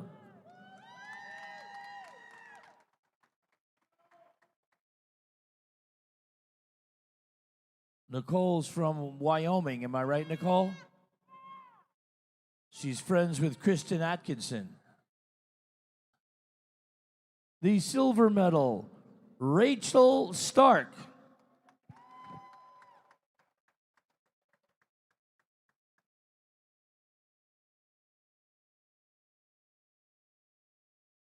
Here she comes.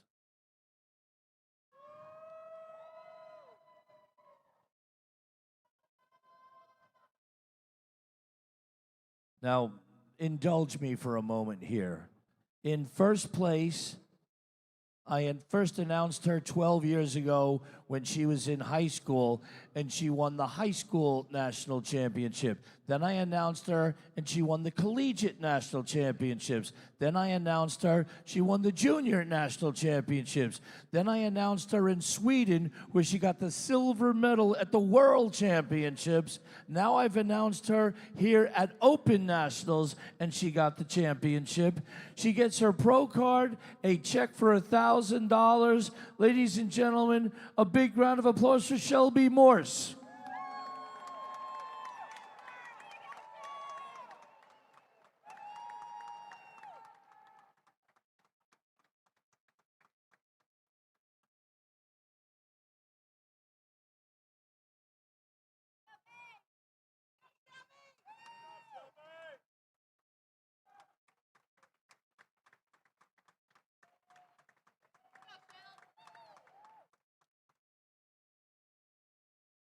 Oh, they're going to link arms. Give them another round of applause.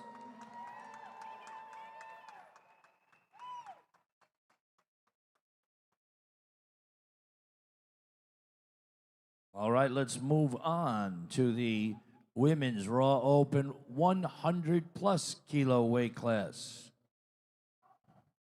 5th place, Kimura Peak.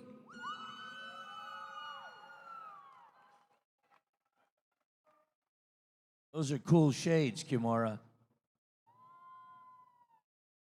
In 4th place, Destiny Brownlow Dindy.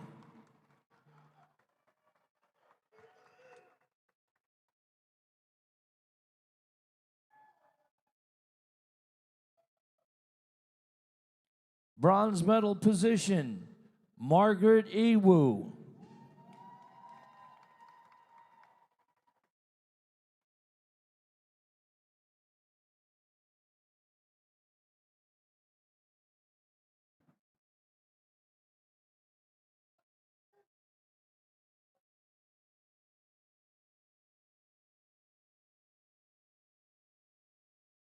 The silver medal, receiving her pro card, Lindsay Wallace.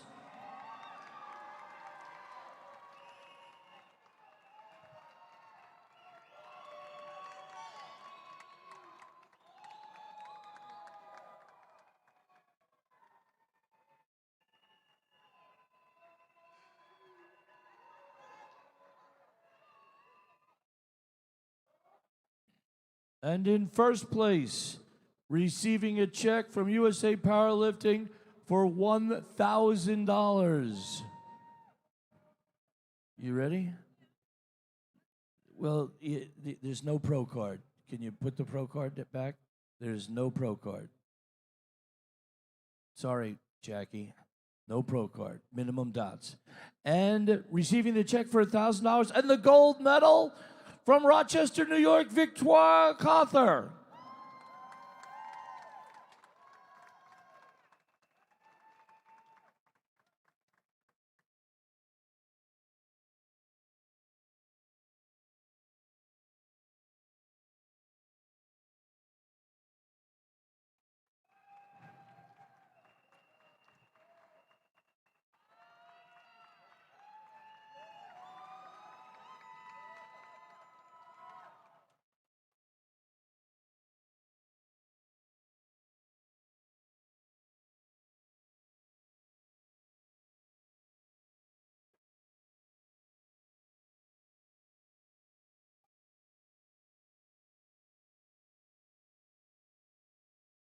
Men's Raw Junior 125 kilo weight class. In 5th place, John Crumshow.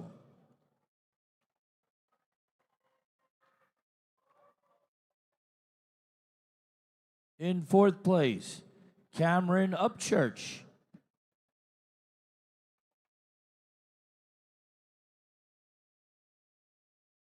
Bronze medal, Johnny Eriquizzo. Thank you. Thank you, Johnny. Johnny Eriquizzo. Silver medal, Kyle Burnett. Kyle Burnett.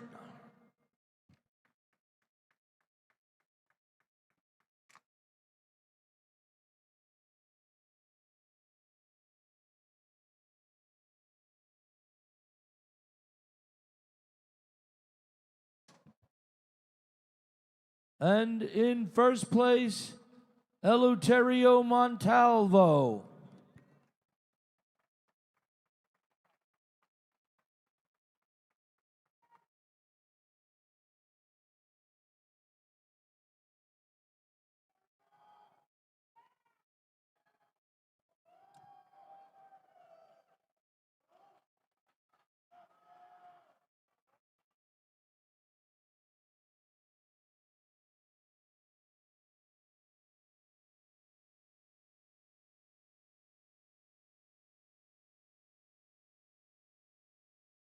Men's Raw Masters 1, 140 kilo weight class.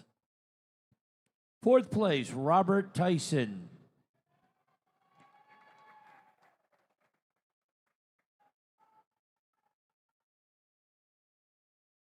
Bronze medal, Sean Urin.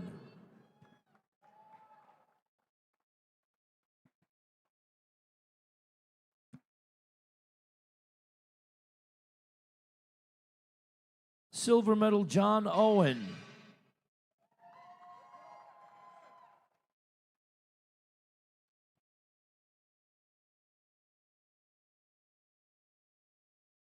And in 1st place, you can't always see him, but you can always hear him.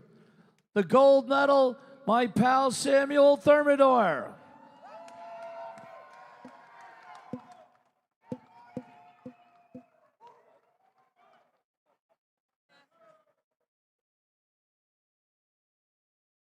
Masters 140 kilo weight class. Cordarius Harris.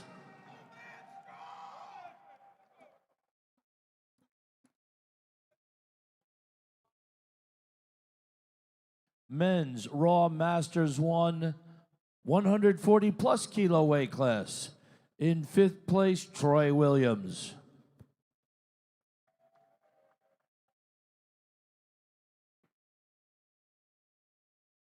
In 4th place, Jeffrey Herbst.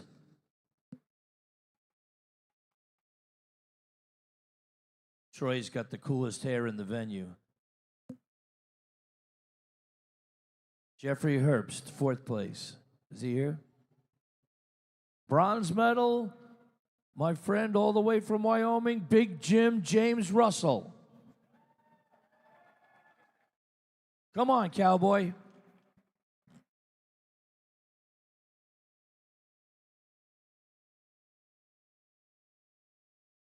And in the silver medal position, Pong Sathorn Chernakosis.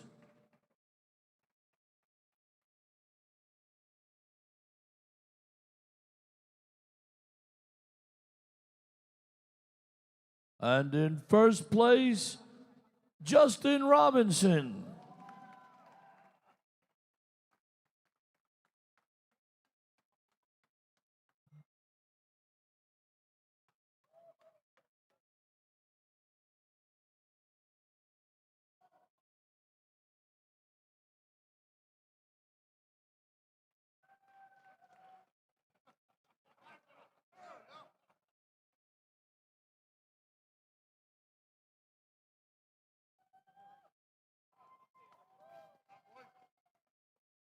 Men's Raw Open 125 kilo weight class. In fifth place, Stefan Roundtree.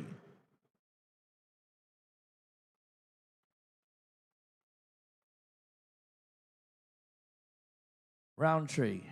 Oh, here he comes. In fourth place, Aaron Terry.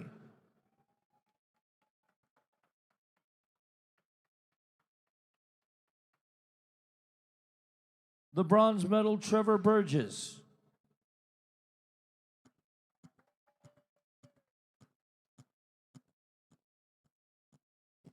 Silver medal, Joshua Price.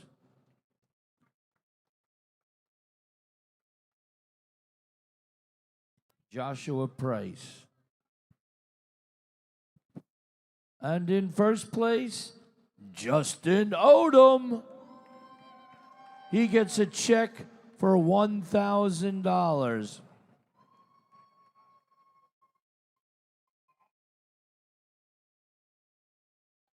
I messed up?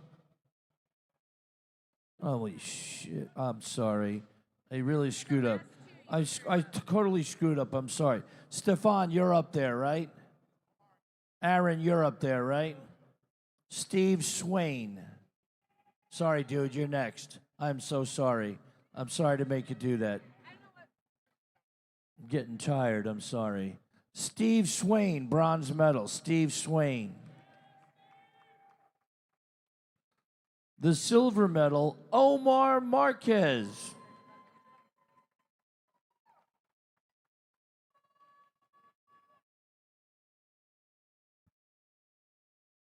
And in first place, receiving a check from USA Powerlifting, receiving his pro card and a check from USA Powerlifting for $1,000, Caleb Slaughter.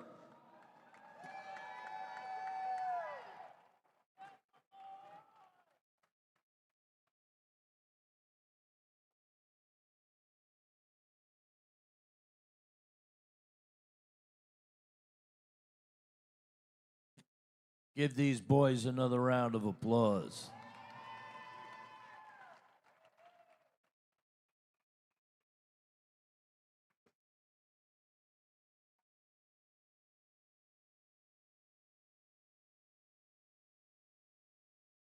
All right, I'll get it right now, Jackie.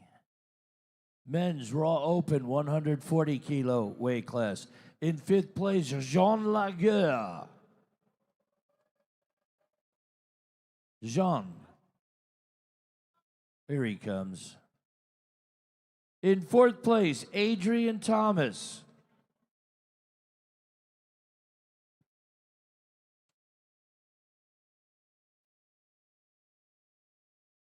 With the bronze medal, deja vu all over again, Trevor Burgess.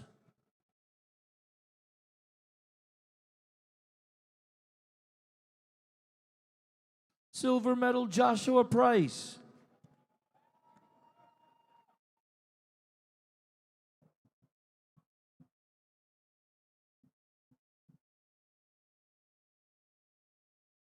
And in first place, receiving a check for $1,000 from USA Powerlifting, Justin Odom.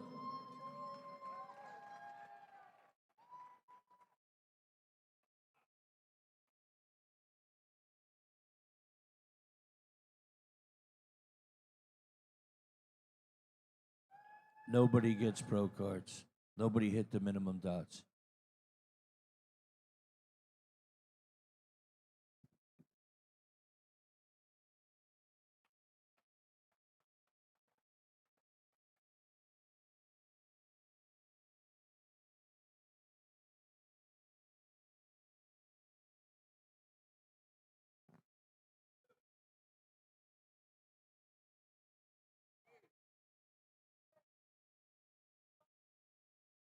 Men's Raw Open, 140 plus kilo weight class. In fifth place, Justin Robinson.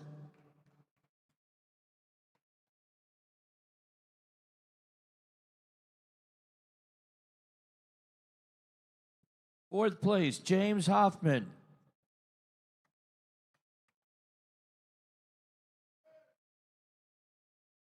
Bronze medal, Tevin Brown.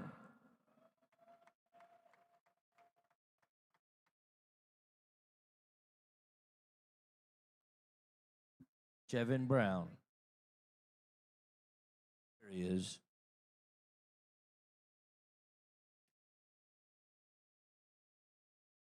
Silver medal, Antonio Mew.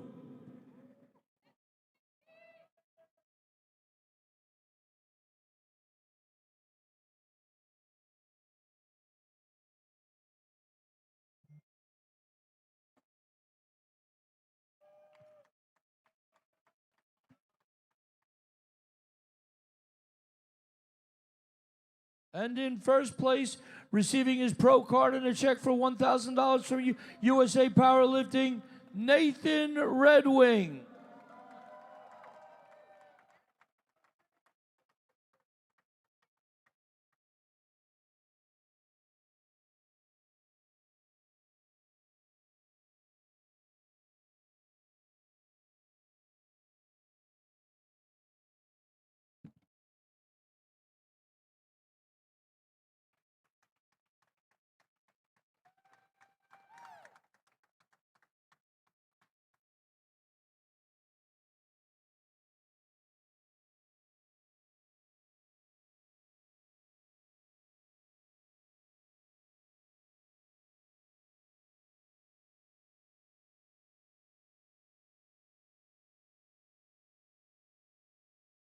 All right, we got a couple more things to go. We've got the Best Overall Lifter awards to give out and then some of the team awards to give out. Let's start with the best. We'll start with the Women's Masters Best Overall Lifters.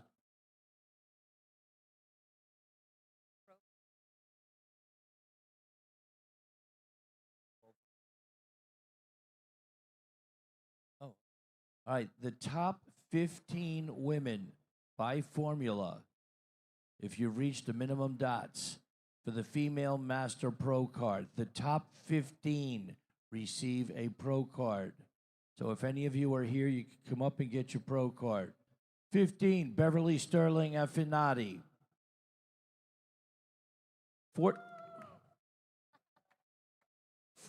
Yes, I am.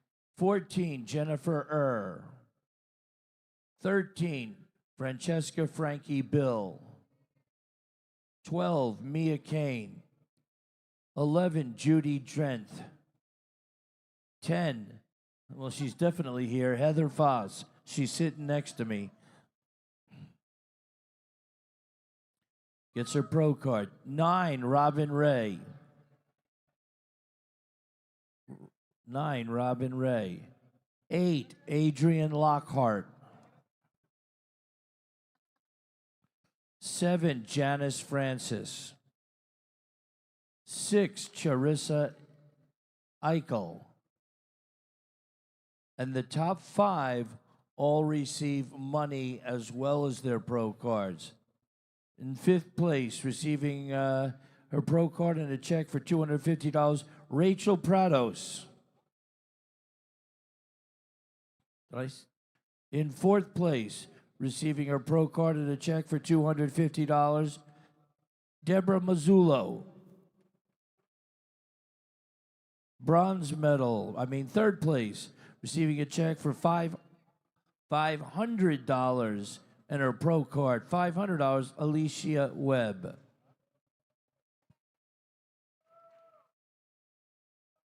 Alicia Webb.